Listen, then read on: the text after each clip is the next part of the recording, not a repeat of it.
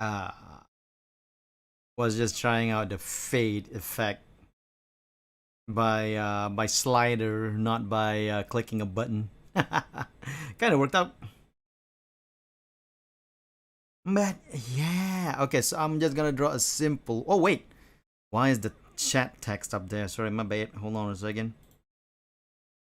Down here, be bigger.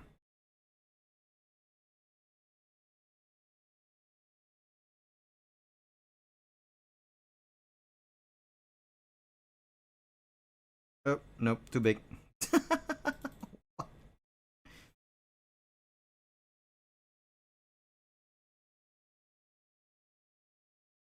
No wait, this is weird. Should it be like this? I don't know anymore.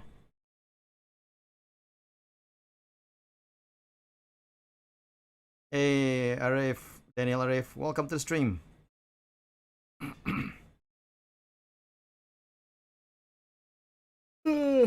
Alright. I want to draw a little something for Coco before her graduation tonight.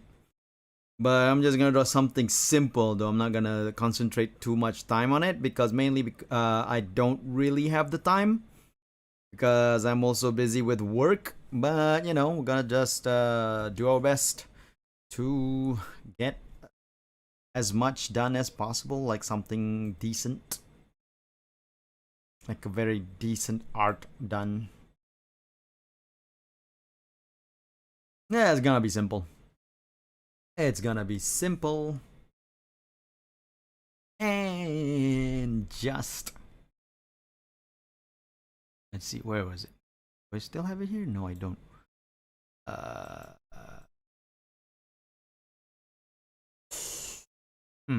interesting.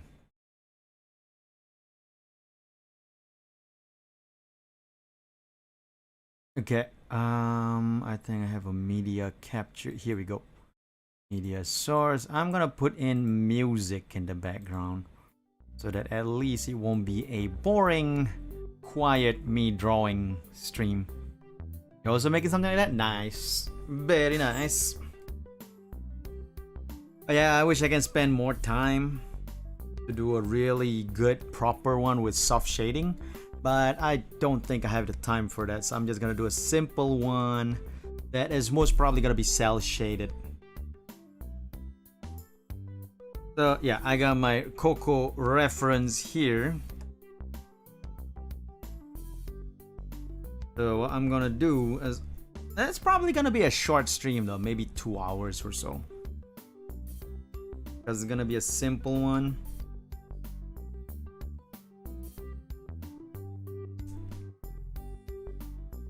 And I was thinking of doing it off stream, but in the end I was like, you know what, since it's for Coco Kiryu, why not do it on stream as well at the same time, right? So you know, here we are.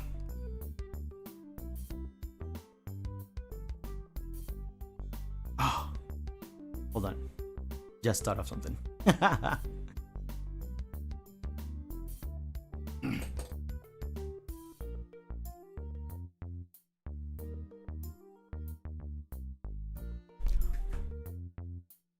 I mean, it's probably not gonna get me anything because, you know.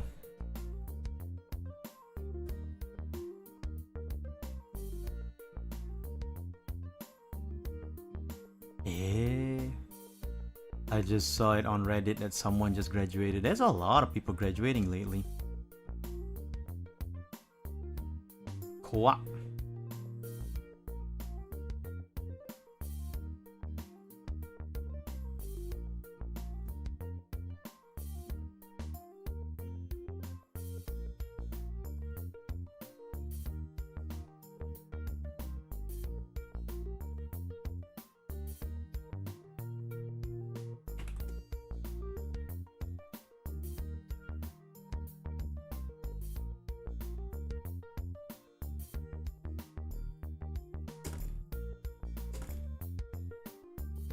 I'm gonna try. I mean, I have never really done this, where I put up on Reddit that I'm going live or something. I don't know. I don't know. That's so weird. English VTuber, I guess? Yeah, English. Fan art. Should I put as fan art? No, I should put as English VTuber.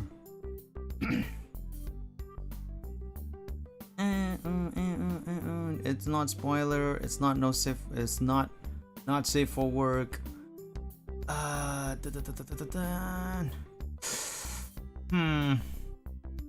I'm just gonna post it right now. Alright. Surprise art. Hey Molly, welcome to the stream.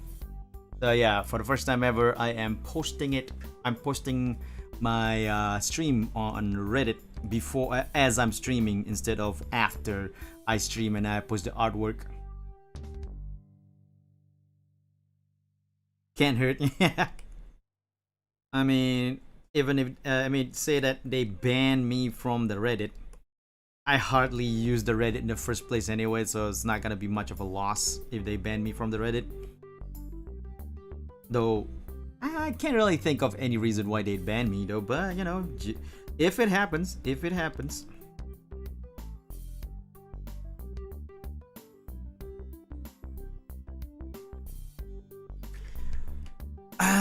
as usual, I can't think of a nice pose at the beginning.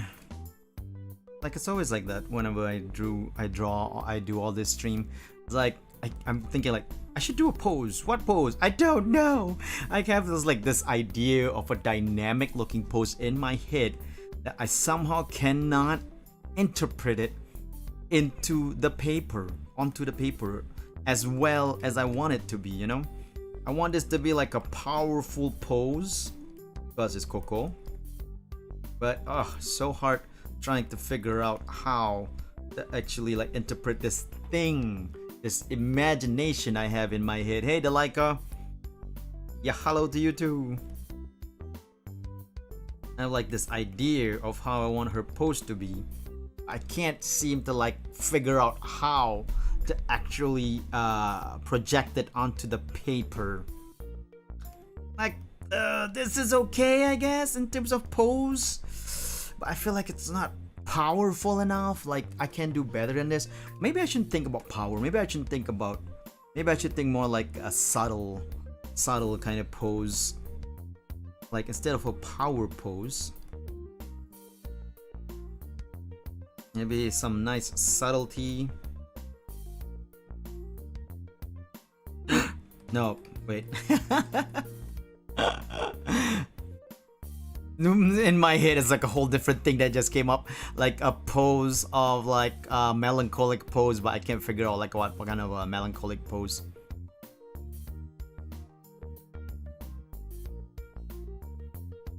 In my head right now is like maybe a melancholic pose would be nice, but it's like what kind of melancholic pose should I be thinking of? I can't really come up with anything.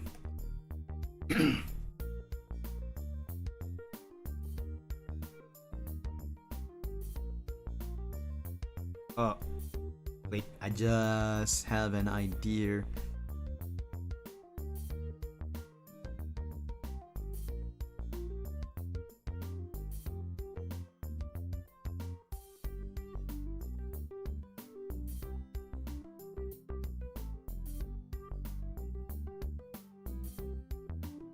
Like,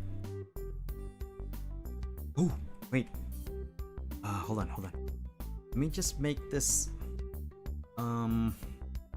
I'll rotate the canvas 90 degrees, and then I'll make it maybe slightly more wallpaper sized. So right now I can't remember what exactly wallpaper sizes should be on the big size I'm doing right now, which is should be height 4961.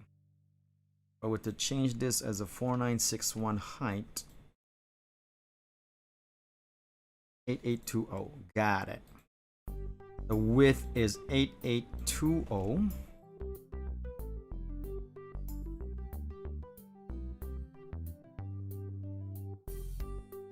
And we put her here in the middle.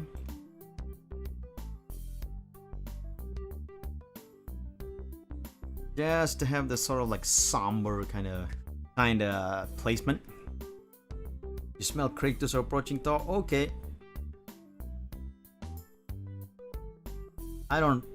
I've never really played God of War to actually know where they're going. I mean, I played God of War 1 and 3.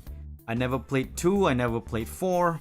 I can't really, say or be any show, any kind of like knowledge in God of War to know if they're they're going with the fighting Thor route in the new God of War or anything like that.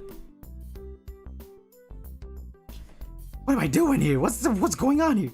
This pose is weird.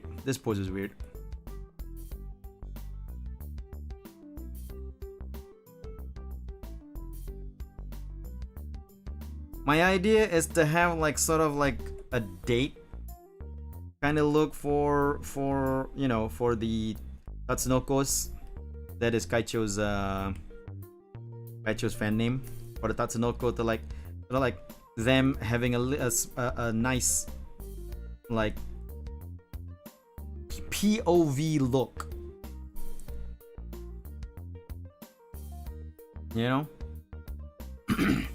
I almost see Coco going ara ara.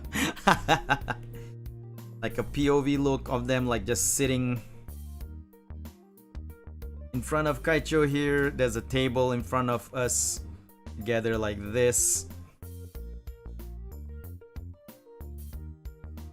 And Kaicho sitting there.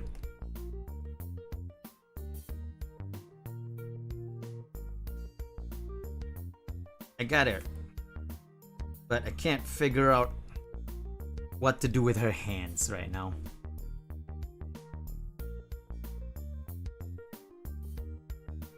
Non-auto. Okay.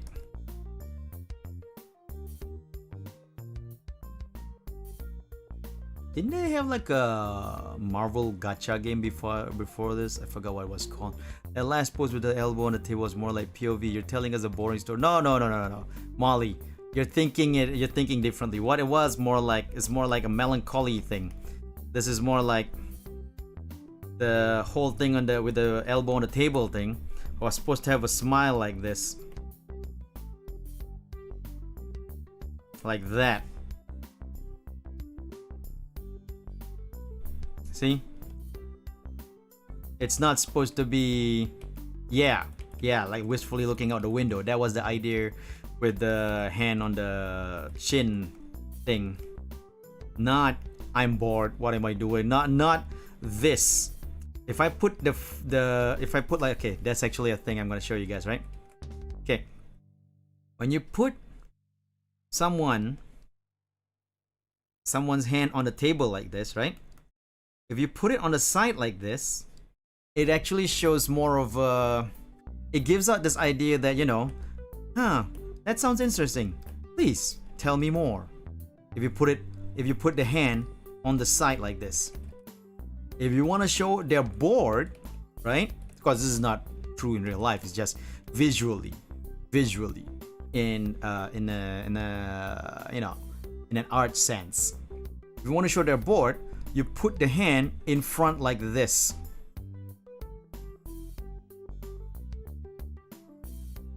Put the hand in front like this, then it gives this idea of, you're boring me right now. And then what matters, of course, is the expression on the face. You can put it like this and go like, you're boring me. But because you put the idea is that if you put the hand in front of the in the front of the mouth and sort of covering the mouth, it sort of gives this whole like, I want to say I'm bored, but I don't want to show it to you that I'm bored, But if you put it on the side like this, the mouth is visible, so you're not hiding anything. And you can have like a wistful look like this. You can also, if you want to, still do the same bored face, and it still works, because expression is what matters for this case, right? But It's just that with the eye, if you put like a wistful look while you have the hands to the front covering the mouth like this, people can tell that it's a wistful look because the mouth is covered, and you know, people are gonna go like, is she being wistful or is she bored? I can't tell. But yeah, that's the little trick that I learned having to draw this kind of thing for a while. So as I'll show you one of the example that I did exactly this. Where was it? Let me see if I can find that particular image. Hold on a second. Be on Inktober 2019. This one, see? Because I put the hand on the side like this. Oh, sorry. On the side like this instead of the front like this, right? It gives this idea that, hey, I'm interested. It's kind of like, you know, nice little, I don't know what, it looks super cute. Yeah. But yeah, that's the idea. If you put like the hands on the side compared to the hands on the front of the mouth. And that's why at first I was thinking that, like giving that kind of pose to Coco. But then I have no idea where to put the other hand. Like, should it be here? Should it be like this? But then that might not look as good. So that's why I'm changing it now. Though I can't figure out how. Oh wait, I just got it. Props. I can still do this with props. Where we have like a drink or something and Coco's playing with a straw.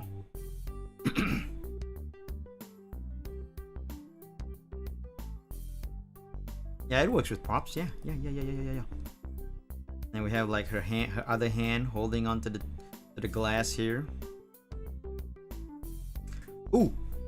Instead of the head being straight, maybe tilted.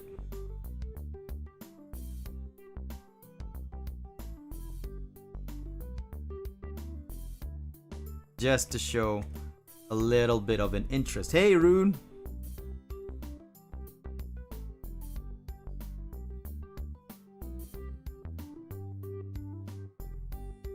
Sorry, this shoulder is totally off. I'm gonna have to redo that part.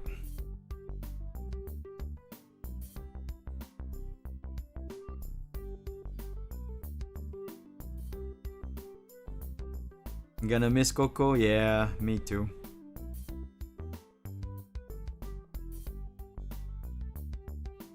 Something like this. Maybe not a straight shot of the face as well. Like maybe a slightly angled look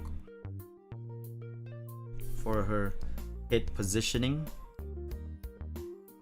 Still tilted, but slightly angled like this. To give that sort of like a semi-shy look to her.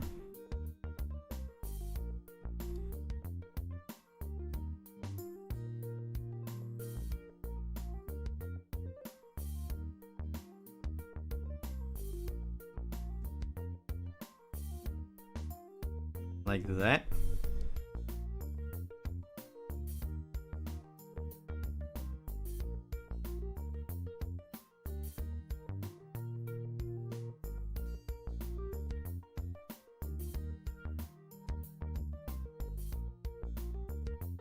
Then maybe a ponytail. Yay! No, I'm just kidding. Though I like ponytails and I think Coco will look great with it. Just, I feel like since I've never really drawn Coco before, other than for like memes or jokes on like, you know, little pieces of drawings, I feel like it'd be nice to just draw her in her, you know, full costume and everything.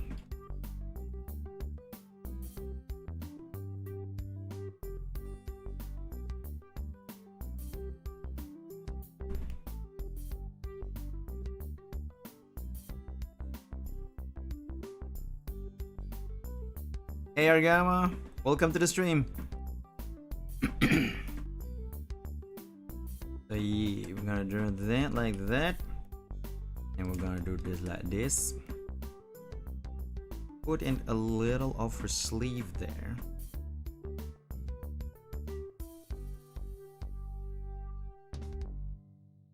There you go.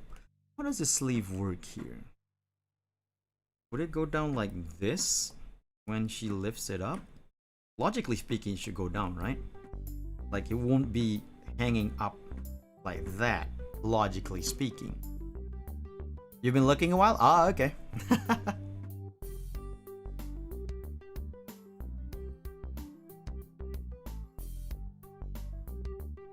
Yeah, so I'll just put that there, then I'll do this here, and then we'll have her sort of like opened up. That.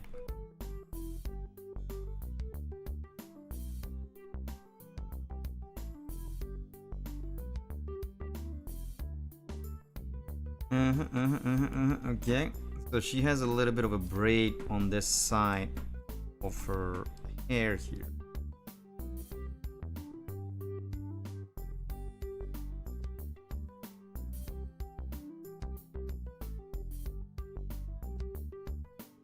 I'm just gonna put a little bit of a symmetrical ruler here to signify that.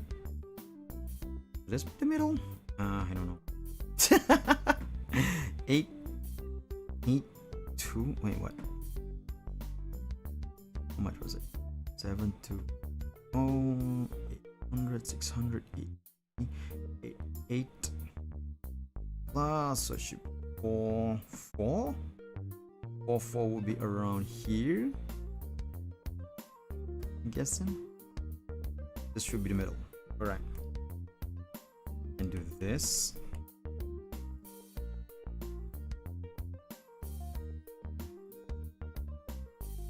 Nope, that's not the middle.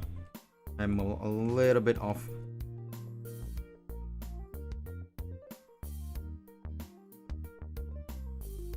Man, that's one thing about CSP though. They don't have that auto middle thing that Photoshop has. Like if you set a ruler somewhere, press a button, and they can center your ruler guide. I don't know if they have it now though, since there's a lot of updates recently, and I've updated my CSP. So maybe now they actually have it. Hey, Shahmiho, welcome to the stream. Right? That'd be really cool because Photoshop has that, where you put a ruler down, and then you click one button, they center that ruler into the center if you want it. CSP needs that. CSP definitely needs that. Because that will make... I just forgot! That ruler is just for the... I also forget. Everything's going so horribly. That ruler is just for the table, not for Coco. So we have this, then we'll put in like a fancy chair. Maybe for fancy chair we'll put in the ruler in again. Here. Oh, this kind of shows that, you know, she's not in the center. Coco herself is not in the center. So I'm gonna put the fancy chair here and move Coco to the center. Because Coco now is on a different layer. And totally move her to the center. Ta-da! I'll delete the table that's on the Coco layer, because we have the table that's not in the Coco layer, so we don't have to worry about the table so much. Okay, we can't really see the fancy chair because Coco's pretty much covering it. But behind the fancy chair, the layers behind the fancy chair, we can put like, I don't know, bushels of flour, I guess? I don't know. In the background.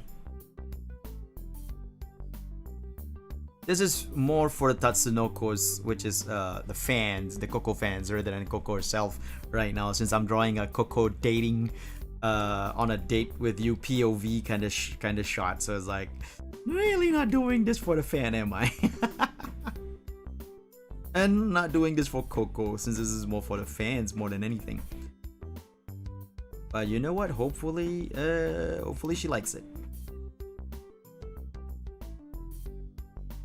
Even if it's for the fans, hopefully she likes it. So, wait, I can't read the kanji of your name. What's that? You get greetings from Ipo, but I can't read the kanji of your name.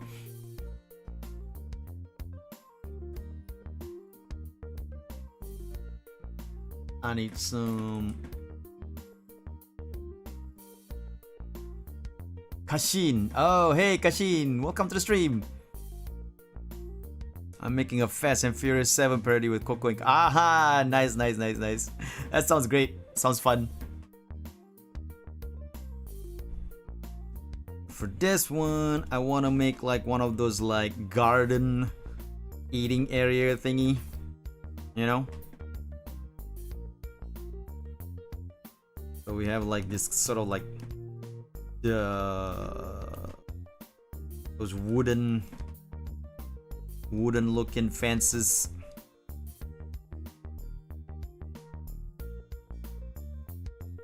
Because this is supposed to be the wooden fence thingy, so it's gonna have like gaps in between these planks.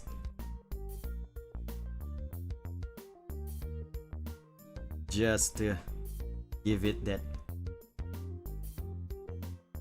Oh yeah, I wanted to ask you guys, because I've been streaming on Twitch a lot more lately, and I did ask in the community page of my channel whether I should edit the video down or should I... Oh god, I've been doing the wrong thing, have I? No, sort of, kind of, not really. Okay, anyway, should I edit my video, my VODs down, or should I upload the full VODs? Because I see some streamers, they would upload full VODs, and since I don't have an editor myself, it kind of takes time for me to upload edited videos, right? And a lot of people, and some people in the community post actually suggested that I put in like the full VOD, but in its own playlist, which is actually a good idea. I feel you, I know, right? Putting it in its own playlist, which, like I said, is actually a good idea. And exactly, that's the thing about putting in full VODs, because I feel like not a lot of people watch full VODs because, you know, it's long, right? And it's not live, and like people won't mind sticking around a 5 or 6 hour stream because it's live and they can interact with the streamer. But I don't think people want to do that when it's a video. Like, they won't stick around for a 5 to 6 hour video watching a VOD. So I'm saying something. Same! I have VODs since 2019 that I have not edited down, or because, you know, no time! Though I have recently edited some of my latest streams, like the one I did for Minute of Islands, and what was the other one? Death Run TV. But that one's a bit of a cheat, the one with Minute of Islands and Death Run TV, because that was actually one stream. The Death Run TV was the first, I think, 30 minutes of the stream, and Minute of Islands was the next two hours of the stream. Informational VOD, long vids can be a drag. Yep, exactly. So that's why I'm really like questioning about the whole uploading the full VOD thing, right? Though, like I said, people do suggest like I can still do my edited videos, but if I don't have time to edit the videos yet, I can still upload the VOD first in its own playlist. You can still put them up here, there, exactly. Like, put up the full VOD in its own unlisted, put it as unlisted, but have it on a public playlist for people to check. and then those are the unedited stuff, and then I put a playlist in my channel page. If people want to check that out, they can, blah blah blah blah, all that kind of stuff. And when I get the time to do it, I can edit it and then put it up on my video page, right? Which is not a bad idea per se, but still, it's still a matter of whether or not I get to actually edit in the future. Because if I don't, then the VODs is basically it. That's the only thing people can watch. Now, there are, of course, which is kind of why I stream on YouTube. I mean, this is just something that I remember. This is something like I thought of when I first started streaming on YouTube, and I forgot about it along the way over the reason why. And then I started streaming on Twitch again, and then started thinking about the VODs, and I was like, yeah, now I remember, kind of thing, right? Where I started streaming on YouTube mainly because I started thinking like, the VODs are there. They save the VODs. If I stream on YouTube, I don't have to worry about uploading it. And if I don't edit it, it's still fine. The VODs are there. Whether or not people want to check it out, it's still there. But the problem now is the Twitch stuff. The Twitch stuff is what I'm thinking of. And this is even the Twitch stuff while I was streaming on YouTube as well. Because I was sort of like going back and forth. But I was doing minimal Twitch streaming. So, you know, kind of a questionable thing, I guess. I don't know. Just something I'm thinking of, that's all.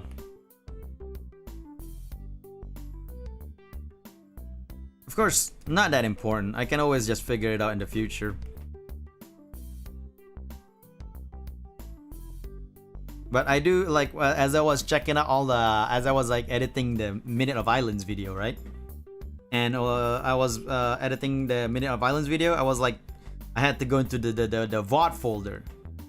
And as I was looking through I was looking at the VOD folder, I was like, wow, there's so much unedited VODs from 2019 when I had a bad 9-year-old PC with like really bad gameplay videos. That's like sitting there, unedited, untouched, unwatched even. I started thinking like, should I just upload this as it is? Or should I like try my best to edit it down? I have no idea. I'm still, even with all the suggestions people give, and they are good suggestions, mind you. Even with all the suggestions people give, I'm still like debating with myself whether or not I should like get to doing it that way, where I do the playlist idea, because the playlist idea I think is definitely like the best like alternative, the best alternative to not having like a fully edited VOD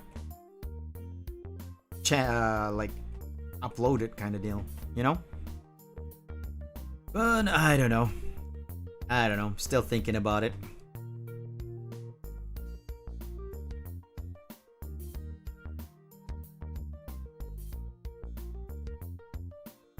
Yeah, it's an idea though, because I have like a lot. I want to upload my video to Wonderful 101, which is a game I played back in 2020, early 2020.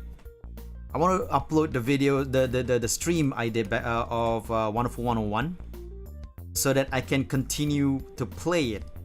So I was thinking like, if I upload that video on YouTube, then I can continue my game and, you know, start maybe finishing it one day. I don't know. That's one of the ideas, one of the things that I just thought of like very recently, like maybe if I upload these VODs, because right now I would totally continue the game, continue playing the game. But then a lot of people, because I got a lot of new people who never really saw me play the beginning of Wonderful 101, right? If I would upload the edited version, it'll be just as fine, because then they can actually check it out without going through like 2 to 4 hours of video and be updated to my positioning in the game, right? But then again, I don't know how many people will actually watch the full VOD, because like as mentioned before, a lot of people don't watch full VODs because it's too long or something to that extent. Oh wait, what's happening? Oh, okay, saving recovery formation. I was like, why am I suddenly stuck? I don't know. It's a conundrum, I guess, streamers get, whether or not they want to go full VOD or they want to go like or up get see, it's easier for bigger streamers, because bigger streamers can afford to hire an editor to help out. But I am not a big streamer, we all know that. So I can't afford to hire an editor to help me out, so I have to edit it myself, right? A little bit of pain pecco on that one, but you know, it happens. It's just I don't blame anyone for it. It's just the way it is. Like I would see Jacksepticeye. Hey Shindo Hajime, welcome to the stream.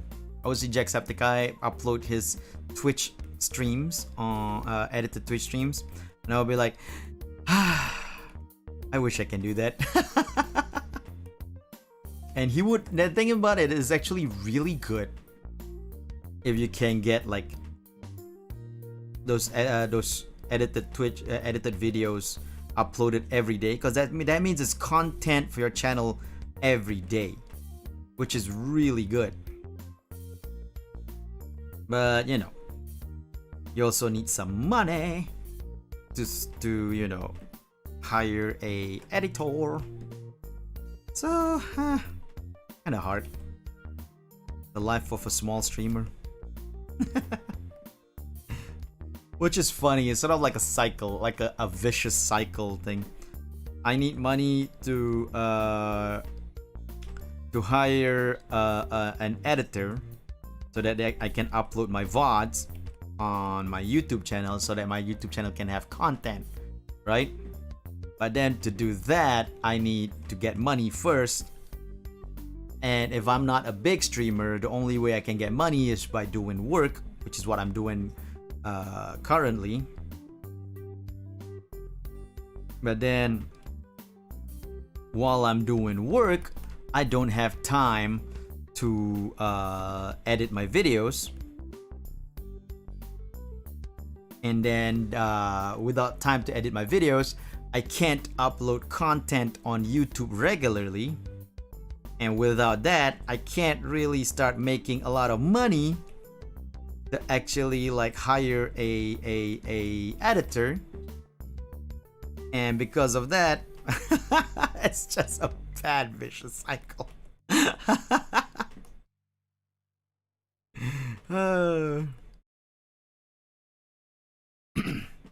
Yep. But you know, all I have to do is just try my best. I can't really complain about it. That's just the way it is. Maybe one day I'll luck out and actually get a lot of more viewers and all that, but you know what? Just happens. If it happens, it happens. If it doesn't, you know what? You can't do anything about it. That's just the way it is. The point is though, I do enjoy streaming for people. You know, I do enjoy actually turning on OBS, readying a stream, and having people and interacting with people while I'm doing even the greatest struggles. While I'm doing like gaming or art and all that. And you know, I hope people enjoy what I put out as well, in terms of either streaming or content or something or other. Like yesterday's the VTuber Q&A self-introduction thing, right? That one did pretty well. Did pretty well as a video upload. But it's also a trend hashtag, which I think is the reason why it did pretty well. Though I did get like, I think 6 new subscribers because of that video. So that was surprising.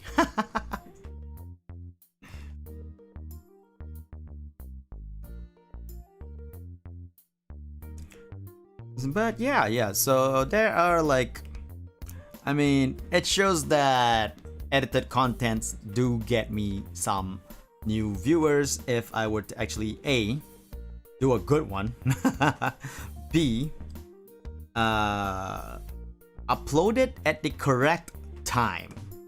Because some of my videos, edited videos like the one that I did for Minute of Islands, is not getting a lot of attention. Because I uploaded at a horrible time when nobody was, nobody that actually subscribes to my channel was actually like up. So a lot of them didn't even know I uploaded a new video.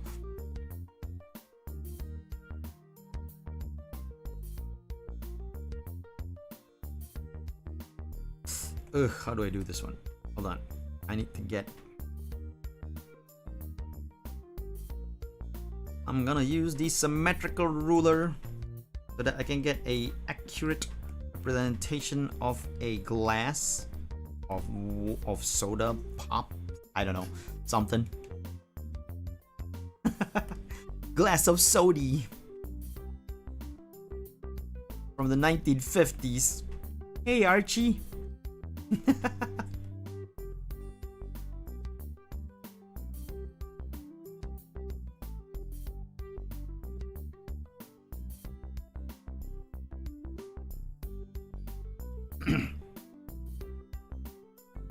But yeah. So yeah, that's like an idea, right?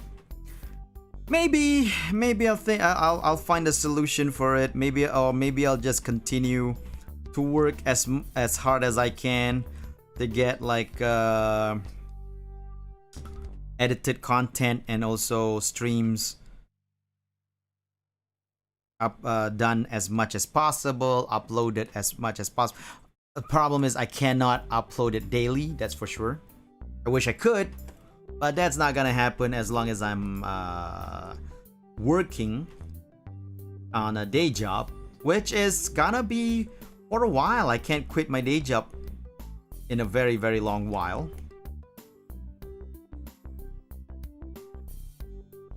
So because of that, I will try my best to get as much content as I can in a week. Cannot do every day just yet, but hey, you know, maybe one day I'll reach that moment, that peak of YouTuber where I can do a everyday content. This drawing of yours remind me a bit of her Bakamitai stream.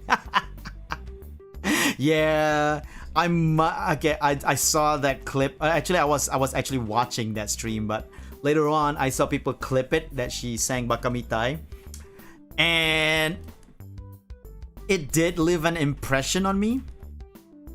Because for one thing, it shows to me her huge improvement in her singing skills. Because holy crap, I remember when she first started, she can sing, of course, but not as well as she does now. Like now she's like really good control of her pitch, of her tone. It's like impressive stuff from her, you know? And then I was impressed by that video. It made an impression, huge impression on me. And that might be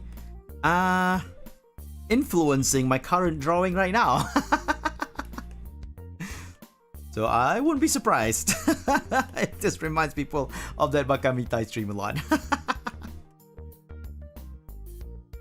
Dame dane, dame yo, dame nano yo.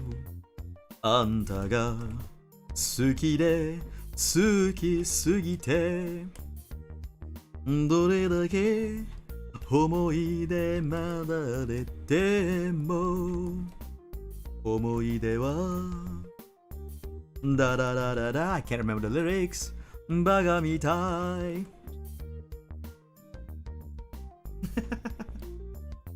The inspiration shows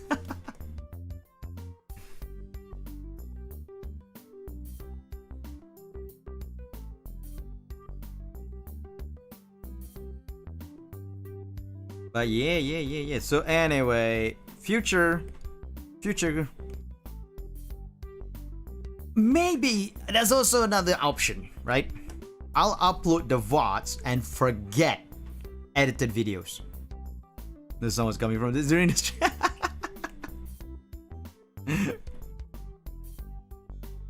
Like I'll upload the VODs and forget edited videos of streams. I came across her singing My Heart Will Go On, I gotta lie. I class that singing above the OG. Ah! I don't think I've heard that one. But okay, another option, like I said. Forget edited videos of streams. I'll still do edited videos of games I do off stream. I'll upload the VOD to its own playlist as mentioned. I will not do any edited videos at all of all the streams I've had on Twitch. It'll just be a VOD playlist. Now people actually said, someone suggested I make another channel for Twitch VODs. But I want to avoid that. I want to avoid separating. I have few amount of viewers as it is. You know, I don't want to separate the views to like a different channel. It's a different story when you're a big streamer and you have like millions of subscribers on your main channel and millions of subscribers on your VOD channel. That's a different story. Then you can get all the views you want. But as it is, I only have 1.59 subscribers on my current channel. And pretty much that if I were to actually make another channel, it's just gonna separate the views and it's not a good idea to do that. And generally, it's also a big hassle to handle two different channels. So I want to avoid a different VOD channel in general. And not even just because of the views, but just in general. But anyway, so forget edited videos of stream. I upload full VODs of all my streams on Twitch, even all the way since 2019, right? I upload full VODs. I'll put it in a playlist instead of a I'll put it as unlisted, but it'll be on a public playlist so people can still see it, right? And then what I'll concentrate on with edited videos are off-stream gaming, games that I play off-stream, and I'll edit that down to like a compact video. And skits. Maybe I can start concentrating on skits instead of thinking of what do you call it? Of editing my streams. So those are some ideas that I can try for it. I'm not gonna say that it'll work, but I can try for it. Maybe I should do that. Maybe I'll concentrate on that idea first for the next couple of weeks, maybe the next couple of months, and then come up with like and then see what happens. If my channel grows well, then the idea is actually not a bad idea, right? Keep the audience entertained every once in a while. Yeah, exactly. Because one thing is that I'm gonna start Coco graduation of heartbreaking. It is very much, Tokiba. And it is tonight, right? Yeah, it's gonna be tonight at 8 p.m. my time, I believe. But anyway, because I'm gonna concentrate more on streaming on Twitch now instead of YouTube. But I don't wanna alienate my YouTube audience, because I've grown my YouTube audience to a point that is actually a pretty big audience, though not as big enough as a stream for streaming. I mean, the audience I have on YouTube is still not as big as the audience I have on Twitch. Like, I would do a normal Twitch stream, and I would get, if I announce the stream, I get about maybe if I announce the stream ahead of time, I mean, I get about, I don't know, 12 to 15 viewers naturally on Twitch, but not on YouTube. Even if I announce my YouTube stream ahead of time, I do not get 12 to 15 viewers naturally. I get maybe, sometimes I might get 11, but usually I get 6 to 10 or 6 to 9 viewers on YouTube. Suggestion, how about making a voiced comic of your lore? What? Lore? What is this lore? Are you talking about my life story? My history? There's no lore. Lore is saying that I am a made-up story. No, I am a superhero. What are you talking about? Anyway, that is actually part of the idea, Hajime. That is a part of the idea for skits. Maybe not a voiced comic, but you know, like manga animation. I am sad but hopeful of the future. Yeah, same here. You're talking about Coco, right? I'm thinking you're talking about Coco here. But yeah, I am actually sad over her graduation, of course. But I am still hopeful. That was an awesome reply. I'm still hopeful for what what's gonna happen with her, because one thing, I have been following her before she was on Hololive. So hey, I'm still gonna continue on following her and see what happens next. Looking forward to Twitch stream. Yeah, thank you. Oh god, I forgot I moved this. I'm stupid. I should have done a different ruler for the glass. Now I can't remember where the center is. It's a little bit off center. Okay, that's one. Got it. I don't even know yet. Yeah. I mean, you can see in my sides there, at the side of the stream there, you can see that I have my YouTube, my Twitch, and my Twitter displayed the username for my certain other portals, and you can even see the link in the description of every video I make. Since you like fighting games, what can you say about Kazooie? I'm excited. Now, here's the thing. I don't have Smash. I've been wanting to get Smash for a long time, because I do enjoy playing Smash on the Wii, because that's my Smash on the Wii. What was it? Brawl was my first Smash. I've never played Smash before that, so I played Brawl. I played Smash on the Wii for the first time, because until the Wii, I've never actually had a Nintendo console other than the Famicom, the first Famicom, right? Put Optimus Prime above all. Do not lament my absence, for in my spark, I know that this is not the end, but merely a new beginning. Simply put, another transformation. One shall stand, and one shall fall. Why throw away your life so recklessly, Prime? That's a question you should ask yourself, Megatron. I'm sorry. I love the Transformers animated movie so much.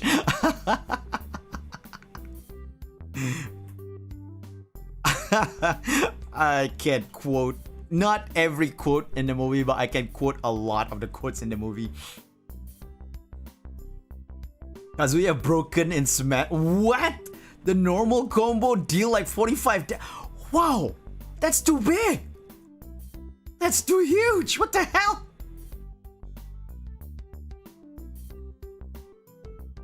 Coco leave Hololive, but she's not leaving VTube. Yeah, I can see that. Coco is living Hololive, but she's always been a VTuber before she joined Hololive. If you know her life before Hololive, then you know that she's always been a VTuber then as well. But isn't a normal combo his 10 hit? That is true, that is true. It is a 10 hit combo, so it would explain the amount of damage. Yeah, that would explain the amount of damage. But then, because it's a 10 hit combo, once you hit it, if you manage to get all 10 hits, you're probably gonna, once you hit it, and if you're good at it, you're probably gonna hit all 10 hits anyway and make that much damage. That is crazy. Anyway, back to my Smash storyline. So, I've never had a Nintendo console since the Famicom. Hey Charlie, welcome to the stream. I've never had a Nintendo console since the Famicom, which is the Nintendo, the NES, right? Famicom is the Asia side of the NES, where we didn't have the NES, that big, bulky console, where we have like the what do you call it? I mean, like a small Famicom, right? And so I had the Famicom. Did not get the Super Famicom, but instead, my family went the Sega route, and we got the Mega Drive, which is still cool. And then after the Mega Drive, we got the PlayStation, not the Saturn. we didn't go the Sega route the whole way. Not the Saturn, right? You still don't own a Nintendo console? The Switch, I recommend. The Switch is a really good console. I do recommend the Switch. But anyway, one thing though, the Switch is very expensive. Crazy expensive. So yeah, we didn't stay with the Sega route. We went PlayStation, right? And then I bought, however, between the PlayStation 1 and PlayStation 2, I bought the Sega Dreamcast. And I enjoyed the Dreamcast a lot. That was a great, underrated console with an ugly controller. But it was fun. Now, I never got the GameCube or the N64. Again, never went the Nintendo route after the Famicom. And the only reason we got the Famicom was because that was the only console available at the time. Right? So anyway, I can connect with you only having a Famicom for a long time. Yeah, exactly, right? So, then the Dreamcast is amazing. I love the Dreamcast too. Anyway, then where was I? Right. Never got the GameCube, never got the N64. Of course, N64 came out first, then GameCube. And then I get the PS2, and I get the PS3, and then the Wii came out, right? And me, being a guy that loves new technology. Oh, before the Wii. Oh yeah, sorry about that. You remind me. Thanks for reminding me, Hajime. I got the Nintendo DS, not the 3DS. This was way before the 3DS. I got a Nintendo DS as my handheld. Power Stone was amazing. And Crazy Taxi, Power Stone, great games. What do you call that?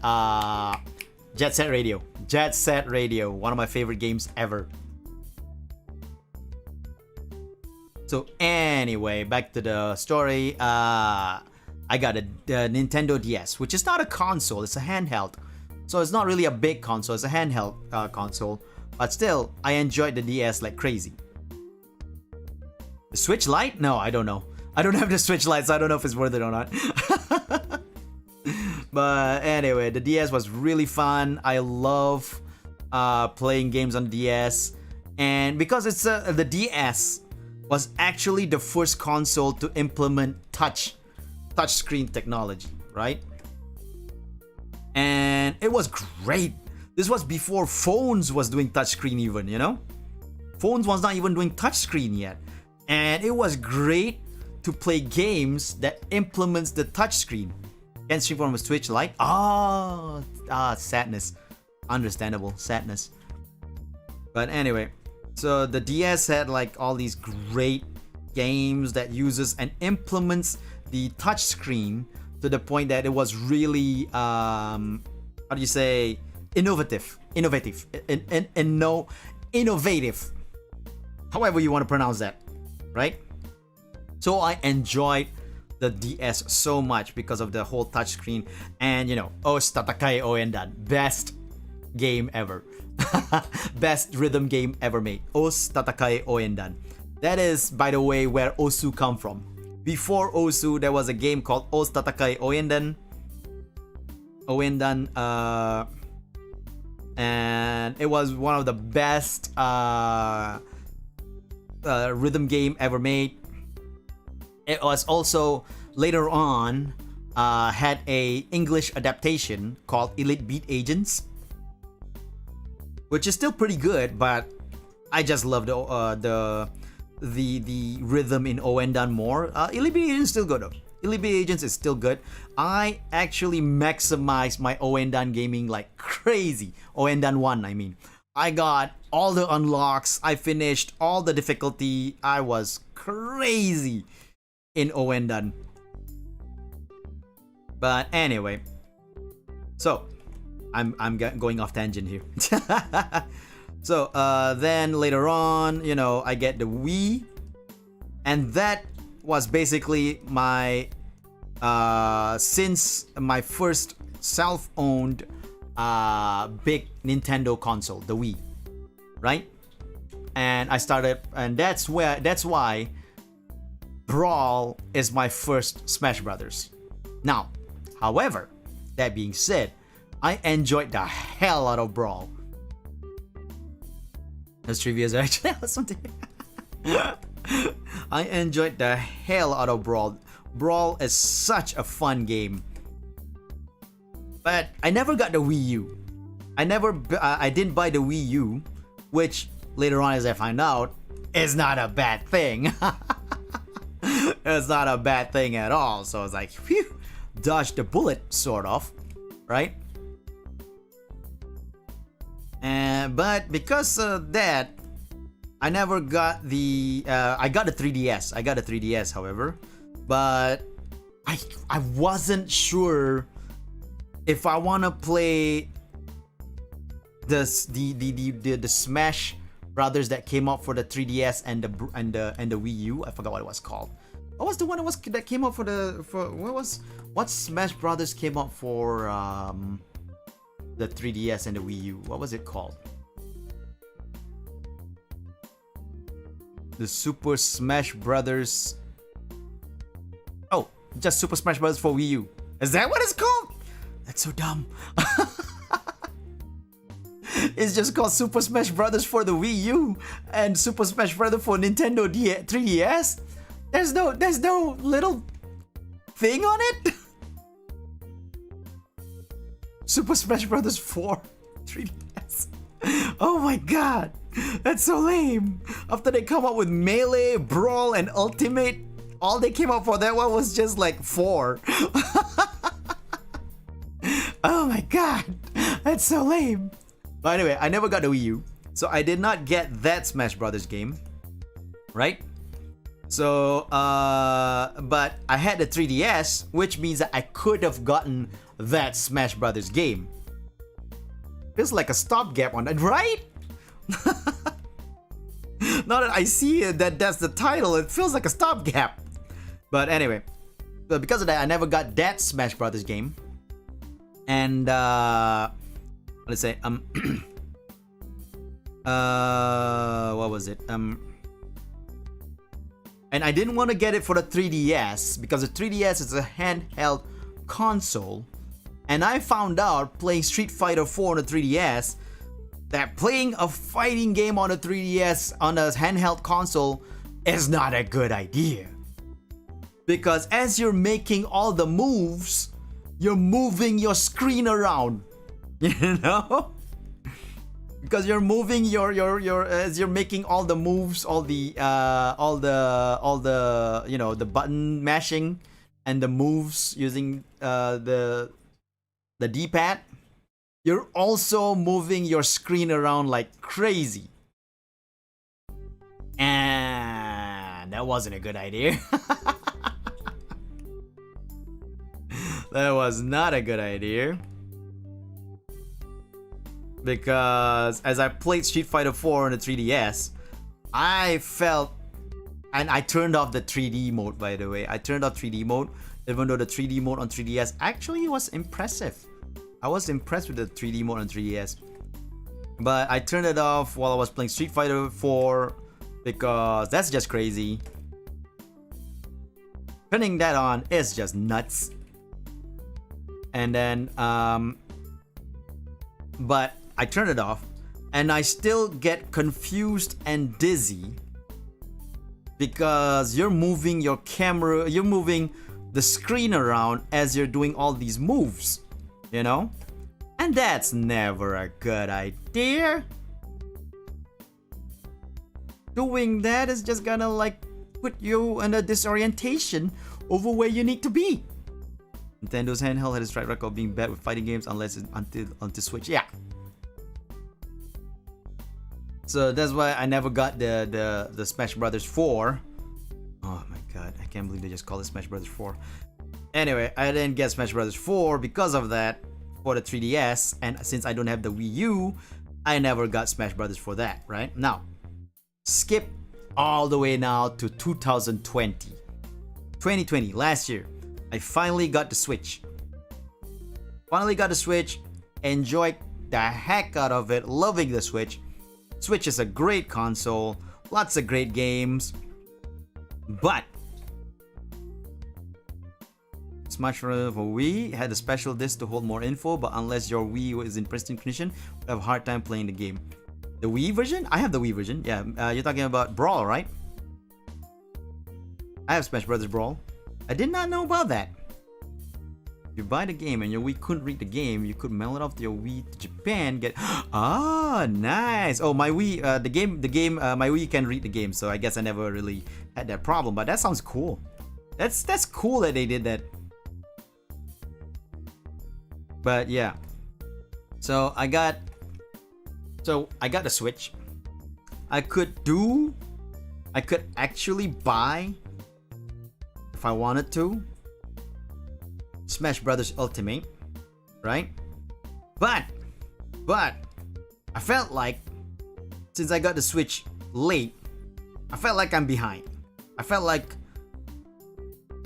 even if I get it, I felt like maybe not a lot of people are gonna play with me, right? So I got a different game. I got Splatoon 2 instead.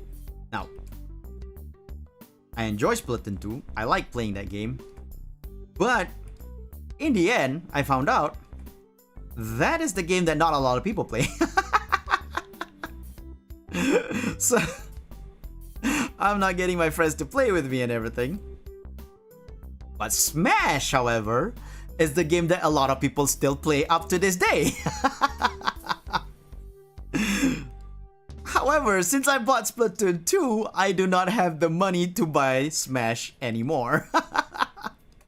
So, oops, I invested on the wrong game.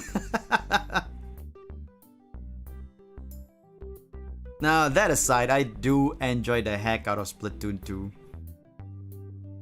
I mean, it's Smash. Yeah, I know.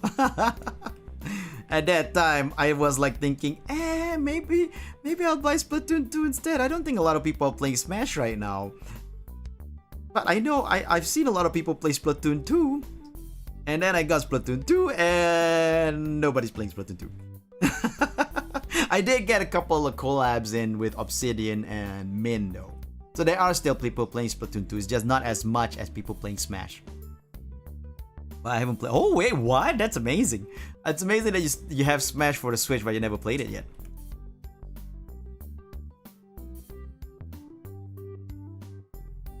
GB, Real Bout Fatal Fury, GBC, Street Fighter Alpha, GBA, King of Fighters EX, NDS, Guilty Gears, Dust Strikers are all a bit of a nightmare to play. Yeah! Oh, actually, that's right. I actually got Guilty Gears Dust Strikers for the NDS. They had to simplify the game a little bit for the sake of using, because you're on handheld, and also the touchscreen. Fun, but definitely not what I would get an enjoyment from playing a fighting game. Like, I get more enjoyment playing a fighting game not like that, basically. Not as Dust Strikers does it, you know? But also that's a cute way of them doing like implementing the DS alphabet into their game. The Strikers. It's like, okay.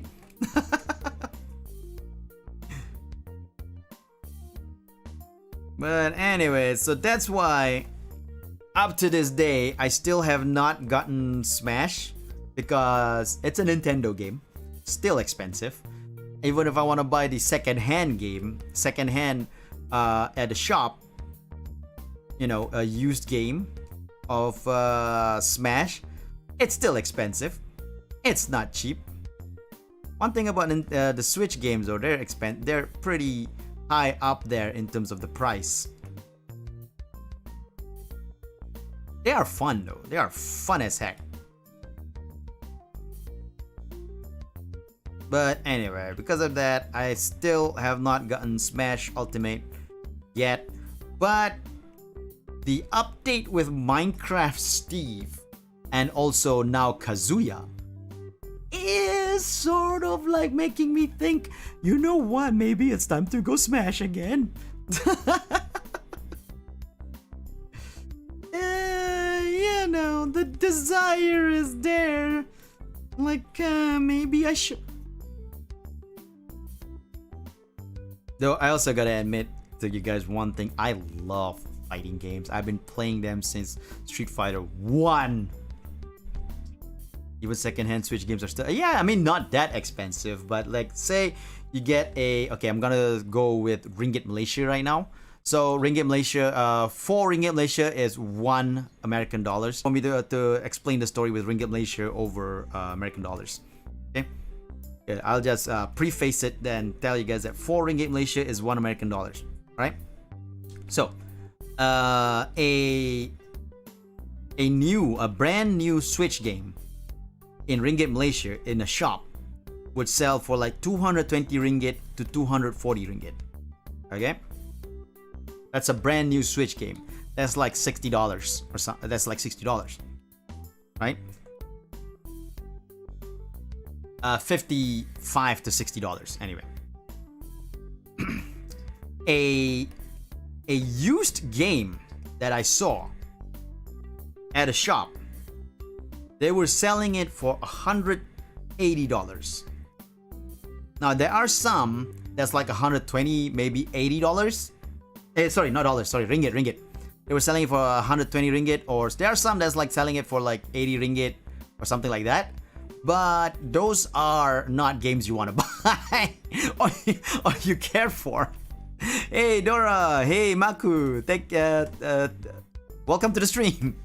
Also, hey, yeah, gambare. Now those are the games you don't want to buy because they're not AAA games. You don't really care for them, that's why they're cheap, right? But even if they're cheap, they're still 80 ringgit. So it's still quite up there. You know, 80 ringgit is like 20 American dollars. So it's still quite up there in the price for a Nintendo Switch game, or second-hand Switch games. So it's still expensive.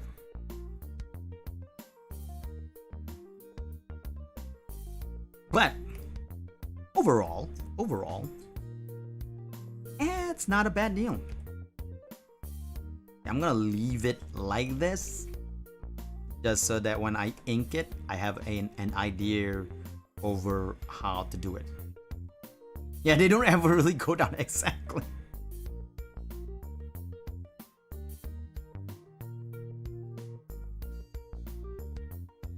Alright, now we are going to start the inking process, as I have gotten a nice little pose and look for Kiryu Coco here. You know, looking all nice and cutesy. So anyway, so because of that, that's why I have yet to buy Smash Brothers Ultimate, even though I want it. It's a good looking game. I invested in Splatoon 2 instead, which is not a good idea. Then recently, I also invested in Super Mario Party for a collab, because hey, Super Mario Party, fun game. And I wanted Super Mario Party as well, so I invested in that instead of Super Smash Brothers Ultimate. And that's the thing, Charlie. I bought Super Mario Party because they say that the game is now available. The board game can now be played online, right? So I bought Super Mario Party, and then they announced Mario Party All Stars, and I'm like, no, why? If I'd have known, I'd have waited a little bit and buy Mario Party All Stars instead of Super Mario Party. Sadness. Pain money indeed. I know, and the best part is I actually invited, Bombshell and I think Suiren had the game already. So I was like, hey, you guys want to collab on Super Mario Party? And then I was like, I'll get a fourth. And I asked Rafunk, you want to collab on Super Mario Party with me, Bombshell, and Suiren? And Rafunk was like, sure. I don't have the game though, but I can get the game. And he got the game for the collab as well. And then we watched the Nintendo Live Direct together and saw the Mario Party All Stars announcement, and we were like, ah, oh, crap. We just got the game. Rafunk, I'm so sorry, Rafunk. I'm so sorry.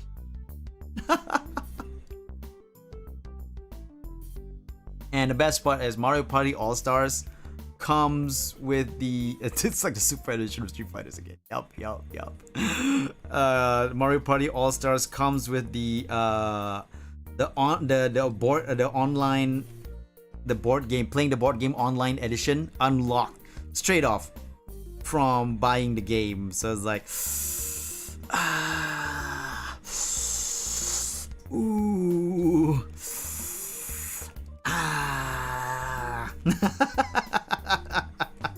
The pain is real. And the best part is, isn't Super Mario Party All Stars like coming out in July, like this month? If I'm not wrong, right? Like it's not even that far off, you know? I think it's coming out this month. Mario Party All Stars. Let me just check on Google right now. When is the release date for Mario Party All Stars?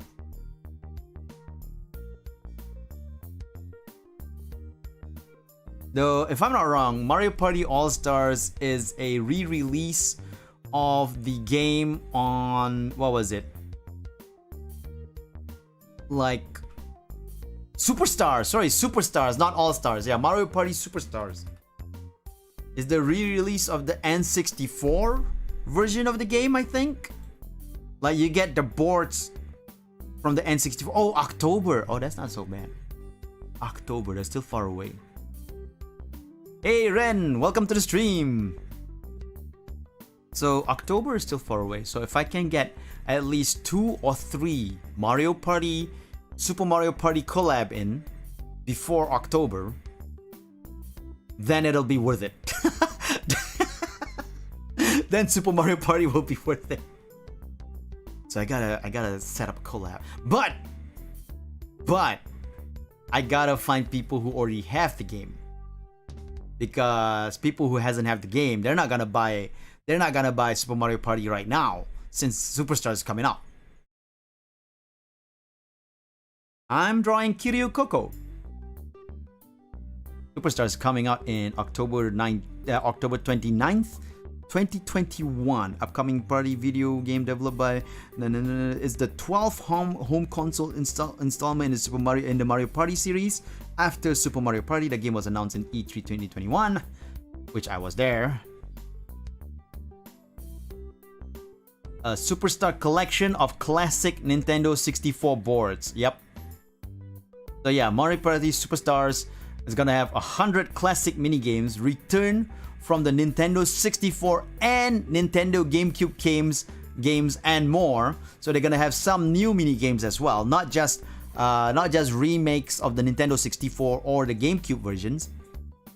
Try our hand at the Superstar collection of mini games from throughout the Mario Party series. Whether you are saving up coins for stars in the board game mode or practicing in free play, there's nothing quite like being the last one standing. Blah blah blah blah. All mini games played with button control. Blah blah blah. The boards, I believe, is back with 5 classic boards from Nintendo 64 Mario Party games. So yeah, it's 5 boards from the Nintendo 64 games, which is still not bad, because for one thing, like I said, I've never had a Nintendo 64, so it's still boards that I've never played, right? How does one line art? I've done my sketch, but my line arts ain't looking so good. I'm doing the line art currently myself. To line art, you gotta stroke with confidence. Swing. If you don't have the confidence, don't worry. If you're doing it digital, there's an undo button. You gotta stroke with confidence. That's how one line arts. Pew! See? Confidence. That's the important part when you want to do line art. You gotta do it with confidence. Don't second guess the line art. Don't second guess it. Don't third guess it. Just stroke and go. If it doesn't work, there's always the undo button. But don't worry about it, okay? See that? Doesn't work. Undo. Doing it again, it works. Ta-da! That's how one line arts. Easy money. You managed to play the N64 one, but in Japanese? Ah, I was a kid who randomly bashed buttons. Understandable. Totally understandable.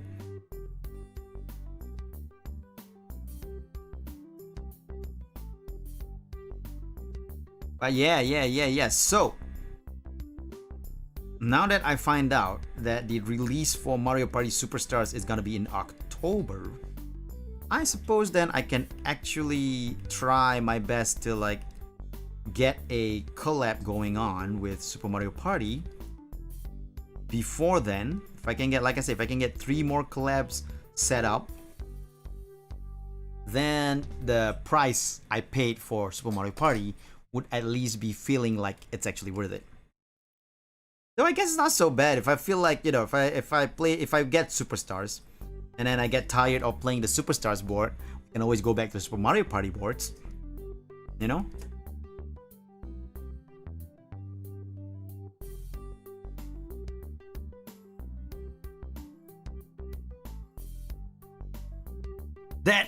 That being said, if I want to collab with people on Super Mario Party though, I don't want them to buy Super Mario Party just for the collab. Because, you know, the Superstars one is coming out. I'll tell them, if you haven't bought Super Mario Party yet, don't buy it for the collab.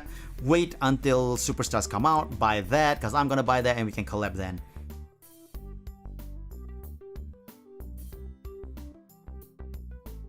But if people already have Super Mario Party, I won't mind collabing with them, because it was a lot of fun playing that with Suiren, Rofunk, and Bombshell on Twitch.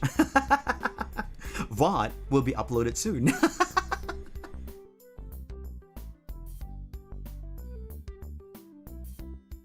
Hey, I managed to bring it back to the VOD talk.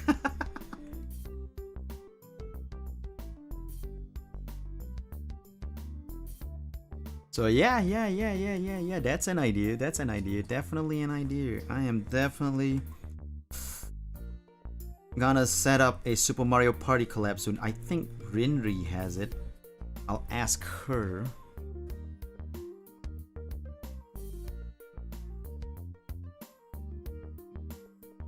So maybe I can even set up like a Japanese VTuber collab, because I know some Japanese VTubers have it.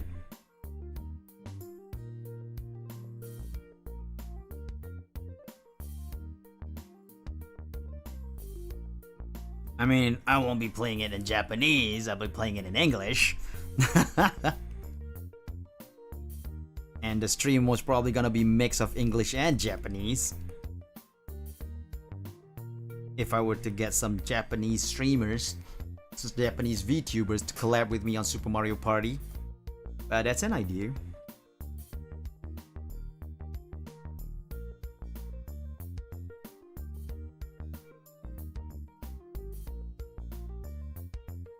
That aside,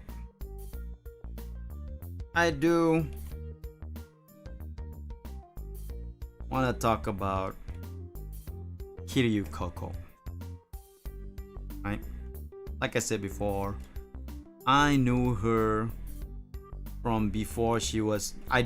She doesn't. I don't think she remembers me, but I knew her from before she was Kiryu Coco. Got into her stream and watched her play games and all that. And I gotta say, it was thanks to Argama that I knew about her. When she joined Hololive, I was surprised. I was like, whoa, that's cool. Someone I was watching before joined Hololive.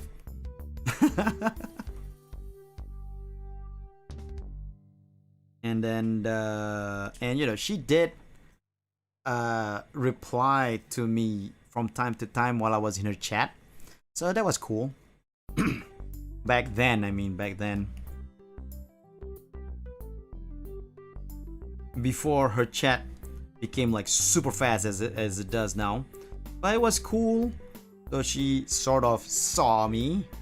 But I don't think she remembers me because I'm pretty sure she doesn't. A lot of people don't. A lot of streamers don't really remember me. But you know, I mean, before I was a VTuber, a lot of streamers don't remember me before I was a VTuber. Because I don't really put a presence when I'm in chat before I was VTuber. You know, I was just like this chatter who says things and just like maybe do a little joke here and there, but not like a strong joke.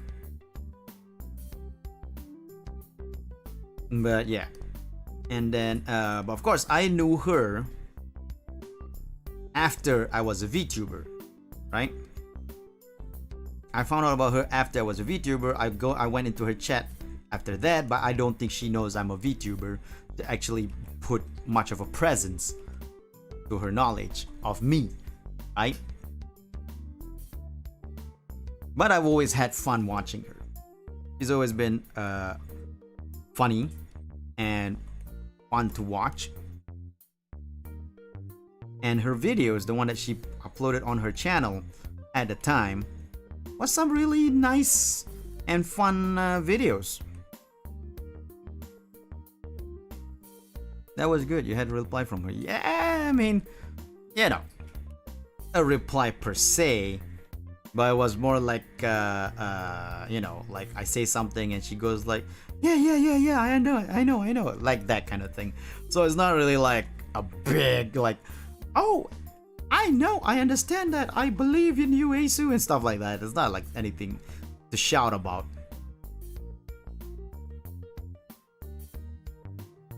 Like these days, I feel like if you get a reply from a fast-moving chat like her current chat, that would be very super chat time. Hey Aro, welcome to the stream. You get a reply from a fast-moving chat, that is impressive. You know, that means that they managed to catch your message out of a really fast-moving chat. That is that would be like really dang. Whoa! How did you read that? Back then, if you get a reply from a slow-moving chat,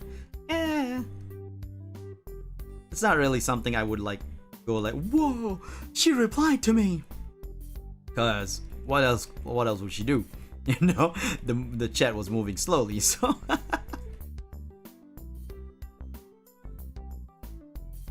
like, if does she watch subs, it will make sense with all the anime. know. That's a good question. Right, a gift for us. Yep. I'm an emotional wreck after watching their last Gen 4 MC collab. Yeah, I understand. Does she watch subs? I actually don't know. She might. I mean, she's in Japan. You know, she lives in Japan. So I don't think she watches subs anymore. But maybe when she was in the US, before she moved to Japan, maybe she was watching subs. But then I wouldn't know.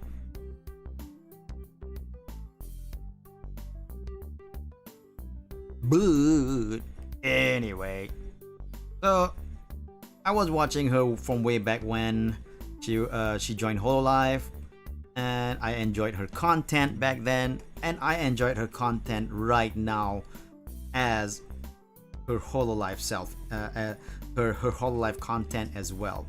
I feel like she's really funny, she's really great, and you know, I want to do something that sort of like commemorates her time in Hololive, but I will not stop watching her because I will still be watching her in her after she stops being in Hololive, because you know, like I said, I followed her way before then, way before her Hololive self, and I watch her play games. So I will continue on supporting her, which is why I think that for me, as sad as I am that Coco's graduating, she does have content available not in Hololive, and I feel like it is better to celebrate the fact that better to hope. I know where to look. It's better to hope for her success outside of Hololive than wallow in the sadness of her quitting Hololive. You know what I'm saying? Because a large majority of people, that's why I quote most Optimus Prime. Yeah, I get that. A large majority of people do know her life outside of Hololive. So, well, I won't say majority, maybe 1/5 nowadays. Yeah, 1/5 of people do know her life outside of Hololive. So it will flourish, you know, that life of hers will flourish, and it is better for us to hope for the best for her on her future endeavors rather than thinking about like thinking about how sad we are that she quits Hololive. Okay, I gotta also say something. It is really hard trying to keep the incognito-ness of who she is and the fact that, you know, she's quitting Hololive and all that, and I can't just say like, you know, woo, my brain is fried. Try my best.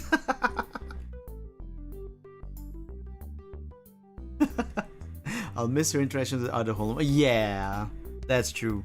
That I am missing. I will miss that one a lot. Oh man, I don't know if you guys saw a clip of it, but I saw it live.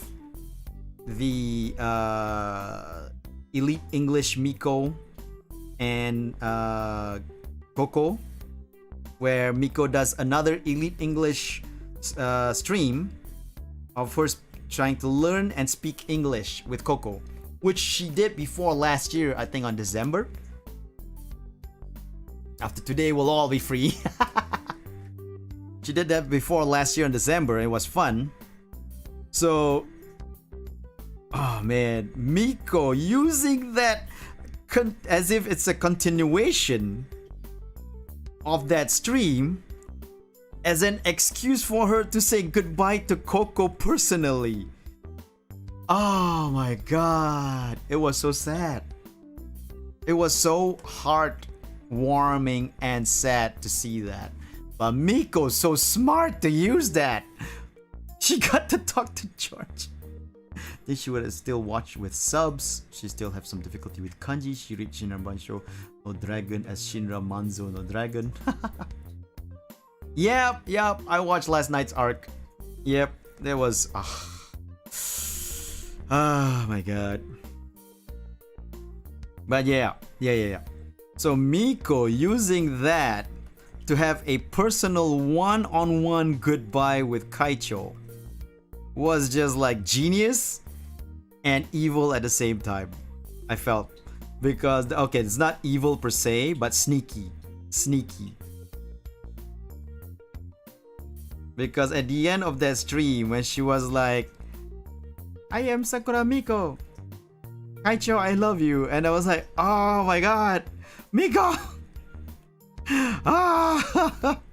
I did not expect such a heartwarming and sad moment at the end of that stream.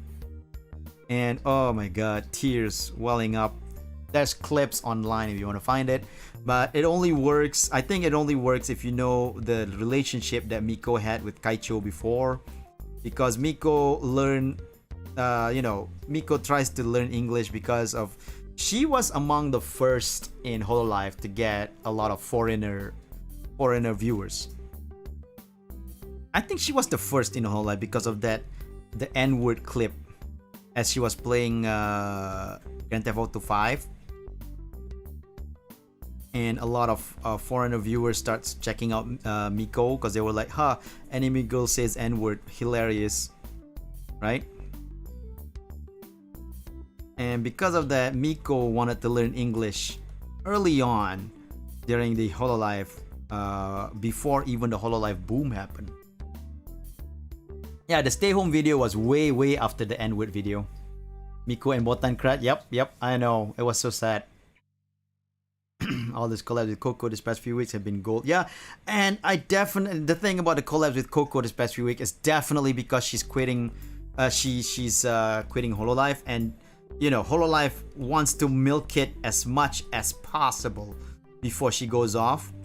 So they're like going, all these collabs. They were like recommending to the other members to do collabs with Coco as much as possible before the end. And it's understandable because this is not Hololive's decision. It was Kaicho's decision. So Hololive wants to get in that Kaicho collab as much as possible. I mean, they're releasing the Kaicho single, they're releasing the Gen 4 single, and they even did the Kigurumi update for her Life 2D. They're really making sure that they're milking the heck out of Kaicho before she leaves, which is understandable. But anyway, to that extent, right?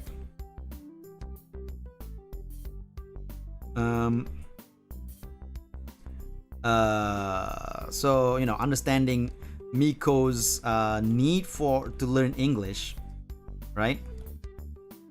Because of how her channel grew back when during the whole N-word thing, and I feel like the whole Hololive going to the foreigner side is definitely because of what happened with the Miko side and her GTA game, and that got people to know about Hololive, about Miko, and then Miko starts collabing with other Hololive members, and people started getting to know more about all these other Hololivers. But because Korone collabed with Miko on Granny Simulator, and then a lot of people started, a lot of the outside of Japan viewers, right, started watching Korone because they found her cute during that stream, so they started watching her, and then Korone starts becoming more viral, and that's how that whole thing happened. Yay, Granny Simulator! Watch the Rene and Yago collab. Looks like watching Coco strangling them in funniest way. Yeah. I'm actually worried about Coco. Collabs are understandable, but she's streaming a lot these past few days. Some of them are even very late. Yeah, but like I said, it's understandable why, because she's about to stop. You mean the memes? Yes, exactly. But anyway, because of that, Korone got famous, and then there's also Roboko, who collabed with Miko on GTA 5, and people starting to get to know Roboko, and then, you know, it just grew. The Hololive boom happened after that. It just grew. A lot of people starting to know more, and then, you know, because of that, Miko had always this interest in learning more about, learning English more, right? Speaking English. She even called her English Elite English. And Kaicho debuted. Because Miko was doing that whole thing with learning English even before Coco debuted. I'll lie down to calm myself down a bit before tonight's grand finale. Good luck on the area. Thank you very much, Aro, and have a good rest. Have a good rest. Yeah, we'll see each other probably in Kaicho's stream. It'll be a nice parting gift for her. Thank you. I hope so. I hope so. But anyway, yeah.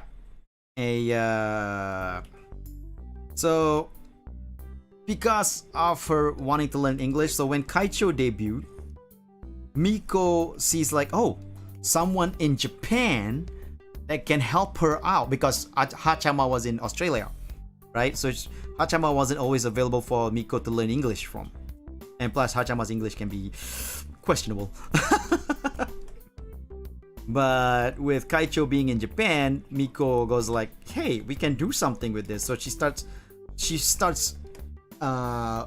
following Kaicho, like doing Hark with Kaicho a lot, and starts becoming more closer and closer. And then they did that English stream, and it was really a lot of fun. Because when you think she won't pull it off, she got to collab with you. I know! That was amazing! When I saw that Yago collab, I was like, oh my god! And it's actually Yago as well! That was amazing! Hachama plus English, yeah. So that was amazing. I was amazed that she got Yago to come, and then, you know, she was like being like so Kaicho with Yago. You recall the pepperoni? That was hilarious. I gotta say, that was hilarious. But anyway, so when I saw that Miko Kaicho collab recently with the Elite English Part 2, and how Miko used it to get her farewell to Kaicho as a personal farewell to Kaicho thing, it was like, oh my god, this is heartbreaking. Because like I said, I've been following Miko since the beginning. Well, not the beginning, but, you know, early on in her career, before she even got like 50k subscribers yet. She only had like, when I started following Miko, she only had like 20k subscribers. So to see Miko grow. Hey user, I'm doing good. Thanks for asking. I mean, she prefers that over pineapple pizza. Pizza on pineapple. But yeah, to see her grow, and then to see that last the Elite English stream with Kaicho, brought tears to my eyes. It brought tears to my eyes. But like I said, it only brought tears to my eyes because, you know, I've been seeing Miko grow all this time, and knowing how much she wants to learn English, and she genuinely wants to learn English. To the point that, you know, and then having that stream with Kaicho, with Coco, was just like, beautiful farewell from them, and it brought tears to my eyes. I was super impressed with Miko. Her English is still horrendous though. Her English is still horrendous, but she can understand it enough to have a conversation with an English speaker. Simple conversation, mind you, not anything complex, as evident to her talking with Gura for a bit during the Usaken Matsuri stream. So, you know, was cool. Was really cool. But yeah, that final farewell of her, well, not final farewell, but the farewell she did with Kaicho on her stream, that brought tears to my eyes, because, oh god, it was so touching and heartwarming and so wholesome. Unbelievable stuff. I mean, it shows how many Kaicho have actually like touched in terms of Hololive and outside of Hololive as well.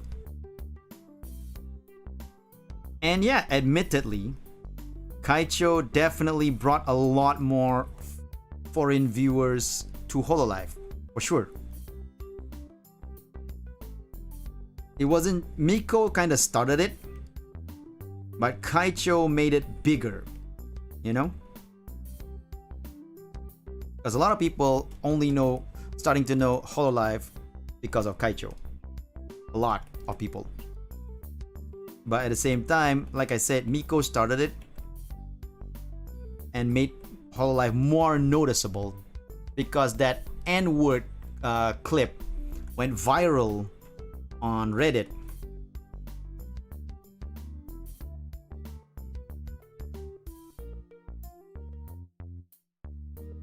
And then after that, a lot of people start doing it as well. On the Japanese side, I mean, and I'm pretty sure these are just copycats over Miko doing it in the first place.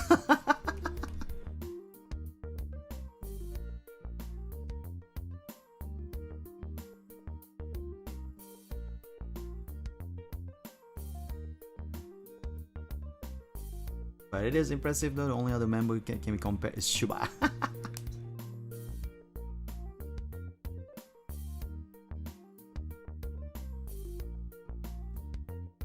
For a while though, when the Hololive boom happened, I mean, even to now, I think even up till now, Korone and Fubuki was actually getting a lot of attention from the foreign side because of their memes, and they memed a lot. And Korone was more accidental meme, because what she says is just funny, while Fubuki was actually doing memes with her Scatman, starting with the Scatman video and then proceeding forward with all the different memes that she did after that. So yeah, I'm a big Hololive fan, just so you guys know. Even in my introduction video, when I was talking about finding out about a lot of VTubers, I put a lot of Hololive members in the list of VTubers I was showing, in all the images of VTubers I was showing in my intro video. You can see it right now on YouTube, my intro video. You have to check my my vlog playlist though. That's where my intro videos are.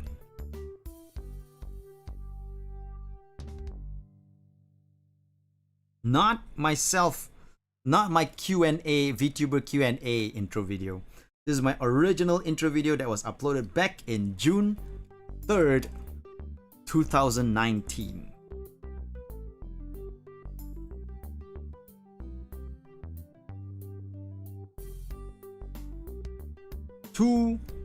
Over 2 years ago.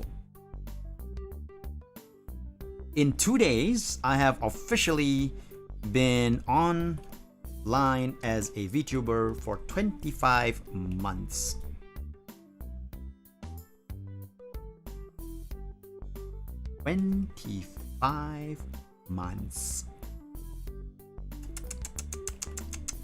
Time flies. And yet, I can tell. Nostalgia. Now, I'm not gonna complain though. I'm not complaining. Though, you know, I've been around for 25 months and I do have growth. There is growth of my channel. But not as much growth as a lot of people that I can see as well. There's a lot of like VTubers that just debut a couple of months ago and got like a lot more views than I do. I'm not complaining. I mean, those are just people that has it, you know, they have it, so they can actually grow, which is cool.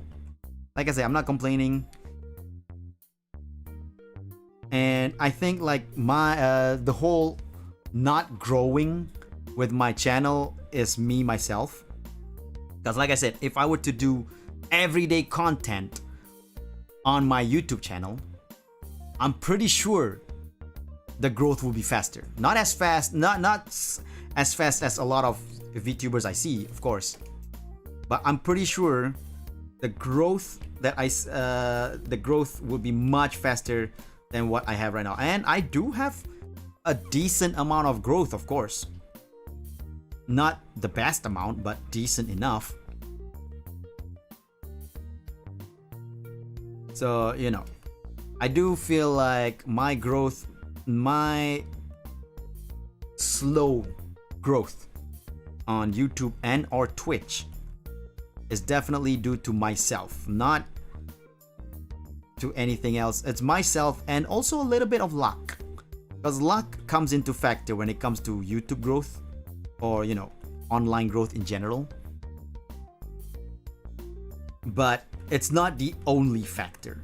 Luck is not the only factor, but luck is definitely a factor. But if I were to do like a lot of content, right, like everyday content, I definitely would have better growth, much better than what I have right now.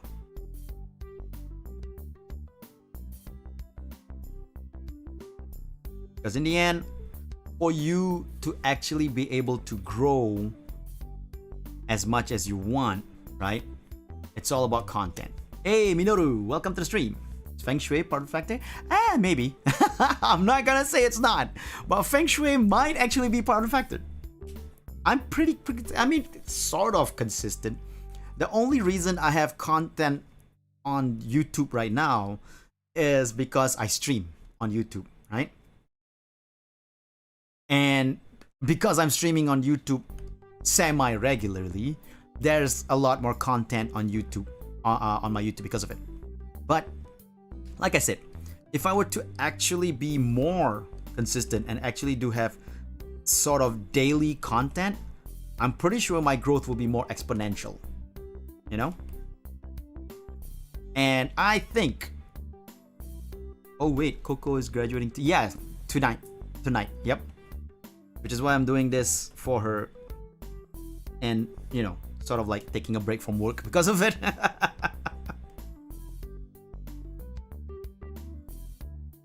Though after I'm done with this, straight away back to work. Back to the grind. But yeah, like I said, I think the real secret to getting growth in YouTube is definitely everyday content. Because if you do everyday content, the YouTube algorithm will actually sort of help you out there. Now, also good content, not just everyday content. It has to be good everyday content. You watch her human version channel? What?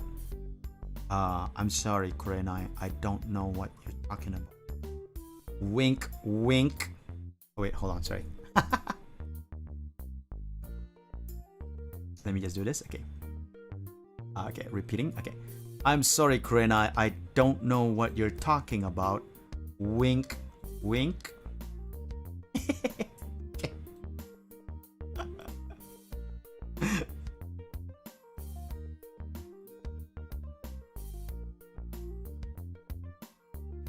I know. I do know the 3D version, Coco. What? What are you talking about? What are you talking about, Kurenai? Wink. Wink. You get what I'm saying, Kurenai? Wink. Wink.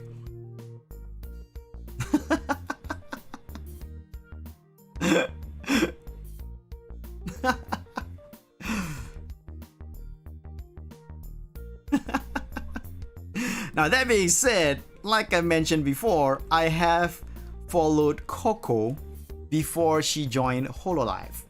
Just so you know what I'm talking about. I have followed Coco before she joined HoloLive. Okay? Alright. Okay? Okay. we're all understanding each other here. Right?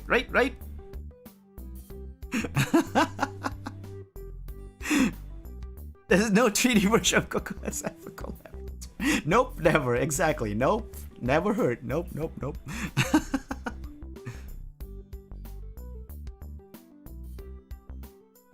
Why am I not following the sketch? I'm stupid.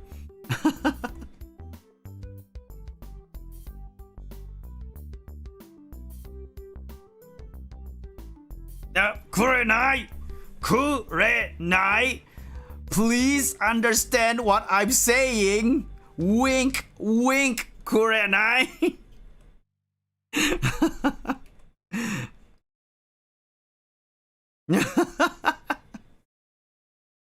Who could that be, Kurenai? Please understand what I am talking about. I'm trying to be discreet. Hey, Shosaki. Welcome to the stream.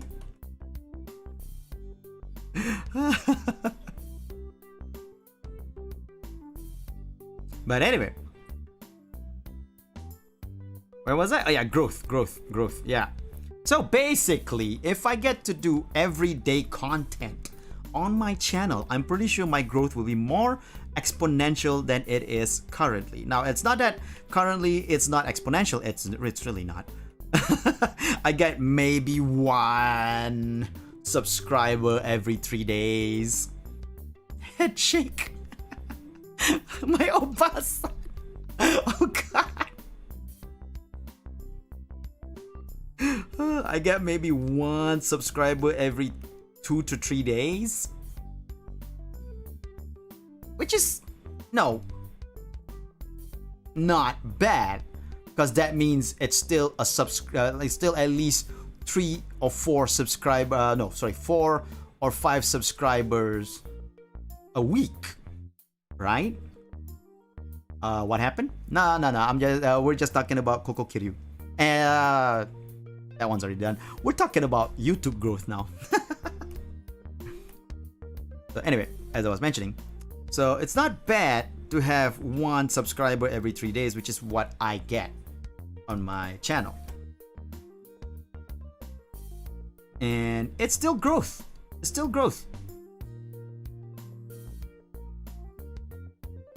But if I were to upload a content every day, right, showing how active your channel is, there will be so much more growth to it, much more exponential, much more things going on. People will be more inclined to stay and on your follow. And I'm not talking about stream content. I'm talking about video content, right? Because stream content is fine. Stream content is fine, but then you also have to sort of stream every day on YouTube. At least you have good quality subscribers. Thank you so much. Yeah, I do believe all my subscribers are good quality. They are all great people. So anyway, stream content is fine, but for you to have a growth from stream content, you gotta stream every day, like what you see with the HoloLivers. The HoloLivers, they stream every day. They might have a break here and there, of course, they should. But mainly, they stream almost every day, right? Now that's for stream content, but you gotta make sure that you're way more consistent there. And of course, with HoloLive, it's because of their name also. That's why they're getting a lot of viewers as indie VTubers. For you to grow your YouTube channel via stream, you gotta be more consistent, streaming maybe 5 times a week and maybe 2 times a day.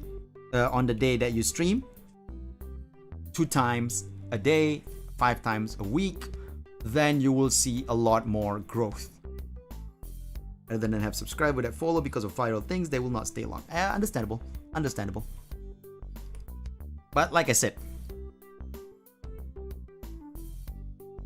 as much as they will not stay long, if you have a lot of video content every day, right? There will always be new people coming in. Even if some of them go out, a lot more people will still be joining in, right?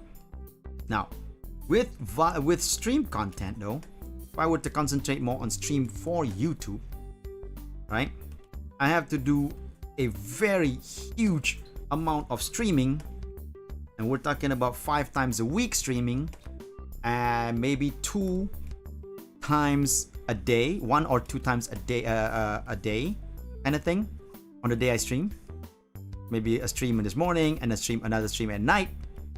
Then you will see exponential growth on your YouTube channel. And I think this also translates to Twitch as well. If you stream very consistently on Twitch almost every day, and I'm actually talking about 2 to 3 hour stream, not those 5-6 hour streams, right? If you're doing 5-6 hour stream, once is enough. Once a day is enough. But if you're streaming, say 2 to 3 hours, right, every day, then you will see a nice amount of growth for sure. There's no lie. But big but to do that, you practically have to quit your day job, you know? You practically have to quit your day job, and if you can afford to hold out for maybe 6 months to a year without a day job and constant salary, then and only then would it be worth it to do an everyday stream thing. Hold on, this is not right. Why is this? To do an everyday stream thing to grow your channel, but not easy, of course, like I said. And for most people, not even possible. Even for me to do an everyday content on video content for my channel, I'm gonna need those free time, so to say.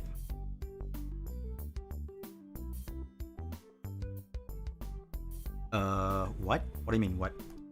I'm talking about like if you're doing your channel as a stream content, not as video content. As video content, you gotta do videos every day to have exponential growth. Exponential growth, remember, not growth, exponential growth. I'm talking about growth that's like meteoric rise kind of growth. Talking about growth that goes like, oh my god, this is horrible. It's not straight. Sorry, this is not correct.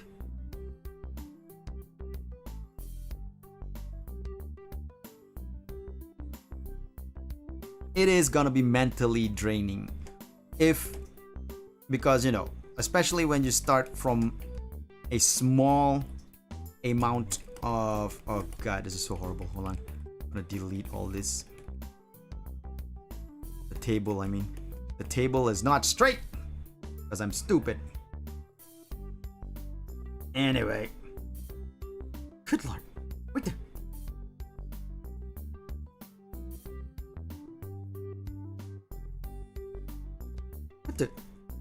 Why is it? Oh, I'm stupid.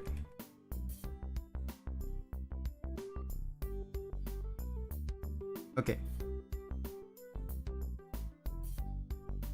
I've been drawing it underneath the sketch layer.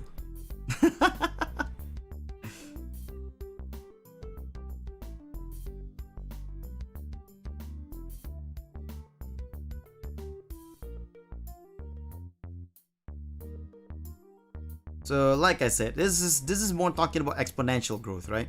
For you to make exponential growth, you have to have everyday content on your YouTube channel.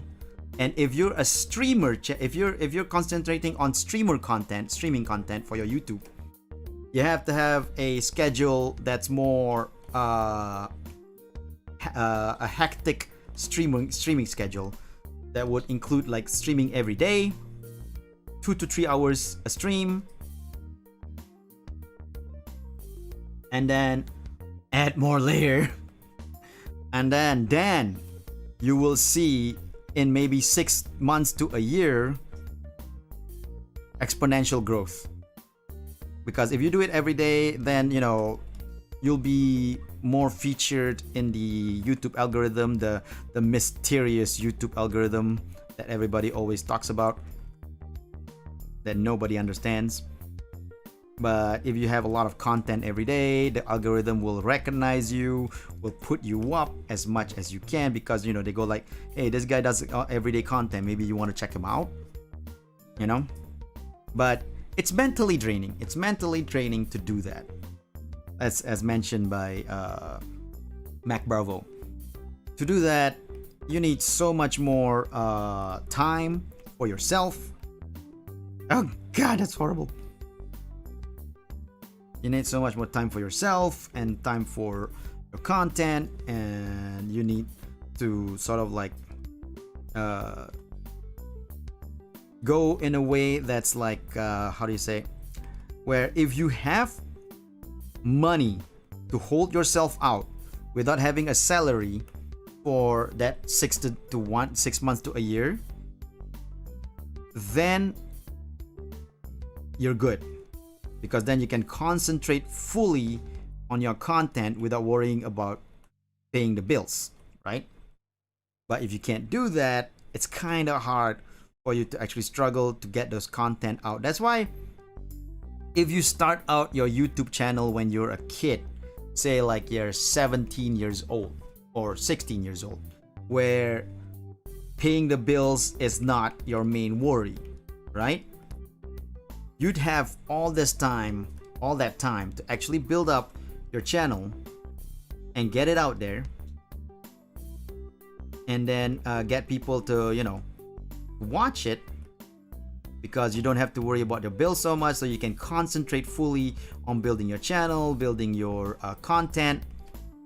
So there's a higher chance of you actually making a successful YouTube channel like that. Face reveal? Nah, never. The moment I do a face reveal is the moment I stop VTubing.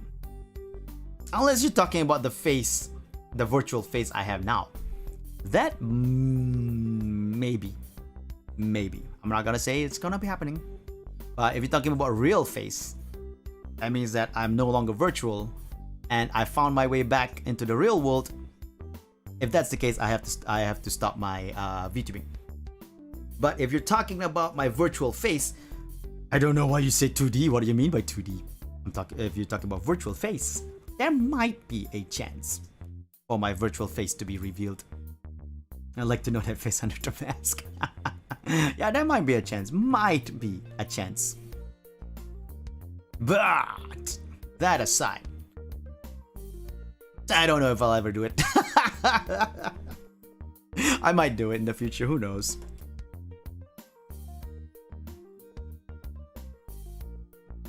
Because no, I'm not gonna kowtow to demands, as in, even if a lot of people demand it, doesn't mean I'll be doing the face reveal, right? Even if it's like all 1,590 subscribers I have on YouTube sends me a message or tweet at me telling me they want a face reveal, I won't be 3D Wolf is alive. I won't be like going like, okay, since everybody's asking me for a virtual face reveal, I'll give my virtual face reveal. I'll unmask myself. No, that's not gonna happen.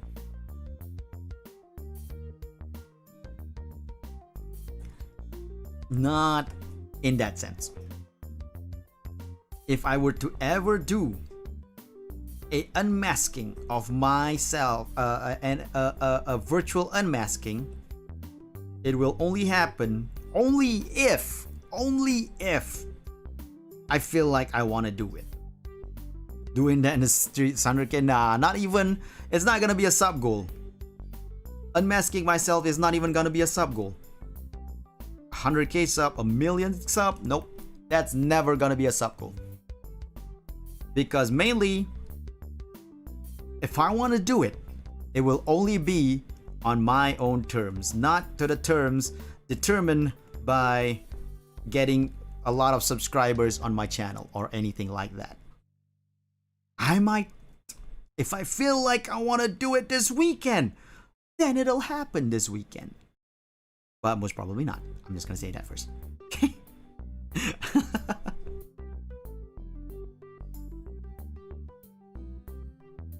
But I don't want to put sort of like, if I get a million subs on YouTube, I'll do an unmasking. I don't want to put that.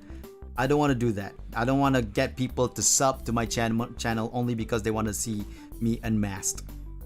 I don't want to give that kind of reasoning for them to sub to my channel. If they want, I want them to sub to my channel because they enjoy my content, not because they want me because I'm gonna unmask myself. You know? Is it done yet? Nope, it is not done yet. I'm still gonna color it, so it's still gonna be far from done, Ren.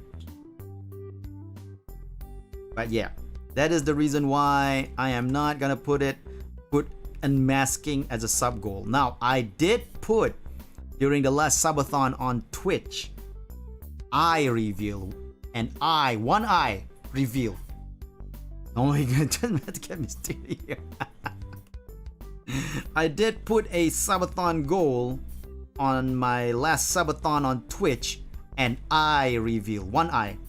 That is, I would have unmasked half my mask.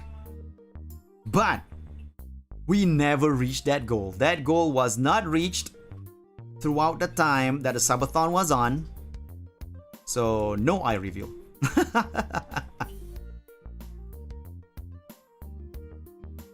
Now, to be fair, I gotta also mention that I did put it at 200 subs for the eye reveal. We got, by the end of it, 141 subs.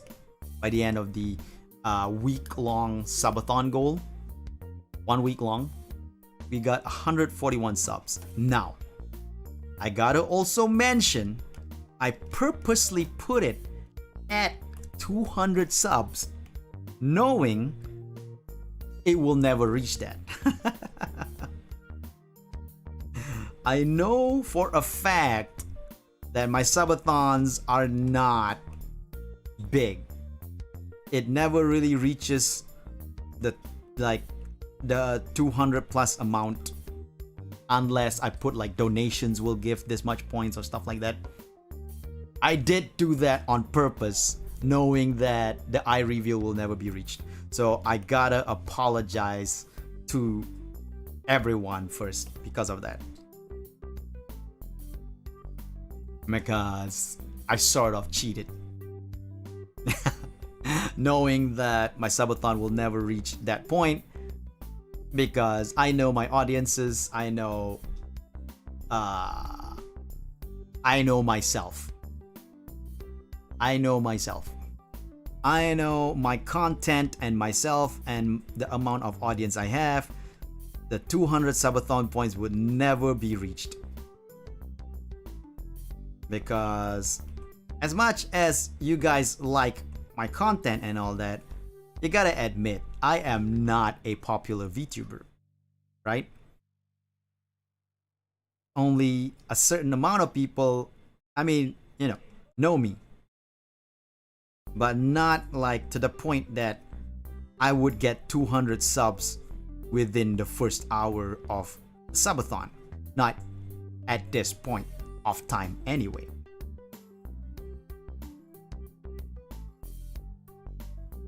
So I know myself, I know my audience, and I knew that the 200 points was never going to be reached.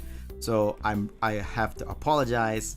That was done on purpose, and thus the eye reveal never happened.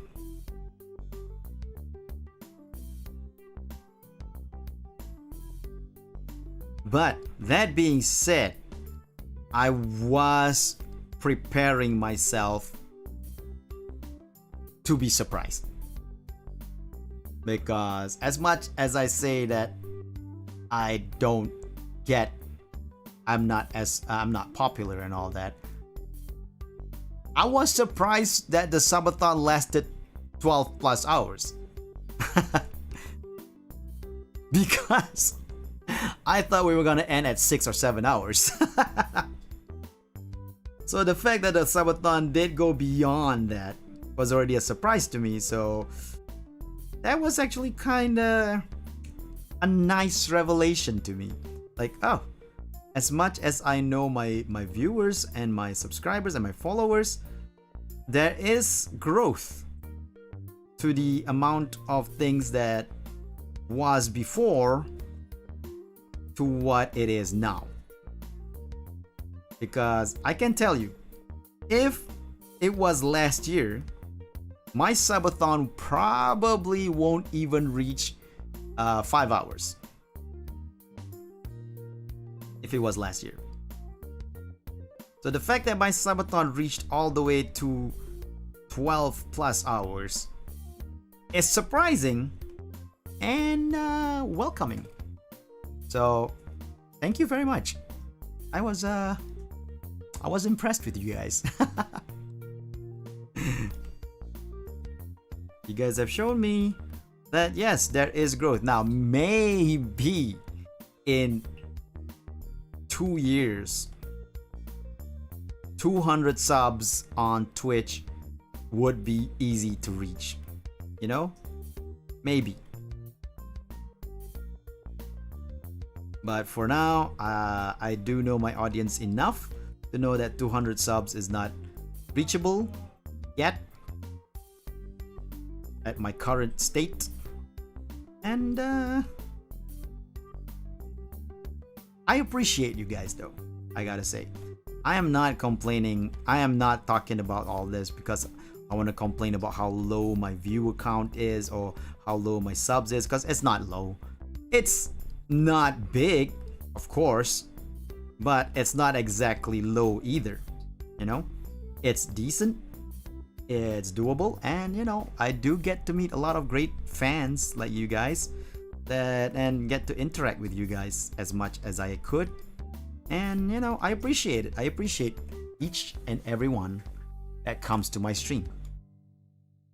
We might not get as much viewers as a hololiver, and we might never get as much viewers as a hololiver, but I appreciate even the smallest of numbers that comes to my stream. Even just like if I get only 1 to 2 viewers a stream, which I did, by the way. Over my last karaoke stream, there was only 3 viewers for the whole stream. I still appreciate it. I still appreciate everyone that came. Even if I were to stream only to 1 person, I would still continue on streaming, because in the end, I stream for fun, and even if 1 person is entertained, I've done my job. But thank you so much, everyone. I really appreciate all of that you do for me. I would love, of course, like any streamer in the world, would love to see bigger growth with my channel, with my community, with everything, right? Every streamer in the world wants this. Nobody that streams online would say like, I don't want big streams. I don't want a lot of viewers. I just want 2 or 3 viewers and I'm fine. If you want that, just invite your friends and play games with them. Whatever time, yeah, no problem about that. Daniel, don't worry about that. Because the way I see it, as long as people come over to the channel, that is more than enough for me. That is already a wonderful, wonderful thing, and I appreciate it. I appreciate it. If people can come to the channel, that's great. If people cannot, it's totally cool, understandable. I appreciate that. But like I said, every viewer, every streamer, of course, would love growth, would love to see their channel prosper. And even if it's not for money, basically because that's why people stream, right? People stream to build a community and to sort of like interact with people, with other people as they stream. And more growth means more interaction, more fun. Now, not all streamers are streaming for money, but most of course do. I'm not gonna lie about that. I welcome the fact that if I were to be a successful streamer, I would get a lot more income from streaming. But at the same time, I'm not gonna complain about my growth being slow. I'm never gonna complain about not getting a lot of viewers and getting upset about. I'm not gonna get upset over those things, because those things I can't control them. If it happens, it happens. And if I worry about them, that's just gonna give stress to me. So the easiest way for me to go around it is just to think of it as I'm having fun streaming. And even if I stream to 1 or 2 person, that's more than enough for me, because that's 1 or 2 person enjoying what I'm doing, and and want to interact with me. That means that as a streamer, I've done something right. Now, if I were to stream and have 0 viewers, if I were to say do a 3-hour stream and have 0 viewers the whole stream, then I will be super sad and be depressed. Because if that's the case, I've done something wrong. I get 1 viewer, that's fine. 1 viewer, at least that's someone. But if it's 0 viewer the whole 3-hour stream, that sadly, I've done something wrong. Something's happening and nobody's watching. Because if nobody's watching, there's almost no point to stream, So I gotta have at least 1 person, even if that 1 person going in and out of the stream, that's still fine. If it's like 0 viewers the whole 2-hour stream I do, then yes, I will be super sad, I will be depressed, and I might even end my streaming career because of that. Because if I'm streaming for say a week, and for the whole week I stream and I get 0 viewers for the whole week, it's gonna get to my head. And I'm gonna start thinking, what's the point? Because if I have 1 viewer, 1 consistent viewer every time I stream, I can think to myself, you know what? There's that 1 person.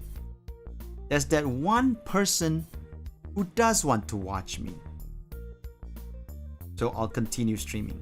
Might not be continuing like every day. Might not be like maybe even just like maybe once a week only. But I'll continue streaming for that 1 person. That 1 person will be the one that saves my streaming life.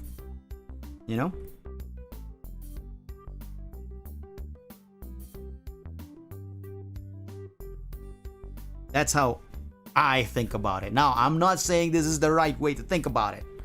I'm not saying this is how you should think about it as a streamer. No, you have your own way of thinking of how you're streaming, right? If you think of it this like I do, good.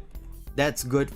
That's good for you if you like that way of thinking. If you don't like that way of thinking, that's fine. You're not wrong. You can still have your way of thinking of how a streamer should be. So don't think my way of thinking is like the end all be all of how the streamer should be. This is how I think about it. This is how I approach it. You should have your own way, your own thinking of how to approach it. Do not think of someone else's way of approaching things. Everyone has their own style. Exactly.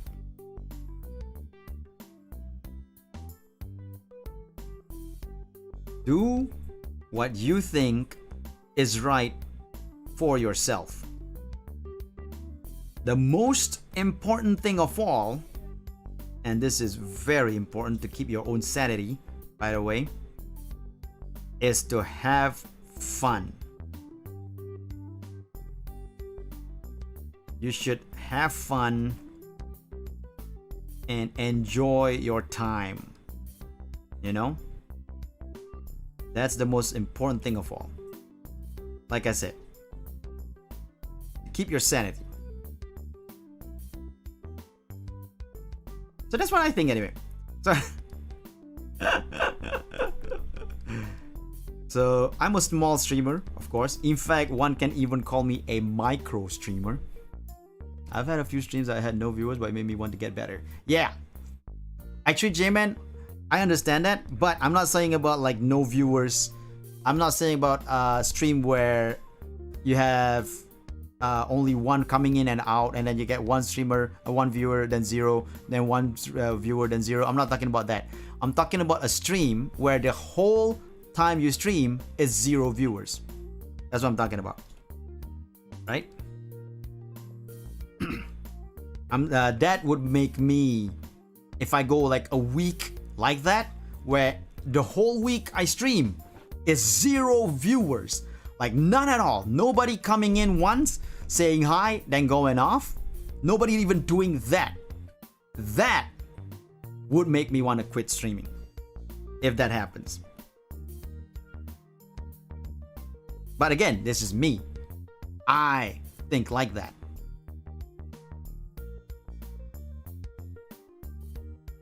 You don't have to think the same way I do. You should think for yourself about how you want to approach streaming. Not even bots. Yeah, no, I don't count bots. Come on. Even if I see a 1 viewer there and I check out as a bot, I'm gonna like, well.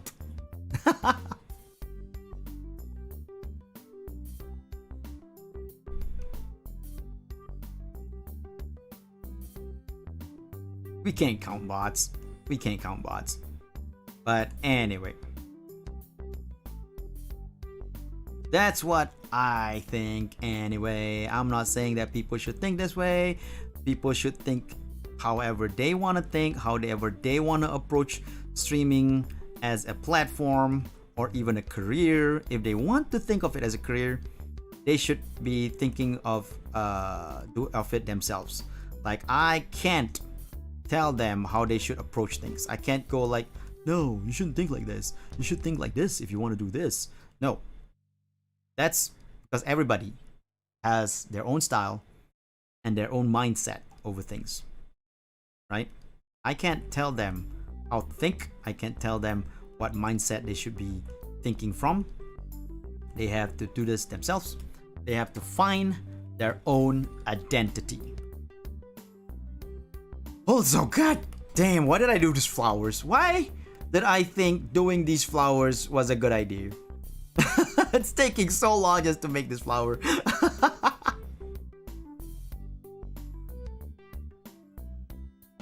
I should have done a simple flower, maybe like a tulip, something like this. But no, I wanted to do a flower that's like all blooming. And now I'm regretting it.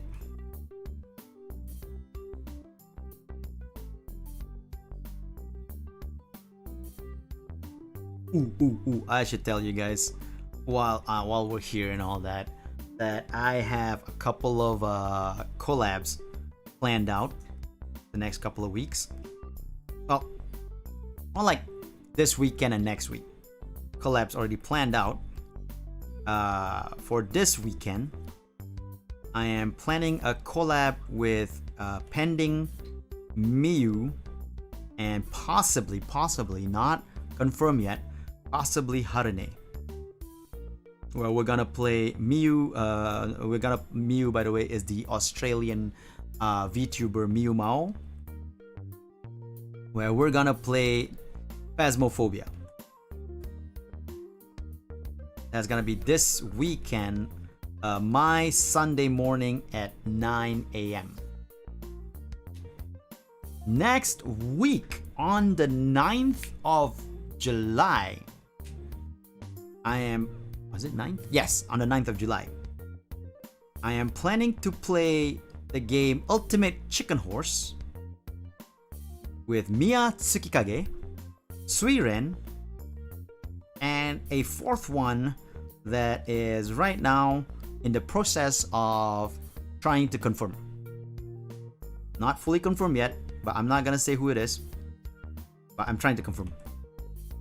We're gonna play Ultimate Chicken Horse on the 9th at 9 p.m. I think JST, so 8 p.m. my time.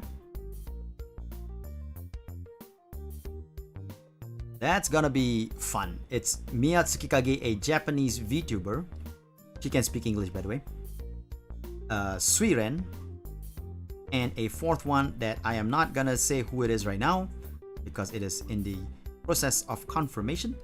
If it happens, it happens. If it doesn't, oh well. But I have a sub ready as well, just in case.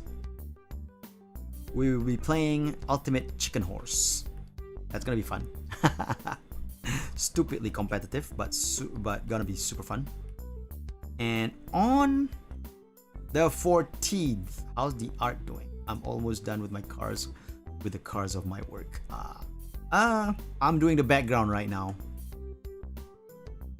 I'm drawing the background right now, and then after I finish with line arting the background, I can start the coloring process. Which is funny enough, when I draw my illustration, the coloring process, when I do the simple cell style coloring, is the fastest process compared to like doing the line art and the sketch. Anyway, and finally on the 14th, oh wait, before the 14th, on the 13th of July, Dora just invited me earlier, Dora Dia. She invited me to a collab of Witchit, so I'll be doing that collab. By the way, just to say, the Phasmophobia collab this Sunday will be on Twitch. The Miya Tsukikage Ultimate Chicken Horse will also be on Twitch. The Dora Dia's Witchit with Dora Dia and friends will be on YouTube. And also, the big one on the 14th, I'm super excited for this one because it's something that I wanted to do for a very, very long time. We finally got around to getting to it. I will be doing an Uno collab. Playing Uno with 3 VTubers that I will keep secret for now. I will announce it soon on Twitter. Be on the lookout for that. It'll be on that collab will be on the 14th. I will not say who it is I'm playing with yet. It will be a secret, but follow my Twitter. Announcements will be up on that one soon.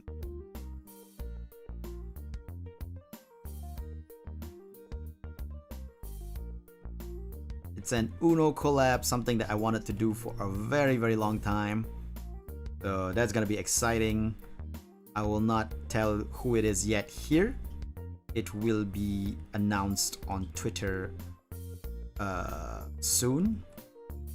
So be on the lookout for that. But yeah, that's what I have planned for future collabs and all that. Other than that, I'll be doing the usual stream on Twitch, uploading some videos on YouTube. In fact, you guys can check out some of my videos that I've uploaded recently on YouTube, which is was I have the VTuber Q&A self-introduction, where I do a little self-intro in Japanese, but there's English subtitles. Oh god, I forgot the other one.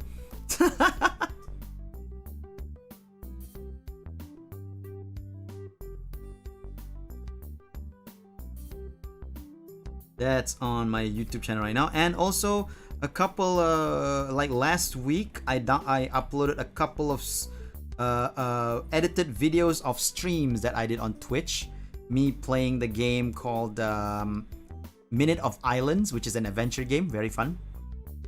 And also Death Run TV. I am in the process of editing a video of me watching Loki, the TV series Loki. I don't know, Thunder Charge, you just forget. After you do, you know, when you have like an image this big and you do something over here, then you do something over here, then you do something over here, you never got back up here to see this part that you didn't sketch yet, that you didn't ink yet. That's how you forget. It's not like I always have it on this size all the time. I always have it like this. I always have it like this size as I'm inking. So there are some parts that I'm gonna miss unless I zoom out like this. So, you know. I'm not drawing on paper where I can see everything, right? It's not exactly a review of Loki. It is me watching and reacting to the episode. But I will be editing the video, so you'll only see my reaction to certain parts of the episode, so that'll be more fun. I don't want to upload the whole thing because there are some dead air moments where I don't say anything, so I don't want that to happen. So I'll be editing it down to certain parts. Impression, yeah, I guess impression would be, I mean, it's more reaction and a little bit of impression, I guess, because there's some, I do give my impressions at the end of the episode, what I think of the episode, but not a review. But yeah, an impression video would be more accurate. Yeah. Anyway, that is that part. Now, the big fence.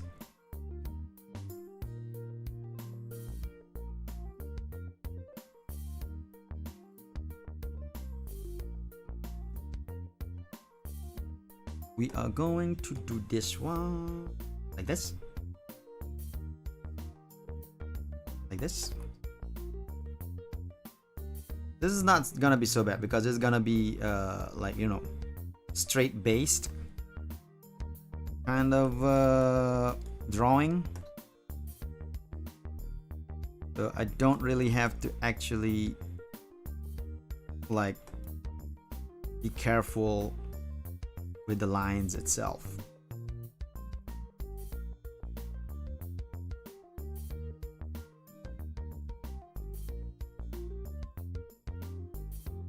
There you go. All right. That is the top of the fence. And we're gonna do this part of the, oh god. This part of the fence here is like this, but not exactly in this style. Not as the style that's shown in the sketch. I will show you guys what I mean later once I get this done. Now, however, because of the way I do it through the symmetrical ruler, right? I don't know why, but the eraser does not work on the symmetrical ruler. Like if I were to erase something on this side of the symmetry, it would not erase the other side of the symmetry. So, and I do need to do a lot of erasure here. Try to discover erasure, a little something to make it sweeter. Oh baby, refrain, breaking my heart. I'm so in love with you, I'll be forever true. The reason it's so hard. Don't you give me no, don't you give me no, don't you give me no, don't you give me no soul. I hear you calling, so baby please give a little respect to me. I'm sorry. Whenever I hear, oh God, this doesn't work. Not like this. Ooh, shoot. Okay, I can't use the symmetrical ruler for what I want to plan.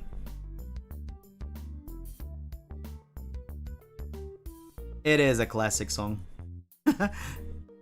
When I was just talking about because it's sang by Erasure, so when I was talking about Erasure, that song just came into my head. But anyway, as I was saying,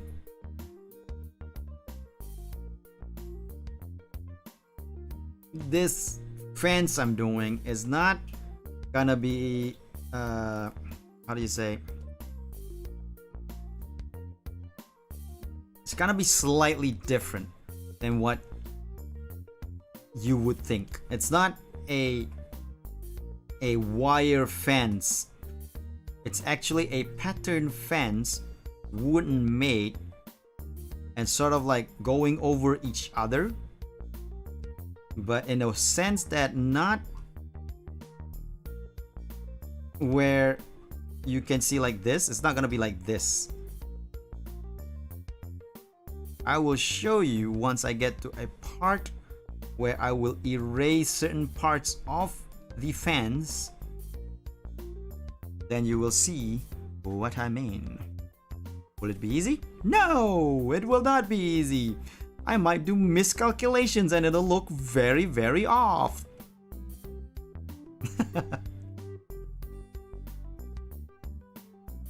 But we will try our best. This fence has nothing to do with Kiryu Coco. It's just me coming up with a stupid fence design that I think would be nice to look at by giving me extra work for nothing.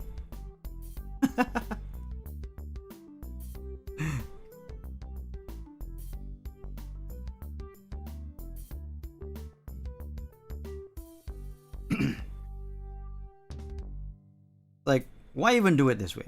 You know, why even do it this way and give yourself that extra work? No reason! I'm stupid, that's why. I could do an easy fence where I don't have to worry about all these extra stuff, but no. I wanna do a complicated fence because I'm dumb.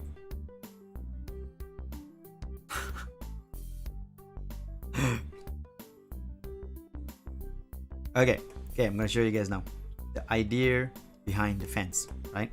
It's gonna be like this.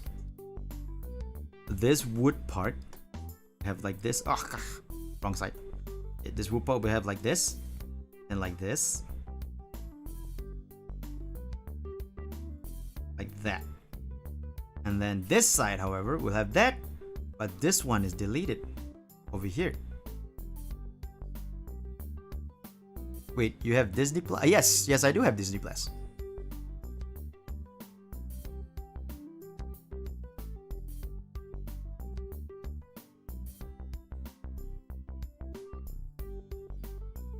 Because Disney Plus had Marvel stuff on it. And I'm a Marvel fanboy.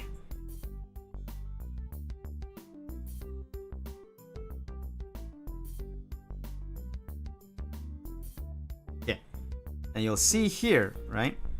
I'll start delete. Sorry, wrong one. Get down there. Start deleting here, like this.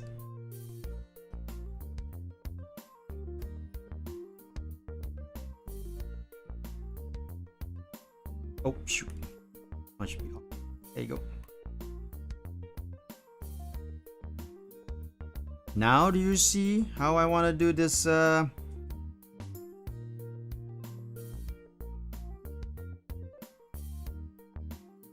Wait, I already miscalculated somewhere.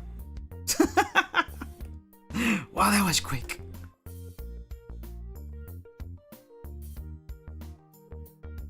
I already miscalculated somewhere. Where did I? Is it this one? Deleting this one? No, it's not it. It's not. Wait, what? Hold on.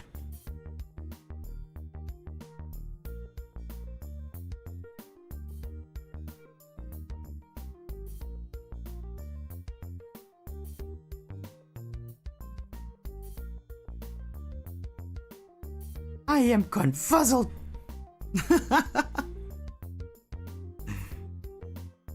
See the problem with making it this complicated style, fans? I confuse myself where the deletion should be.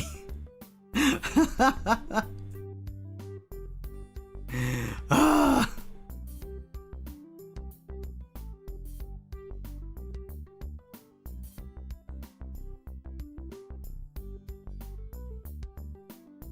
Okay, I think.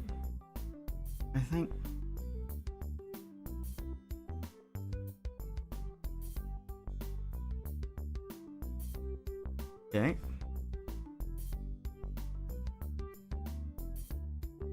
Going to 80s, old 80s music. The synthesizer defines the 80s pop music. So much claps and beats.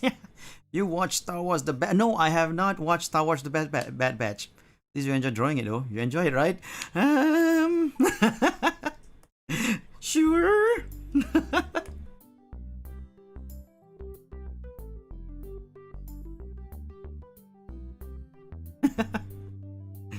Sure. I enjoy it.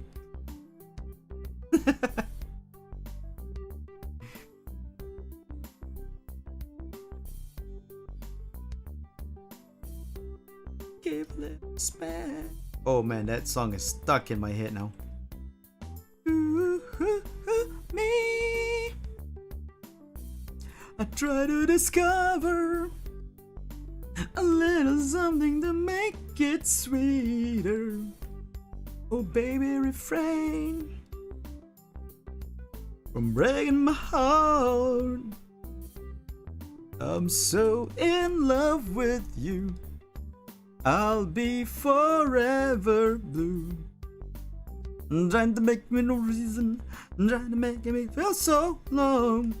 Then you give me no, and you give me no, then you give me no, then you give me no. So I hear you calling. Oh baby, please. Ah, see? Now you can see how it's supposed to look like. It looks like that. That's what I want to do for the fans.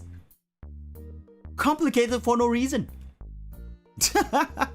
But it looks nice. But it also confuses me. Which part should I delete? Which part should I leave alone? Oh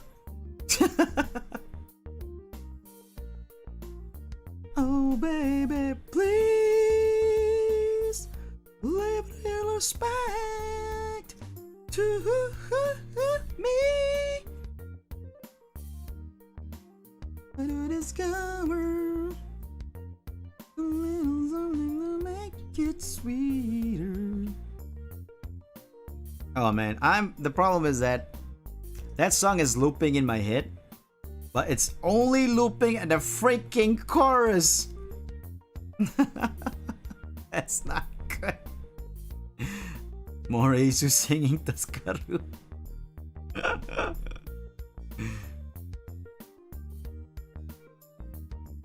Right now, my problem is that it's only looping in the chorus. I need to remember more of the song or get a different song in my head.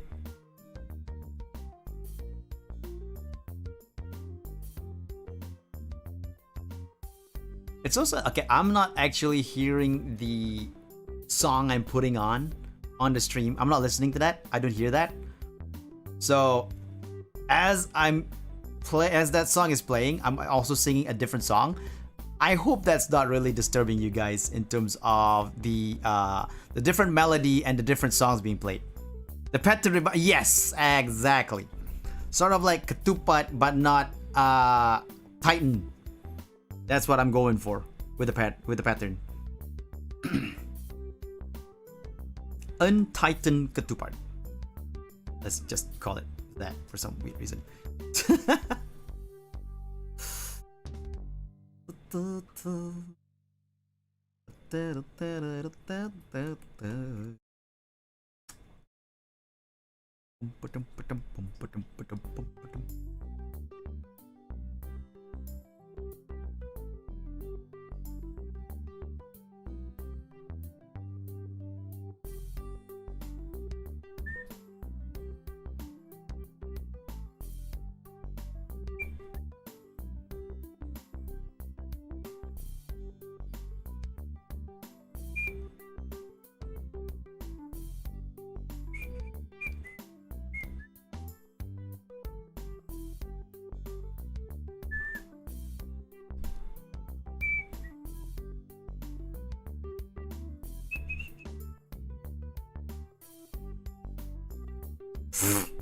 I lost my whistling.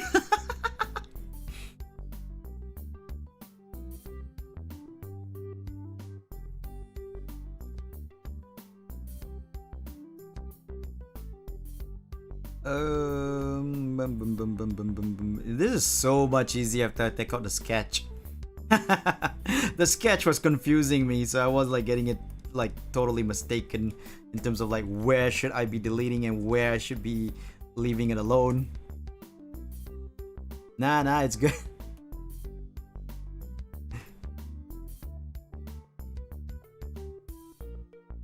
Now that I took out the sketch, it's so much easier now for me to see where I need to actually put it down.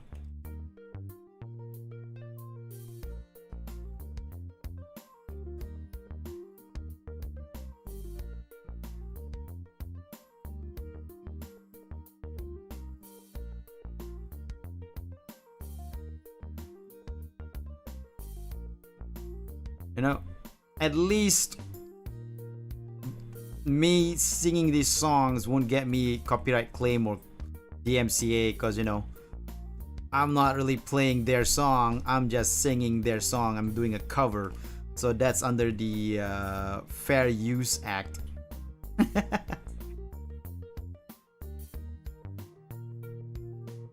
At least on YouTube. YouTube is not as bad as Twitch about that. I heard that there are some people, not all, some people on Twitch get copyright struck for certain songs that they're just humming. They're not even playing it, they're humming it.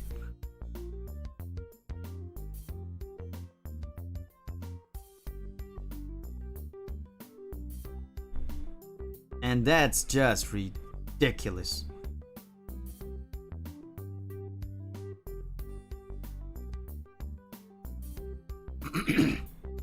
A little something to make it sweeter. Oh baby, refrain from breaking my heart. I'm so in love with you. I'll be forever blue.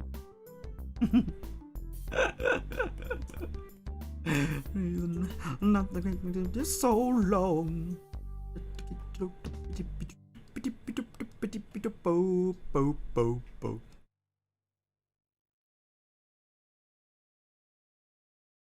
Oh baby, please give a little respect to me.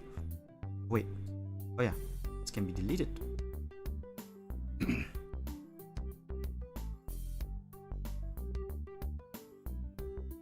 Oh, would you look at that?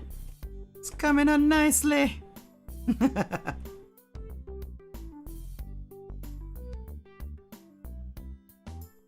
The patterns.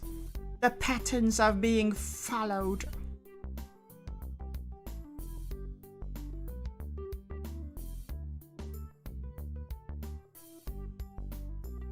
Okay, cool. So now next one.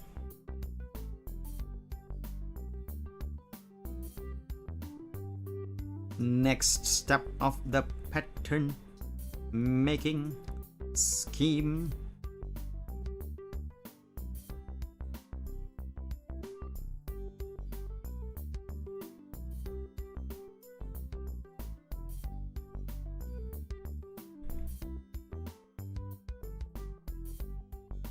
Like I said, I could have done a simple fence. I don't know why I came up with this overly complicated, not particularly hard to make, just annoying fence. Why? I don't know. I'm stupid. I really should stop doing stupid things like this, because it's just making things difficult for me for no reason.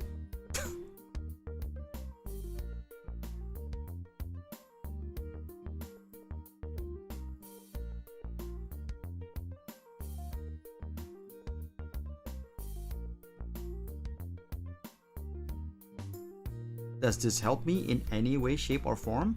No, it does not. But why do I do it then? Well, it is ego. More than anything, it is ego. It is always the ego.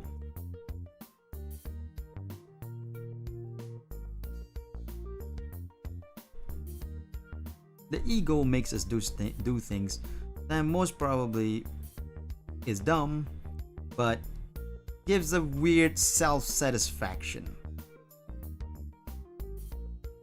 Is it a good thing? Some of it, yes, but not all. Not all. Please don't do it for all.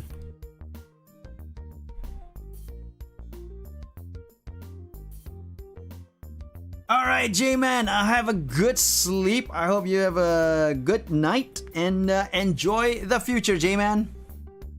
You just lost the ability to whistle like halfway through. Yeah, exactly. It happens sometimes as I just like whistle and suddenly I it's like, where'd it go? I don't know.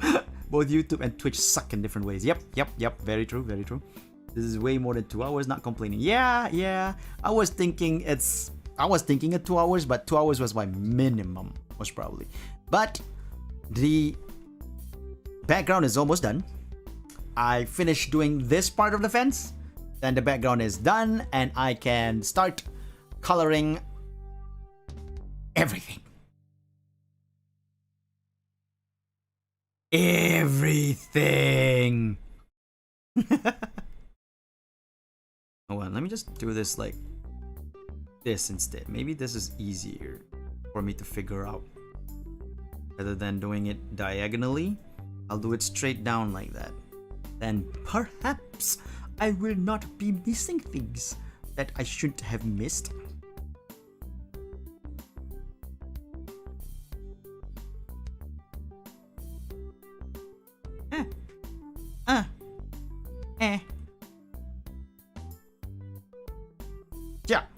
Yeah. This is working. Then I go down here and I can delete these. And I go here and delete these. Alright, cool. Then this one, right? And delete these. No, delete these. And I go here and delete these. Here, delete these.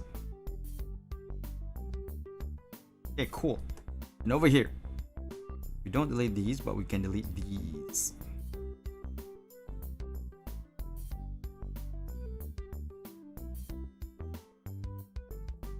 This way it's less complicated. Time for it really to come to life. Exactly.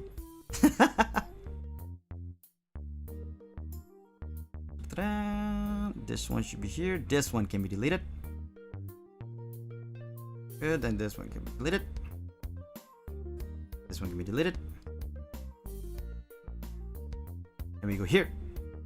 This one is deleted, not deleted, deleted, not deleted, deleted, Not deleted. Okay, over here. Then we gotta go delete this. This, delete this. Let's get this one. I can delete these. Not delete. And delete these. Alright. Easy. No, it's not easy.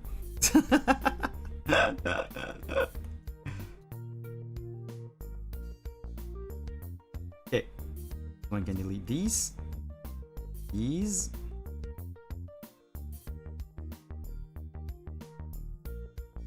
These.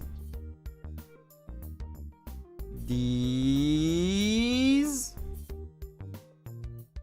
These. No, I'm not gonna say it.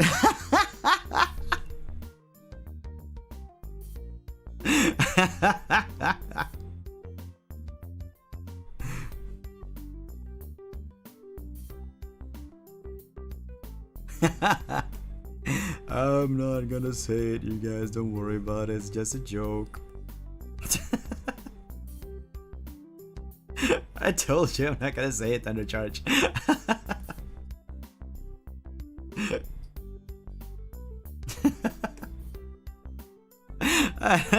I am. That's why I'm not saying it. I am better than that. That is exactly why I am not saying it. I joke as if I was going to. See, it's a different thing. When you joke as if you're going to, and actually doing it, actually saying it. So, you know.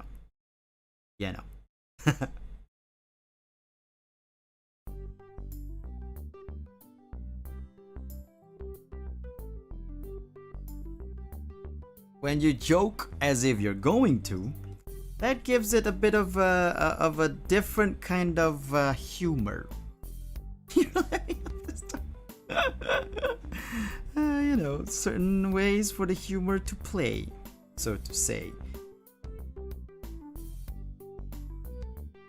Why is this not completed? What the heck? There you go. Alright. So with that now, I can take off the... Wait, did I not do the symmetrical ruler? Okay, cool, no problem. Then now I can combine these two layers of fences like that and start to clean it up with the rest of the background.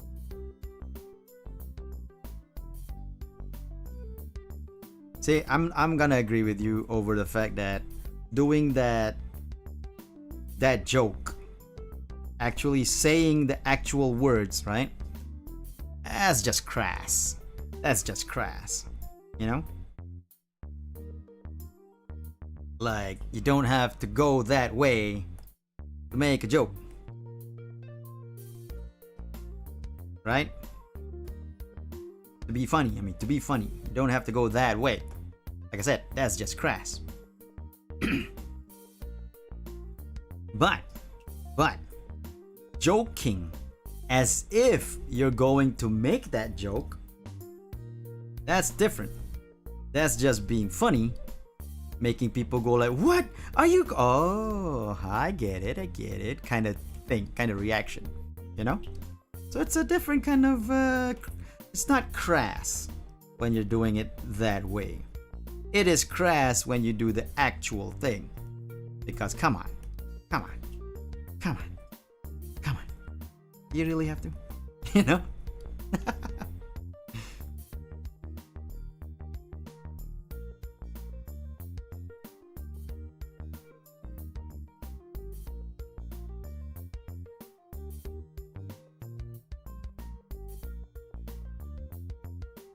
So to that end, I'd say that what I did just now was funny debated jokes, so to say. Alright, it's a funny debated jokes. I debated people into thinking I was gonna say that, but it's not what I said.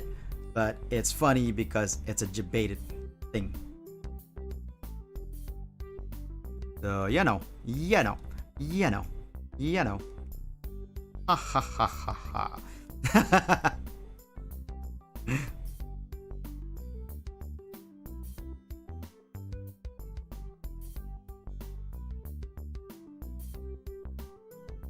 What are we on right now? 3 hours and 8 minutes. Not that bad. I was actually thinking like we're already like almost 4 hours. We're almost like 4 hours plus in or something, like 4 hours and 30 minutes or something. But no, we're just 3 hours and 8 minutes in. The line art is technically fully done.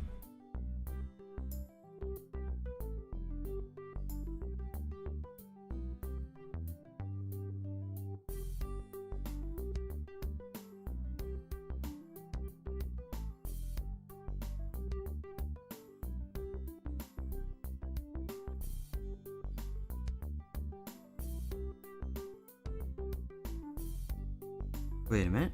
How does that work? That's weird. Is that from this guy? Nope. But where the hell is that guy from? Oh, now I get it. This little line here goes to this hair. Okay, cool. And ta-da! Line art finish. The next step is not fully finished. Oops. Dude, did I draw that on the same player?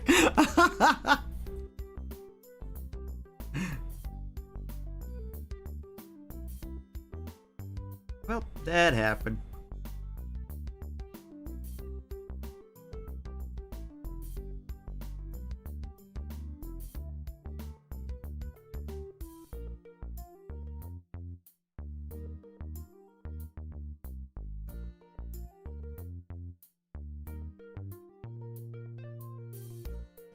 And now, ta-da! Okay, so now let's get to the coloring, which is gonna be the easy part.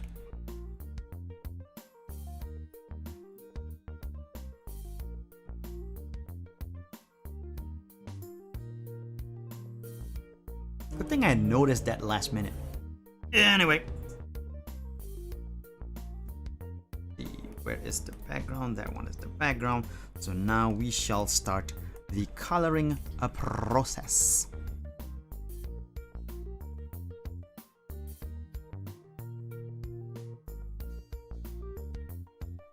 Because I'm gonna color it cell style. I'm not gonna do this soft coloring. Oh my god. That is horrible. Horrible. Horrible. Horrible. It's incroyable. Sorry, that's the guy from, that's the what? The French Canadian bomb guy from from The Incredibles. I love the way he says incredible. He goes like, Monsieur incroyable.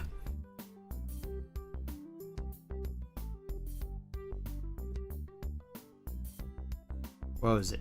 What was his name? Like, somewhere Deet is calling. You say that, but that is exactly how he actually pronounced it in the movie. Monsieur incroyable.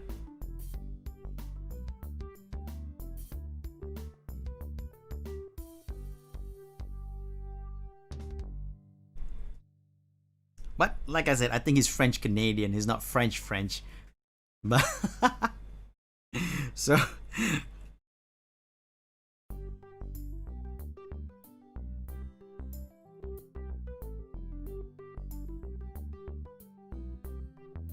okay, so that's the skin.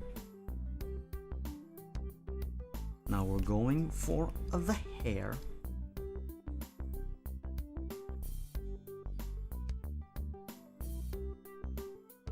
I gotta ask you guys one thing in the chat right now. Who knows what's the hashtag for the Kiryu Coco art pieces for her graduation? Anybody know? What's the hashtag? Because I'm gonna be posting this on Twitter with the hashtag. I just don't know what the hashtag is. I mean, I can probably look for it. It's not gonna be hard.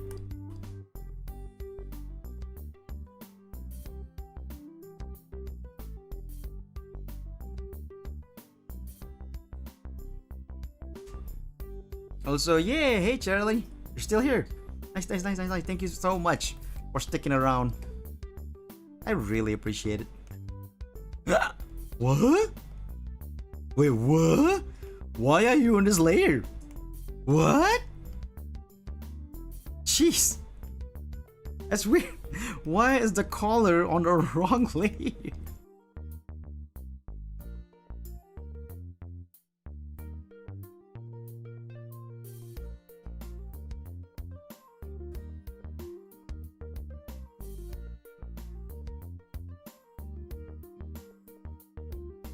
Give me a Friday date. I thought that I got it wrong.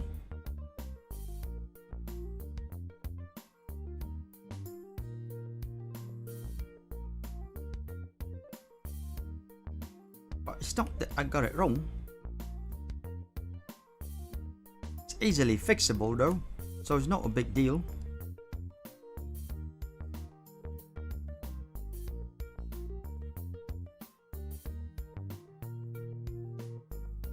Wait. Yes. No? Yes. What do you mean the body's over here? Yep. Still good. Okay.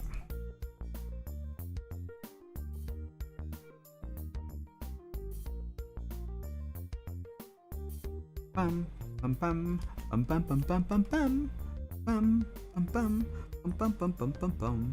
Bum bum ba-da-dum bum ba bum bum ba-da-dum bum ba bum bum ba-da-dum bum ba bum bum ba-da-dum bum bum ba-da-dum ba-da-dum ba-da-dum da da da da da da da da da da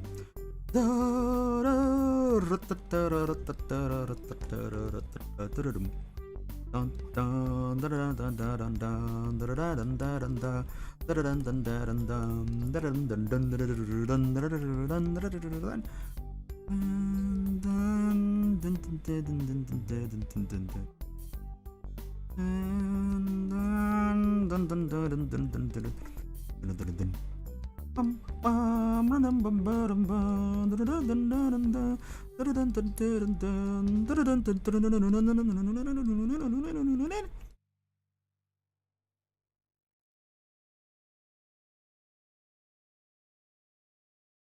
Yeah. That's the hashtag. Thanks, Mickey. My internet died for tiny bit. Oh, okay, okay. But welcome back. Welcome back. Can't find a specific tag. Looks like people just tag Kiryu Coco. Kaicho forever or this. Mikaji Kai. Mikaji something. I don't know. Kanji!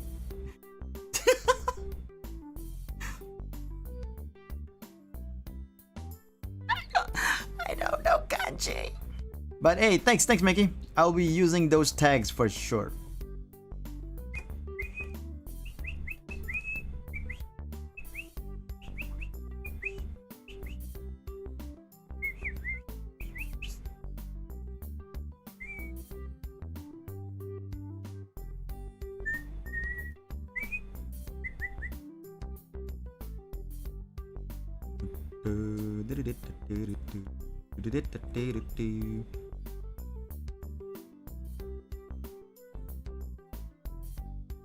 Oh, Charlie, you might not have been in here. But apparently, this actually goes in line with what you asked, what you did say before previously as well. People want some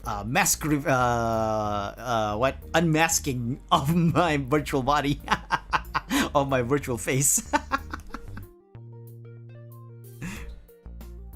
People were asking like, will you ever do an unmasking? And I'm like, no. No. I think Charlie asked me about that before in the past as well, about my unmasking.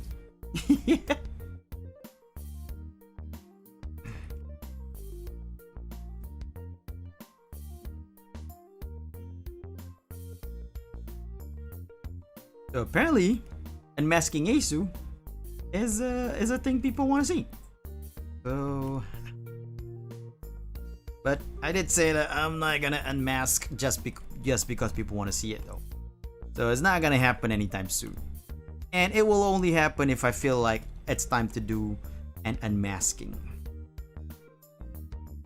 1 minute. Actually, funny you say millennial subscriber. I actually gave that as an example. I actually said that I am not gonna go like 1 million subscriber for an unmasking. But I actually said that I'm not gonna do something like that. As an example, I gave 1 million subscribers. So I was like, that's funny that you mentioned that, Charlie. Same thoughts in our heads.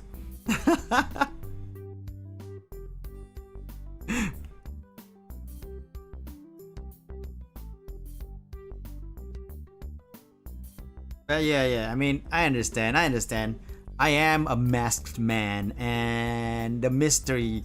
People do wanna get behind the mystery, and being a masked man gives that idea of mystery. Though, I gotta say, Asus, I cannot mask endlessly. Oh, I wish I was.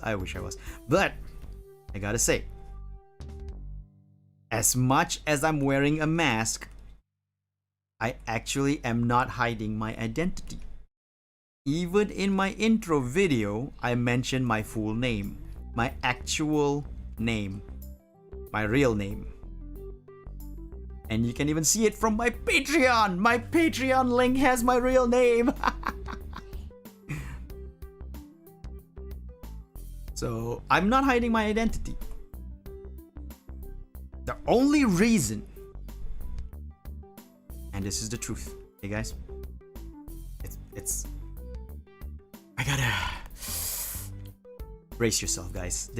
I'm gonna reveal to you guys now why I wear a mask. Okay, this is I'm gonna reveal. I'm gonna tell you guys now. All of you in the chat right now, you guys are gonna find out why I wear a mask. Okay, outside of this stream, unless people actually watch the whole VOD, because I don't know, maybe they feel like it's a good thing to have in the background or something. I don't know. Outside of this stream, you will not know why I wear. Nobody else will know why. This 8 people that I see right now in this stream will know why I'm wearing this mask, and the reason is because I think it's cool. That's it.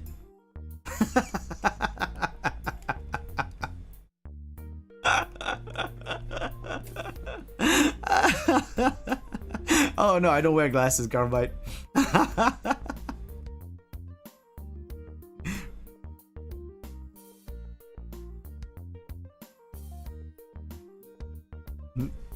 That is, like I said, I don't keep a secret identity or any of that.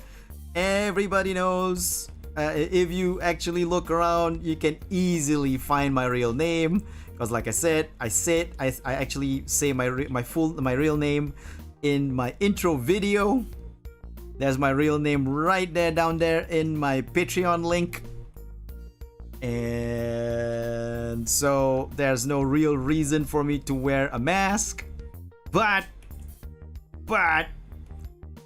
the mask is cool as heck, and I like it, so I wear it.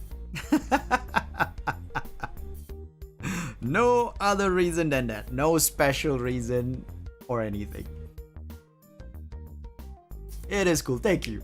Been wanting to ask, what is that thing on the head? What, the horn? The horn? Also because of coolness. The horn is there because it is a design element and it looks cool. Inspired highly by Virtual Joe and what do you call that? Unicorn Gundam. And no other reason. There is no dark or sinister reason. There is no secret reason other than it's cool and I like and I want it. I want to wear this mask, and that's it. That's the only reason. I'm not a superhero that's full of depth or, reasoning. I'm just a guy, a guy that loves comics and loves to have his superhero stuff be prevalent in his design, and that's it. That's all I am. It is nothing more than that. Oh wait, let's get an idea.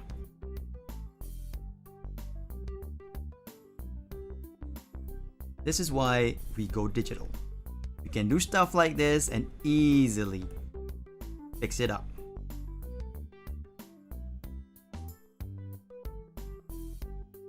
Hold on. The stripes are not big enough. There you go. So what is the reason why you cut your hair? No reason at all. Actually, I kinda cut my hair because it was reflecting. Hold on a second. I got a phone call. I'll be right back, you guys.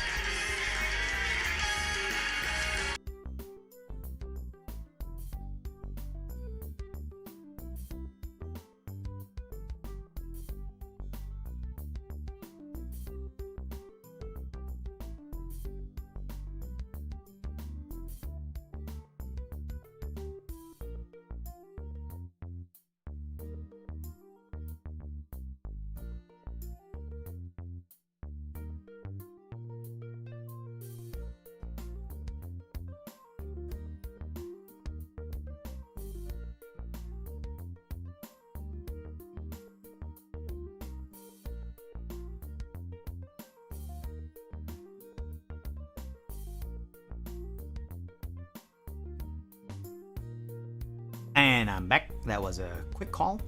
The president is calling us for help. Exactly. I just went Zoom and I came back. And you guys didn't even see me go.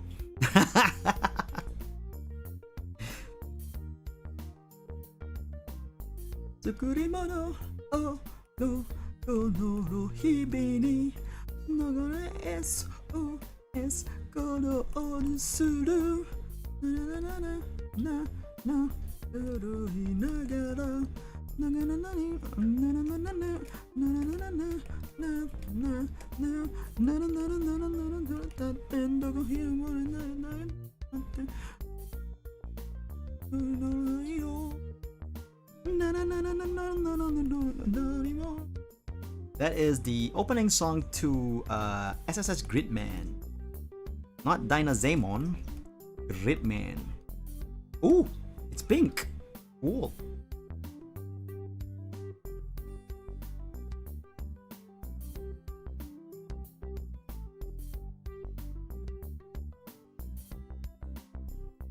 Is that Gobas? Nah, it's Gridman.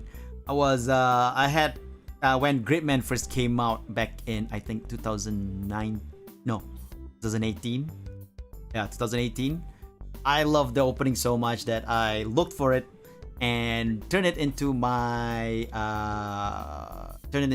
my ringtone, and up to this day, still using that ringtone. Asus lore, it's cause it's cool. What do you mean lore? There's no such thing as lore. That is my opinion and thoughts.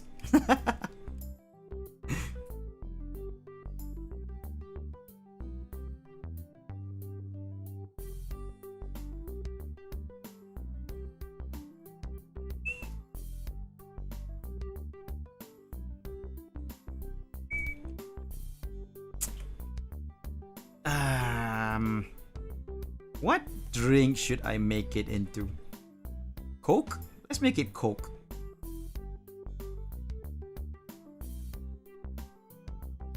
Oh, that looks like coffee. You know what? Doesn't matter.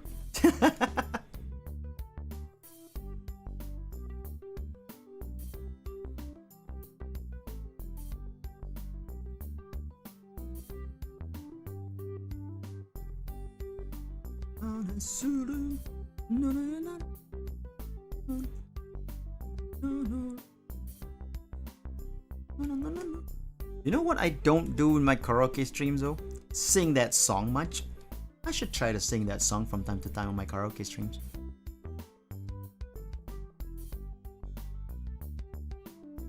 Lulu's graduation hit me like a truck last night, and now Coco's the dessert. Yeah! I was actually surprised that Lulu graduated already. I only found that out because I was going into the virtual YouTubers Reddit just now, and I saw that they posted Lulu graduated. I'm like, wait, what? That was quick. Exactly. Because what I had a straw, I was like, well, I'm not gonna make it beer or sake. Coconut is a giant nut. Gotta add the bubbles to make it look like soda. Ooh, right. That's actually a good idea. Yeah, I know she announced it like a week ago, but I missed it on her Twitter. I missed I mean, it didn't come up on my Twitter feed.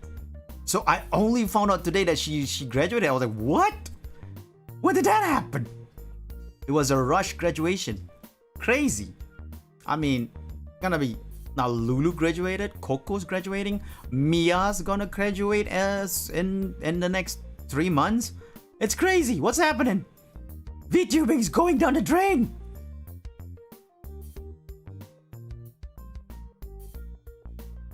VTubing is dying.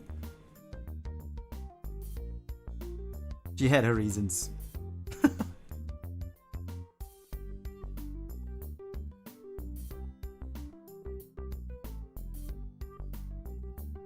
No, it's not.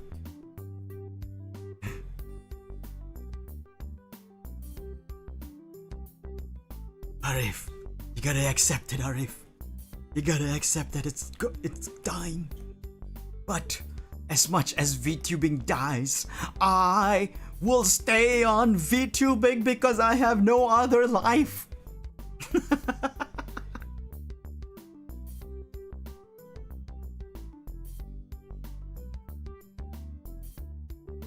Aha, got it. I was wondering what that layer 10 was. Everyone can't work from home anymore, gotta go back to the office. That is true. That is true. But I've been working from home even before 2021. Even before I started VTubing, I was already working from home. So I will continue to work from home and VTube to my dying breath.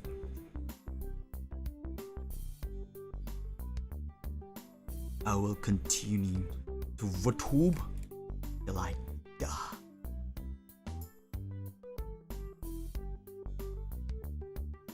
When I die, then and only then will I retire. Declaration.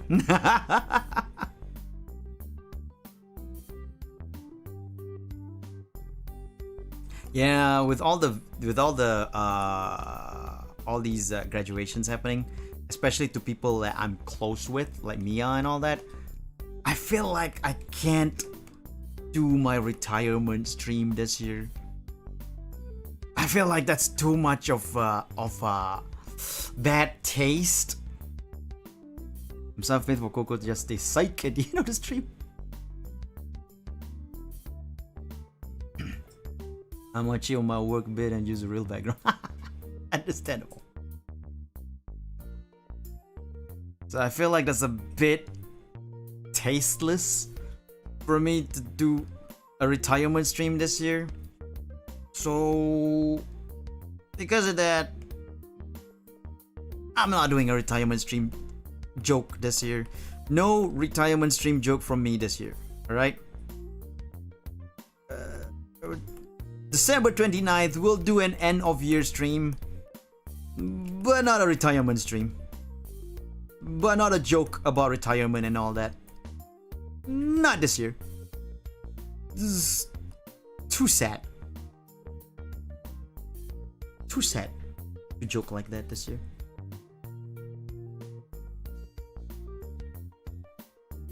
We have to break tradition sometimes, you know, we have to break traditions for respect. For respect, traditions have to be broken. And I will break tradition for respect.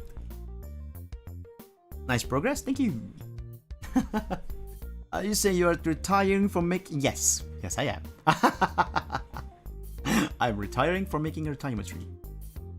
It's kind of true. I graduate from college this year. An end of an era. No more retirement stream anniversary. Maybe the latter half of the year will be better. Who knows? Maybe, but even so, because like I said, the ones involved are someone I'm sort of close with. I feel like it's just disrespectful for me to do it. So I'm not gonna do it even as a joke. And you know, it has always been a joke. But I'm not gonna do the joke. Is what I'm saying. For respect, tradition shall take a backseat. Maybe if things are better next year, the retirement stream might return. You know, the joke retirement stream might return. So I gotta admit, I had a plan for this year. I had a solid plan for my retirement joke this year. And it would have been hilarious. But we're not gonna do it. Respect takes precedence. Precedence. Respect takes precedence over jokes, and I shall respect instead. So we're not gonna do it. Now, will I tell you what the joke is? No, I will not tell you what the joke is because I might do it next year after things maybe slow down. You know? Asu red butt? No. Asu don't have red butt. Because Asu thinks red butt is not a real word. So Asu will never have a red butt. Asu thinks the word red butt makes no sense. But because Asu thinks the word red butt makes no sense, Asu will not have a red butt ever in his VTubing career. You know why Asu thinks the word red butt makes no sense? Because you can't red butt. As a joke maybe, but at the same time, you know, red butt still triggers me. Dual collab retirement stream when? By the way, have you watched Coco's weather? Yes, I have. It was amazing. That was amazing. Graduation and retirement stream is too overused. I'm gonna do an execution stream.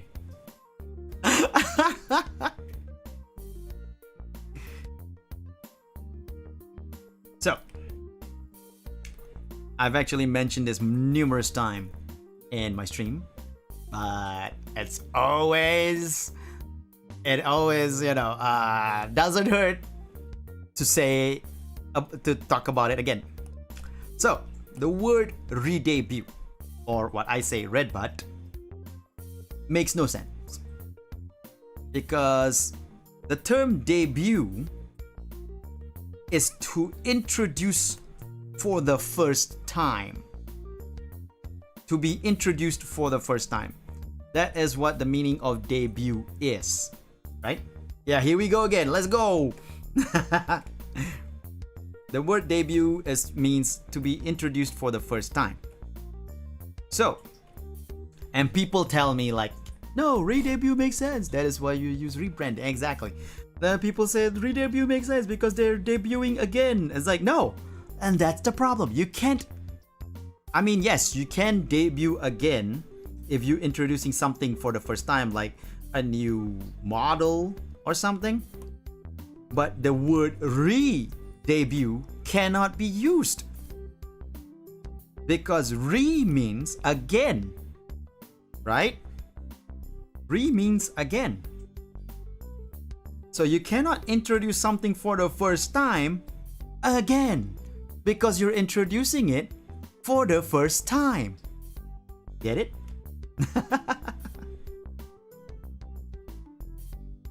I'm actually simplifying the talk now. I'm actually simplifying it to just that. I'm not even gonna go into a big rant anymore like I used to. Because generally though, people want to use the word. I let them.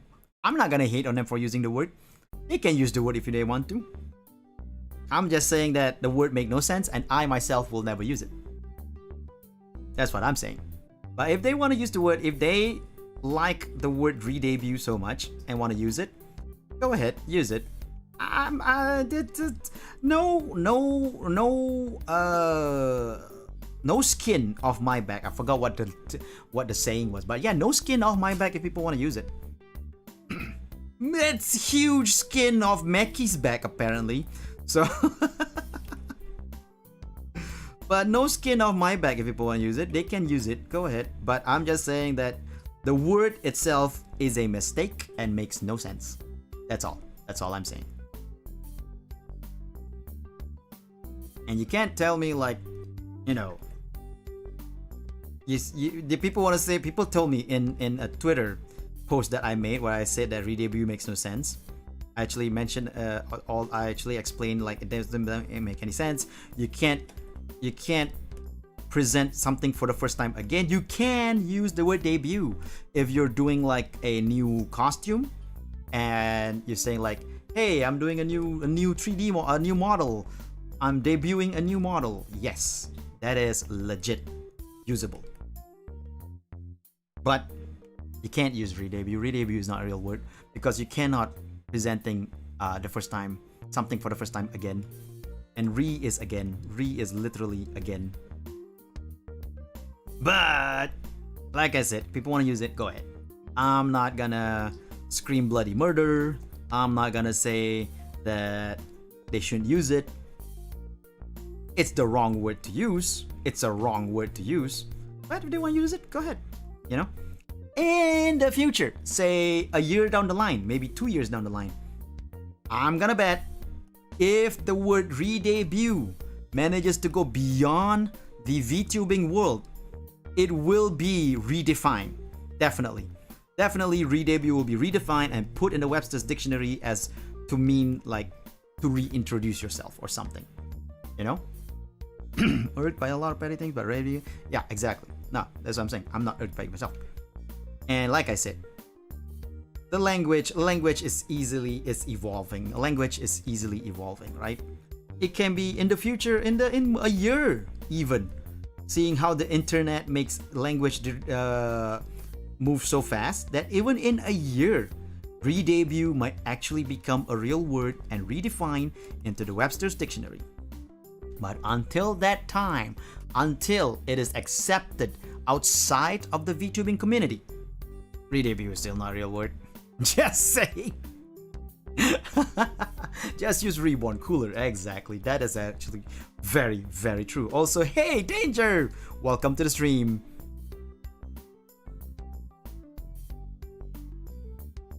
Reminds me of Kylie's word use of delicious other than food context. I think someone had a problem with that on her stream recently. Was it? I forgot who it was. But she had such a huge problem with people using delicious that way. Was it Kelly? Was it Kelly who has a problem with people using delicious other than food? Yeah, I think it was Kelly. But anyway, yes. Same thing. I thought you were talking about how Kelly was using it as delicious. Sorry.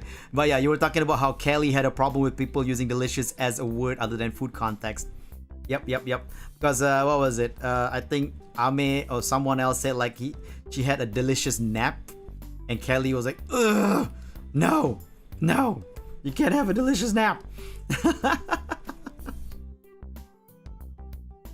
Anyway, but like I said, I don't have a problem people want to use the word re-debut, and like I said, in a year or two, if the word re-debut is used enough, it will evolve and people will change it to what it actually would be, what actually is being used right now, which is to reintroduce yourself.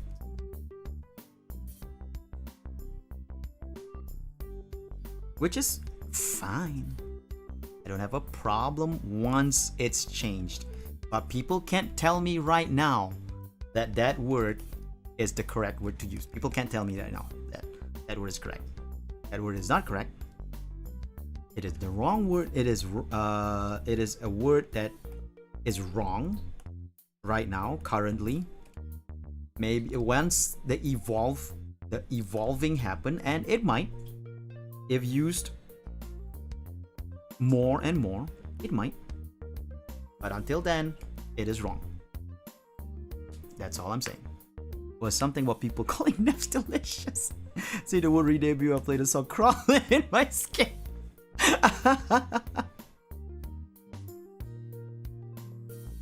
Yes, delicious can actually be used outside of food context because delicious does mean, you know, tasty.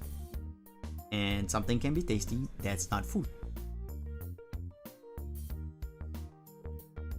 But anyway, that aside, if people want to use re-debut, I have no problem with it. Go ahead. I'd still be thinking you're using the wrong word, and I myself will not be using it because it's the wrong word to say. But language is adaptable and also evolving, you know. But people cannot tell me, because this is what happens on Twitter. Yeah, that's now I remember what my story was about. This is what happened on Twitter when I said that word is wrong. But I don't mind if people, and I actually mentioned that word is wrong, but people can use it if they want to. I don't care. But then people go up on my grill going like, let them use it if they want to. Language is evolving and adaptable. It's like, yes, it is. But until the evolution happened, it is still wrong, is what I'm saying. But they were up on my grill about I'm like telling people not to use it. It's like, I'm not saying that. I'm not saying that. Nothing in my Twitter post was telling people not to use it. My Twitter post is just talking about the facts. And fact is, it is currently wrong. That is all. Doesn't mean people can't use it, because people use wrong words all the time for a different thing, like literally. People use literally to mean something that's what they're talking about, something figuratively, and they use the word literally, and people do it all the time. I'm not gonna complain about it. I do it too. You know, I use literally sometimes when I don't mean literally. Here's the funny thing about literally. I read up on this, right? Justice will be Swiss, justice will be painful, it will be delicious. You're playing this by default. People don't, in their actions being called wrong, don't like their actions being called wrong. It's me, I'm people. Understandable. Here's the thing about literally. Okay, I read up on this. This is actually caught me by surprise as well. Now, literally means something that is actually literal, as in something that is actually happening, right?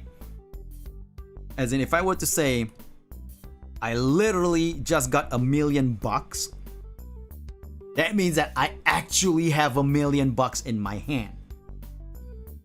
I can't say I literally just got $1 million when all I got was just $10. That makes no sense. That is totally wrong. Of course, I don't have any problem with people using the word literally wrongly as well. But as I found out reading up on the history of the word literally was actually used in the past when it was invented to mean something figurative, like something imaginary. So the way people use it now was actually the original way the word literally was used. But later on, the meaning changed. That's what I read up on anyway. I might be wrong because I wasn't, people can just write things on the internet, might be the wrong history. But that's what I read up. That's how literally was used in the past when it was created. I think Shakespeare, in the Shakespearean, because I think Shakespeare invented literally, because Shakespeare invented a lot of words was invented by Shakespeare.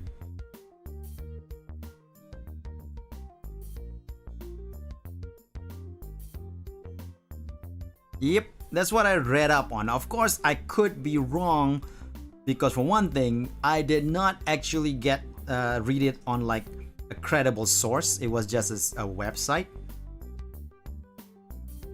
Go on the internet and lie? Maybe. No, you're right. Nobody would lie on the internet. But that's what I read up on, but like I said, it's not really a credible website, so I'm not gonna say 100% this is the case. But if it is, that is amazing. Like, there's no, from the website I read was not exactly like citing sources and or credible documentation or research, so I can't say exactly that it is correct. But that's what I read up, and that's what I got.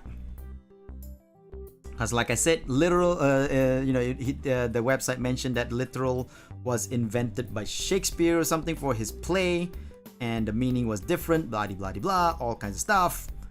That meaning changed as they go on, as the thing became, and because like I said, Shakespeare invented a lot of words. This might actually be one of them. It might not. Who knows? I don't, because I do not read up on actual studies. I read up on websites which have most of the time fake studies or made up researches with no factual evidence behind, citing sources and or study official credible studies by professors or anything like that. So I might have read a wrong website. For all I know, I wouldn't know, because I do go to a lot of weird ass website in this world, in this virtual world. But that's what I read up. Now, whether it's true or not, it's a different story. All I know is that if it is true, it does show the evolution of language. You know, glad I'm doing Find Out with you. Doesn't feel so lonely doing this. Make it 3. Oh yeah, Meki's doing 1 as well, right? Only accept the fun facts if they cite at least 3 sources and peer reviewed. Then I'll accept that fun fact as truth. Fun fact.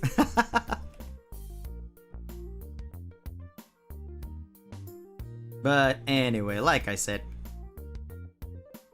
even if we're not using that as an actual example of language evolution, you gotta admit that between Old English and the current English used now, language evolution is amazing. Like, seriously, Old English, as I also read up on this different website, but Old English is such a different language than the current English used now. If a person that was in Old England were to be transported in time to current time, right, they would not understand a word people are saying currently. And people from modern times, if they were to be transported to medieval England, would not understand a word that those people in the medieval England are speaking, because Old English was that different. So yes, all that time travel movie you see, all fake. They're all fake. It's not true. There's no way people from this time can communicate with people from medieval times and understand each other unless they were linguists. So Bill and Ted, will you would say it? See? That's putting Shakespeare. Shakespeare is Victorian English. It's not even Old English. I'm talking about medieval times, way back in the times of Arthurian legend. Way back then. We're talking about Avalon and stuff. Victorian English is still easy enough for people to understand. Exactly. But if we're talking about medieval English, Nope.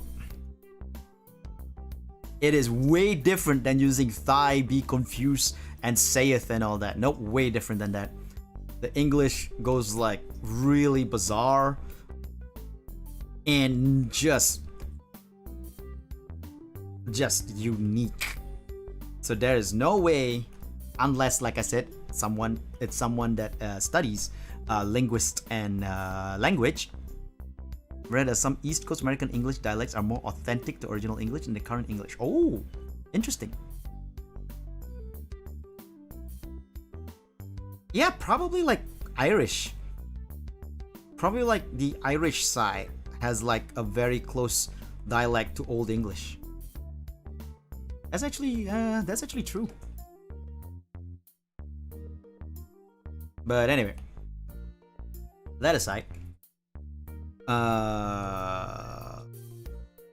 Bill and Ted had this one moment when they went back to the medieval times, and that's where they got their wives. Actually, that's where they got their girlfriends and wives, and they were like, "Oh, party on, dudes!" You know, like talking to each other and totally understanding everything. But no, they were not correct. In this stream, as I draw with something on my own side, preparing for Coco's graduation stream, they were not accurate. Bill and Ted. This hurts me because I love that movie. This hurts me to say. Bill and Ted was not accurate. They were not accurate to the laws of space and time and history. This hurts me so bad because I love Bill and Ted.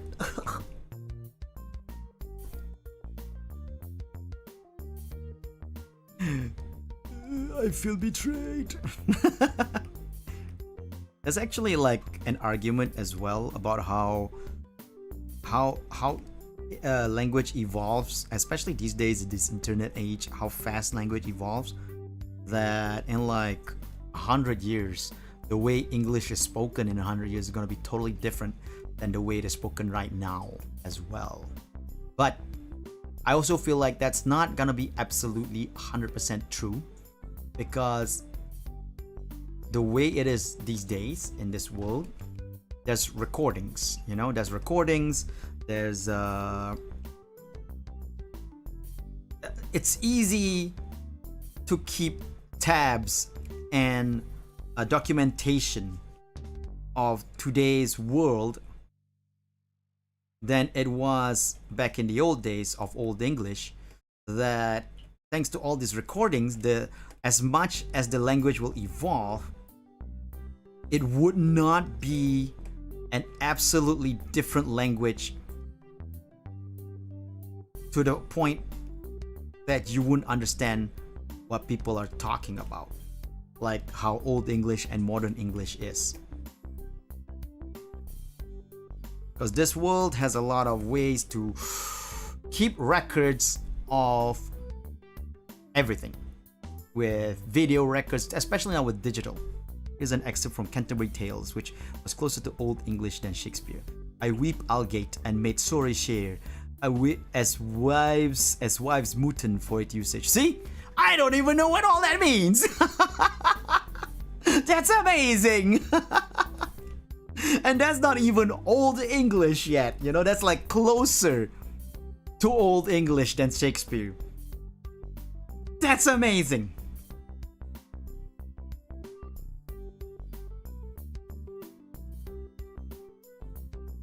If we're talking about if we're gonna go like full Old English, yeah, that's gonna be even weirder. That's amazing though. Like, wow, I'm reading that. I'm like, wow, what are they saying? It'll be interesting if people would actually study Old English so much and make it an actual conversational thing, as in a video or something speaking in Old English throughout the whole video. That'll be interesting. I would love to see that. Oh, by the way, I forgot to mention, the Witchit collab I'm doing next week with Dora is gonna be full Malay. Since we're talking about language right now, it's gonna be 100% Malay language collab. So that's gonna be fun. We're gonna play Witchit, which is the prop hunt game that's a witch theme. So almost like what do you call that? Halloween theme. That's gonna be fun, and it's gonna be 100% Malay language. I will try my best to accommodate people who don't understand Malay language.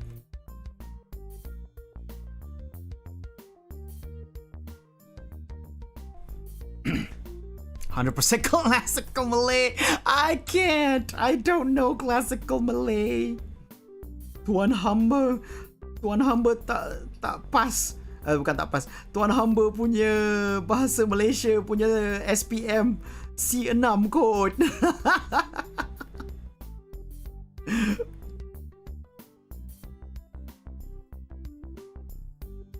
Tak boleh tuan hamba nak merasakan macam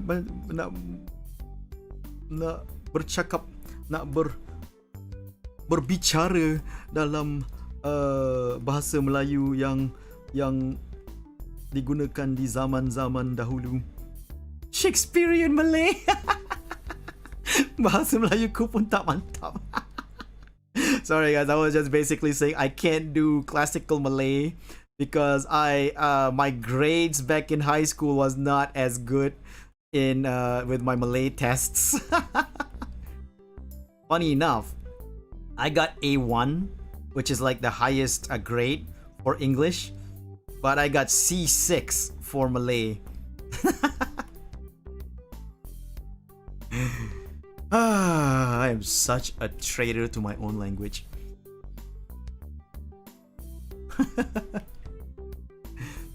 Sewindu saya beradu dashes.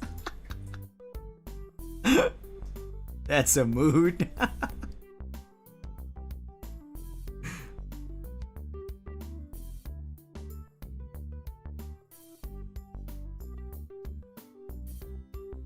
I remember, what was it? Okay, I'm not the smartest guy in class back in high school. Not at all. Like, pshaw. Right? And there's like smart, way smarter kids. Okay, in Malaysia, if you're a smart kid, you're not gonna get bullied. You're actually gonna be more popular. That's how Malaysia works. Smart kids are more popular than jocks. And in fact, they're kind of like looked up upon. That's how it is in Malaysia. And in fact, most of the time, the cocky people are the smart ones. And they're the ones who you go like, ugh, I don't like them because they're so cocky.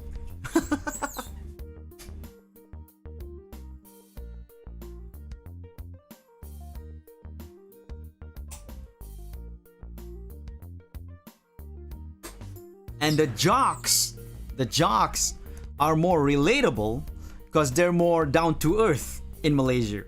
You know, they're not the one who's gonna bully people. They're not gonna be the one who go like, "Oh, you nerd," or anything like that. Funny enough, the smart people look down on geeks like me, who reads comics and all that. Who goes like, "Ugh, so immature reading comics."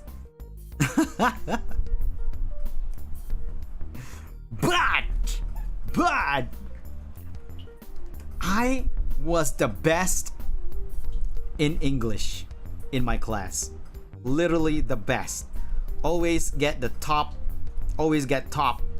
of the list when it comes to English.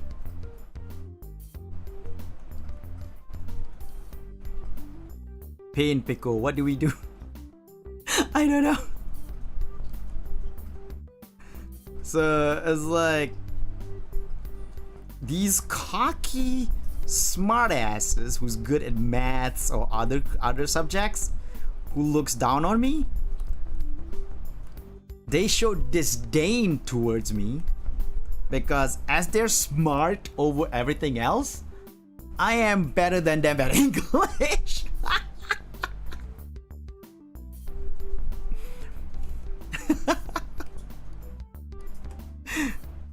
The jocks and the smart ones are popular for different reasons. Yes, they are. But like I said, when I was in high school, this was, gotta remember though, I am a 40-year-old man. So when I was in high school, way back then, right? It might be different nowadays thanks to the internet or whatever, right? But back in the old days, the jocks and the slackers, they're the ones that's down to earth, and you can actually relate to them more, and actually, like, you know, they're more friendly. They're more friendly than the smart people.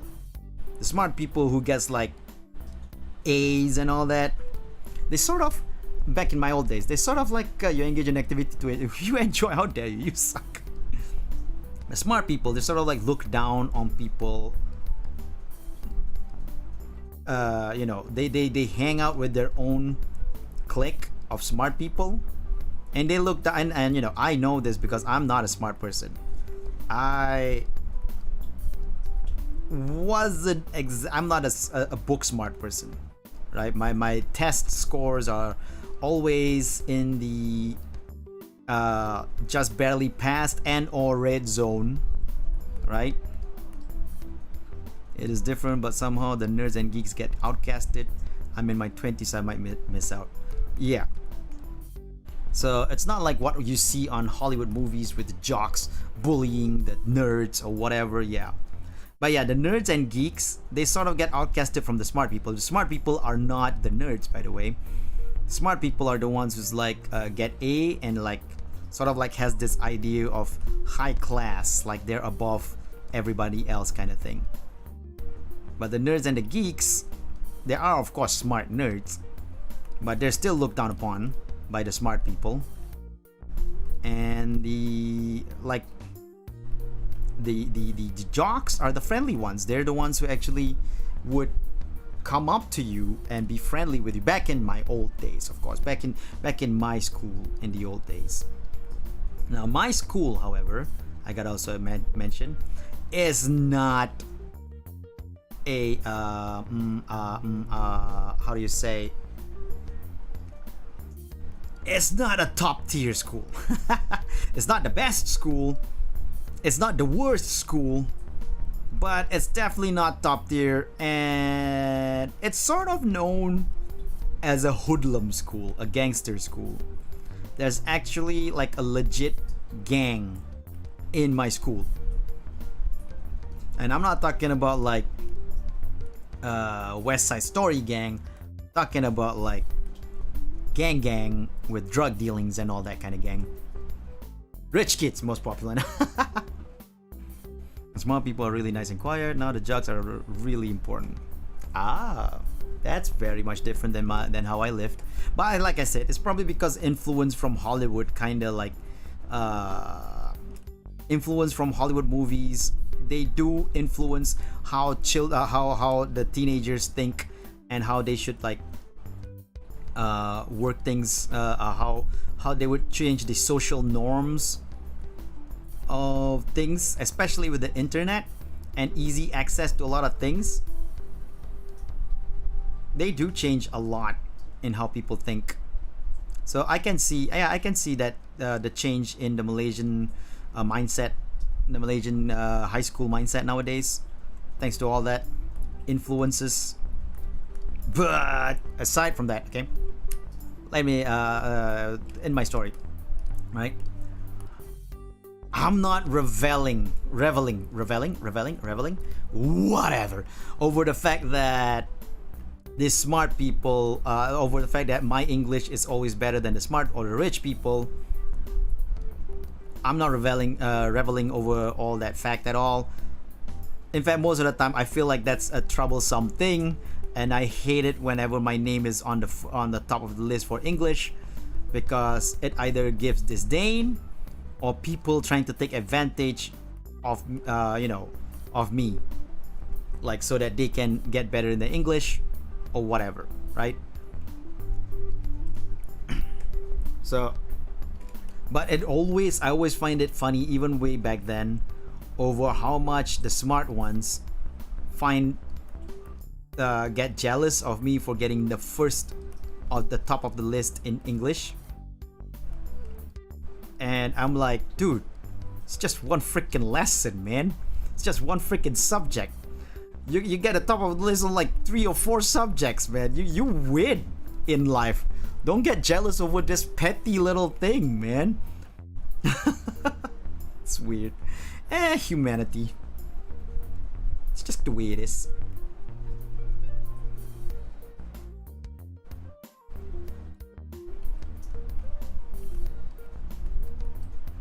Of course, like I said, these days and age, the mindset becomes a different thing. The introduction of internet gives so much easy access to a lot of Western influences and culture to this side of the world that I'm not surprised over the huge change in how people how high schoolers think nowadays. I definitely would not have the same life experience they have. That's for sure. But my school was fortunately able to root out its bad influence. Aha! Rich kids have always been most popular though, even back when they from the old days. Rich kids have always been on the top tier list of popularity, even on the old days. It's just that back then though, a lot of rich kids are also the smartest one. Remember the SPM of 2017, the question asked to make an essay of where to move in the country. People wrote where to move outside the country. What? How did they get that so wrong? I had ought to go to bed. It's way too late for me to be up. Alright, thank you so much, Thunder Church, for coming and hanging out. I hope you have a good sleep and a good night. And enjoy the future, Thunder Church. Till next time, everybody. Till next time, buddy. Sorry, didn't mean to say everybody.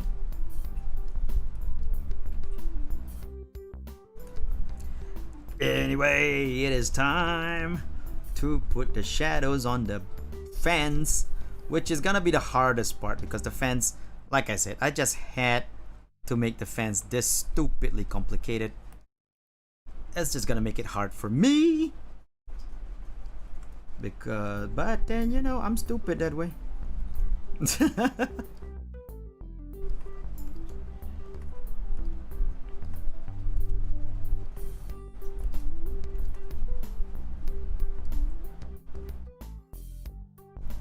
But you know, like I said, that's just the way it was back in the old days, in my old days.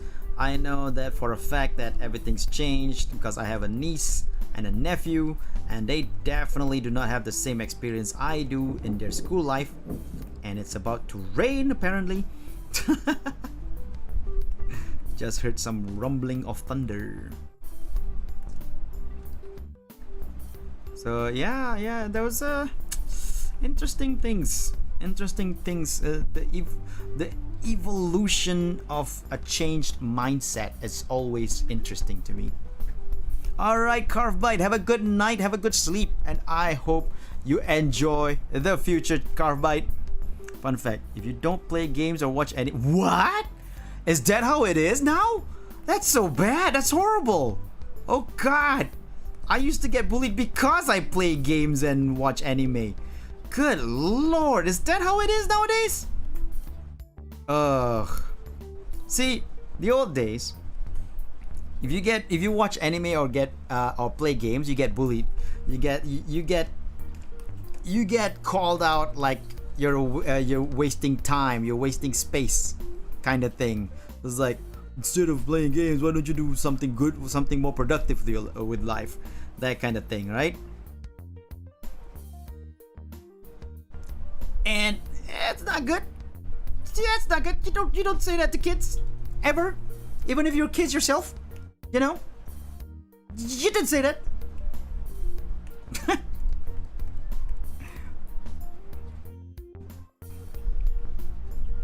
Hold on, I want to see if there's anything I missed out. Okay, nothing. But the fact that it's turned around now, Charlie.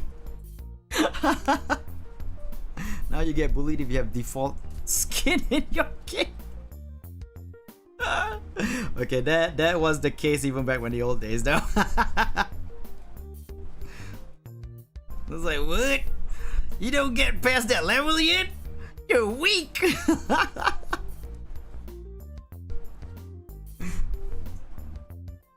People call you childish and wasting money, and they know when they know you're playing games. Yeah, that's how it was back in the old days. I'm in between. When I was in primary, I was bullied for liking geek stuff, but now become extreme for you. I see people you use to bully me play video games every day. What? Oh my god, I am so disappointed with the nerds of today. In Malaysia, I mean. I mean, come on, guys. We know better than this. We were bullied. We shouldn't bully people back just because we have the higher ground. That's not how it works. Just because geek stuff is the most popular thing doesn't mean that we should be bullying people into doing into that. That's horrible. Oh man, I'm so disappointed because it should go that way. We should know better because our lives was bad getting bullied and all that. We should be turning the other cheek, so to say. I wouldn't be petty and then just take revenge on people who bullied me in the past.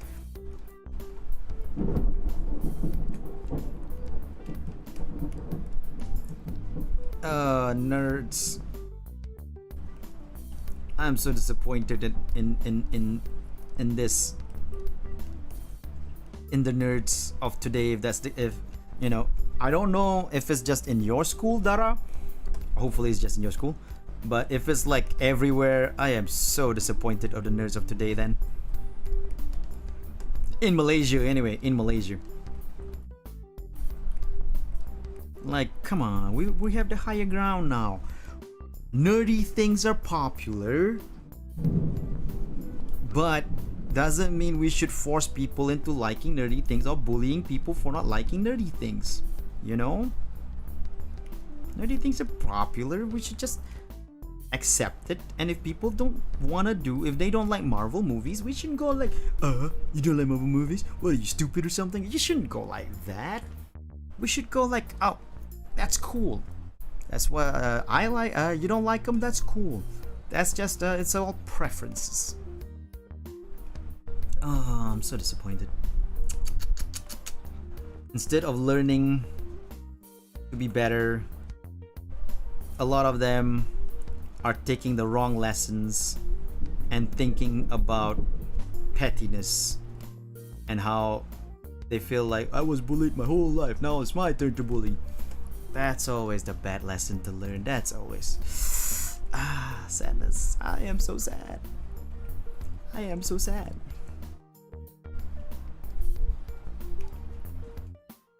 You know what?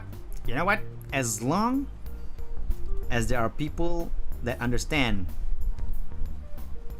what's the right thing to do, then we should be okay. And I understand what's the right thing to do, and I hope my viewers, you guys, my citizens, all understand what's the right thing to do as well. And I hope we all become better people as we go along in the future.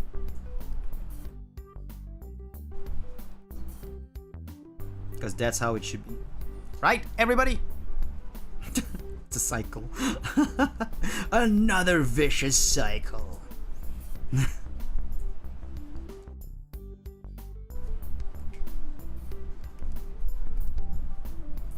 Yes, Chief. What? Arif, when did this chief thing start? Why am I suddenly like your chief?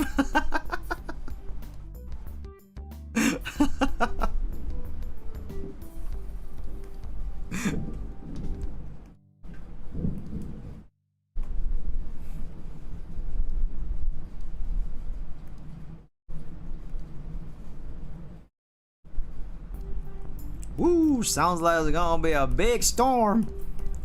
It's a brewing. But it's okay, we're almost done with this with the piece. Just a little bit more. We can complete it, upload it, and we'll be like, yay! Coco-chan, Coco senpai, Coco-san, Coco senpai. I'm actually, if anything, I'm her senpai because I debut first. Well, I'm not the senpai of her before she was Hololive, but I am her senpai because of from her Hololive self. But anyway, Coco-san, dozo.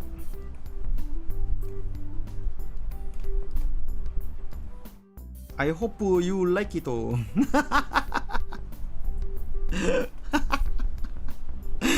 Oh my god, that's some well, I'm just gonna say it, just some shitty Japanese. She's gonna get so angry over that one.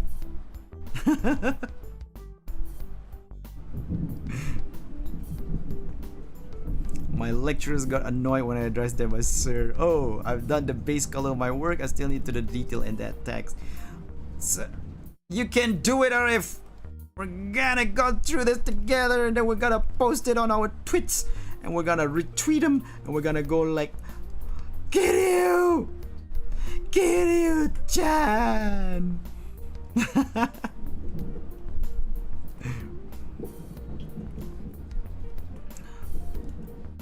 All the best with your life, and I hope you do get the better of life and do some great things, and then show the world how awesome you are. Awesome you are. Yeah, no, I'm not making up a song. That's just horrible. That was horrible. I'm not gonna continue that song.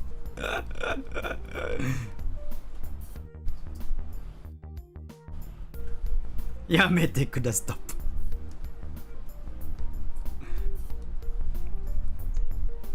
I gotta tell you guys. Something. I have this problem, like huge problem. It's really bad. It's something that I should learn to curb, but I just can't. It's not in my nature to curb this problem that I have. Like, I have this problem when people tell me to do things, I don't want to do it even more. So when people tell me to stop, I'm sorry, Shindo. The urge inside me has built up when you say Yamete kuda stop. So the urge is gonna take over, and we're gonna sing for Kaicho tonight. Kaicho tonight. Kaicho tonight. We're gonna make sure that she has a great graduation. And we're gonna make sure she's gonna leave with a great thought.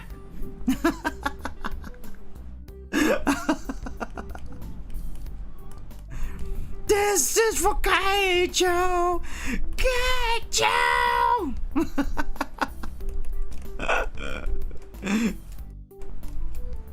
All right.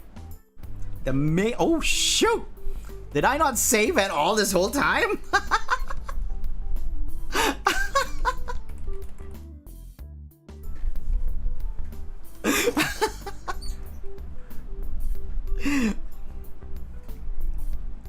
All right, now it's saved. Now we're on the good.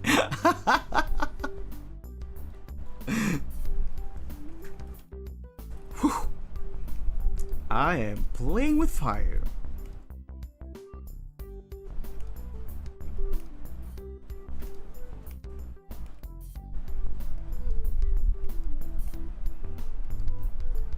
But yeah, I'm just gonna do the highlights now.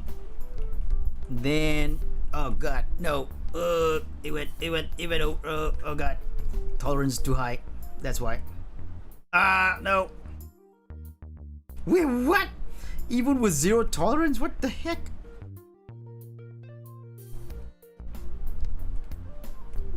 There you go.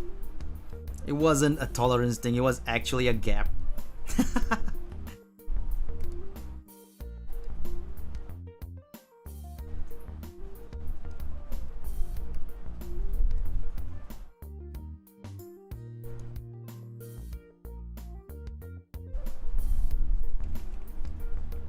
So yeah, I'm just gonna do the highlights now. Highlights is easy enough to do. Then finish it up and post it on Twitter.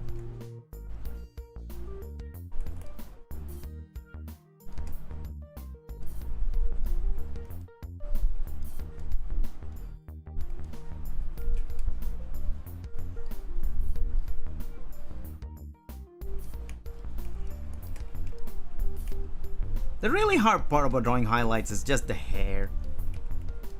Like, you want the hair highlights to be more detailed because it's hair. How the highlights can actually make it look like actual hair or not. Like, for example, look at this, right? These highlights are what defines the threads of a hair. So when you want to do a highlight for the hair, you gotta make sure that it's nice and detailed, not super hyper detailed, but detailed enough to show threads of hair so that it doesn't look like the hair is just one chunk like that. The highlight gives you that illusion of it having threads of hair inside this chunk. Shadow as well, but more on the more highlights than shadow to show this illusion of threads.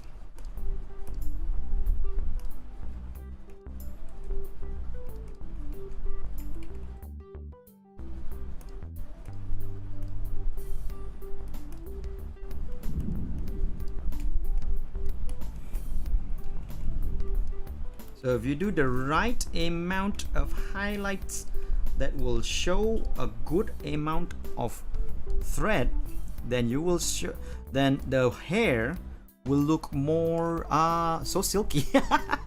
Yeah, exactly. Will look more alive, more vibrant. And also, it also gives this idea that it looks soft thanks to the highlight. Gives this illusion of softness within the hair.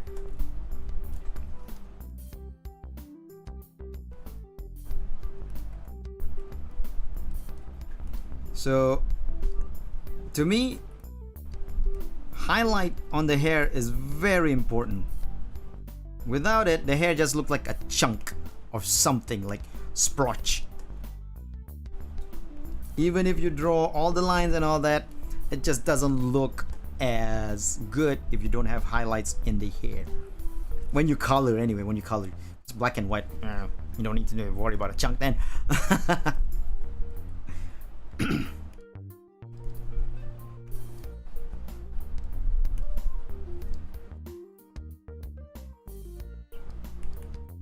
So highlight, very important for hair. So if you're drawing, if you're coloring if you're making some illustrations with colors and all that, just remember highlight, important for hair.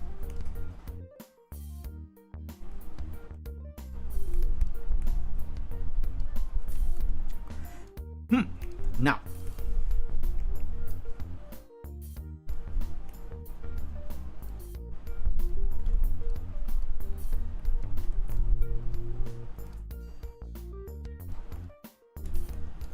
this is just what I'm doing right now, is what I call base highlight.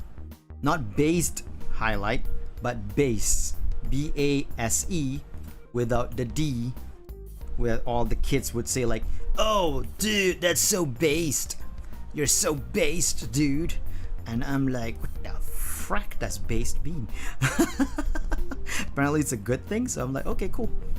If it's a good thing, it's a good thing. But yeah, not that kind of based.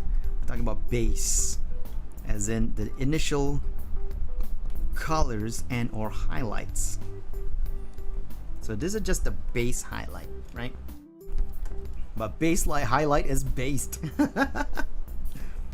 Now, what I do after this is that I would go on the top beyond the line art layer, put it on overlay using the singular color that's almost white but not exactly, and then make the glow happen. Ta-dee!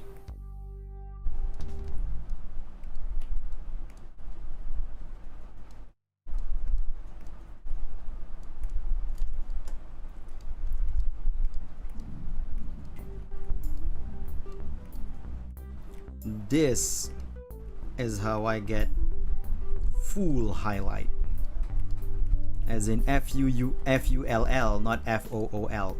Okay? Alright. Kaicho! Arigato! I should post this on the HoloLive Reddit as well, not just Twitter.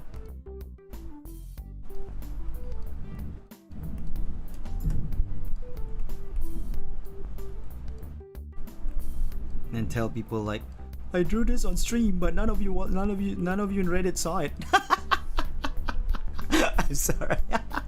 I shouldn't care about that.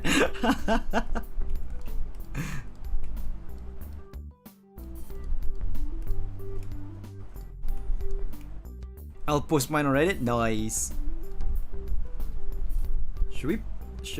I mean, I posted on.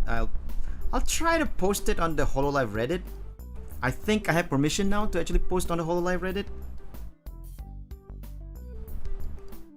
Though if not, I'll have to post it over at the virtual YouTubers Reddit.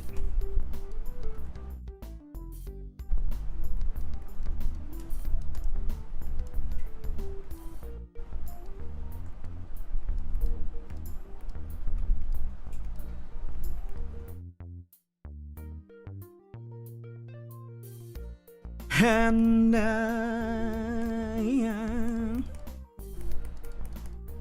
will always love you, and I will always love you.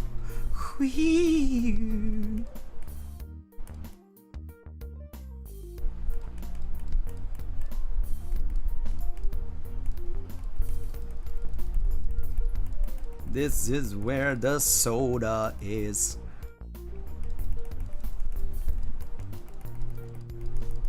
Yeah, look at that. Alright, Charlie, have a good sleep. Try not to cry too much. I wasn't even crying, Charlie. But have a good night, Charlie. I'm actually finished already. So I will see you around. Thank you so much for hanging out with me, Charlie. And have a good night and a good sleep. And enjoy the future, Charlie. And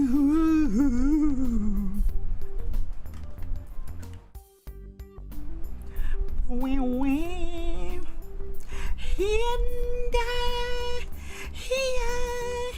will always love you. I'm sorry. That's so bad. Why did I do that voice? I don't know. Anyway, oh yeah, put my signature in.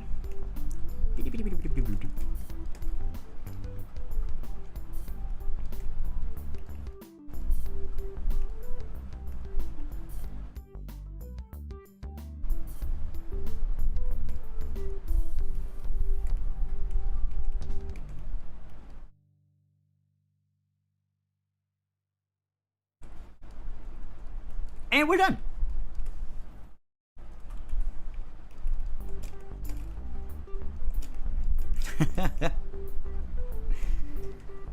This is actually 1080p wallpaper sized, so you know people can download it as a wallpaper if they want to. I'm not saying they should, But if they want to, if they feel like, you know, they feel like it's a nice gesture,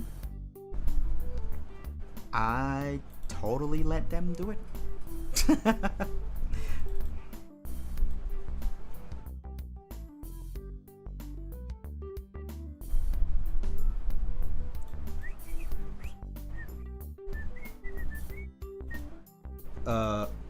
Okay, then I convert the line art drawing from black to brownish. As you can see here, we're going closer. It's now brownish in color instead of black, but I feel like this is still too dark of a brown brown color. That I mean, I think it's just a little light like this, like ta-da! Does it do any difference? I don't know. I really don't. Blah. I don't care. Should you care? Maybe if you want to care. If you want to care, go ahead. I myself do not care. Now I'm gonna take these flowers and change their line art to nearly pink. Because right now it's on green because that's what I did the bushes line art as.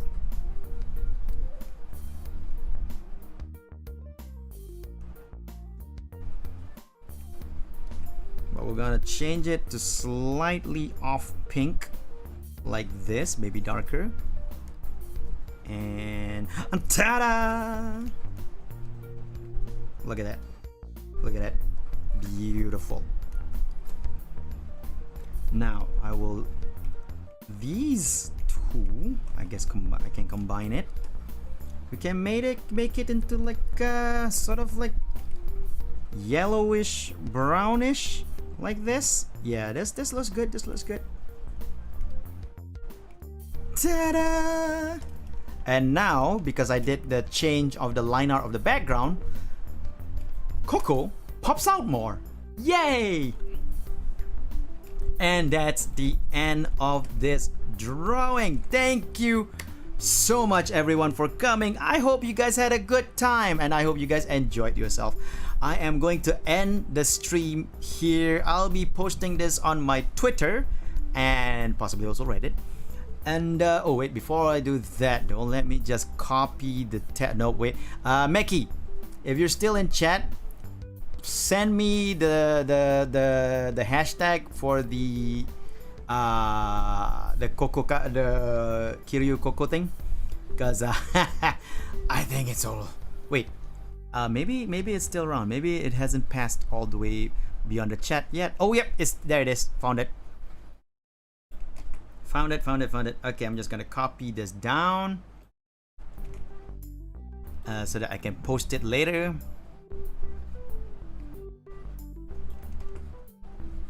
On Twitter.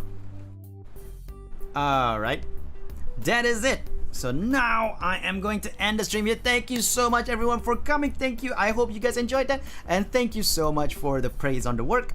Till next time everybody, stay good, stay healthy, and don't forget to hydrate whenever you can, and also keep yourself safe and enjoy the future, citizens. Till next time everyone, Otsu Justice. I'll see you around. Bye bye then.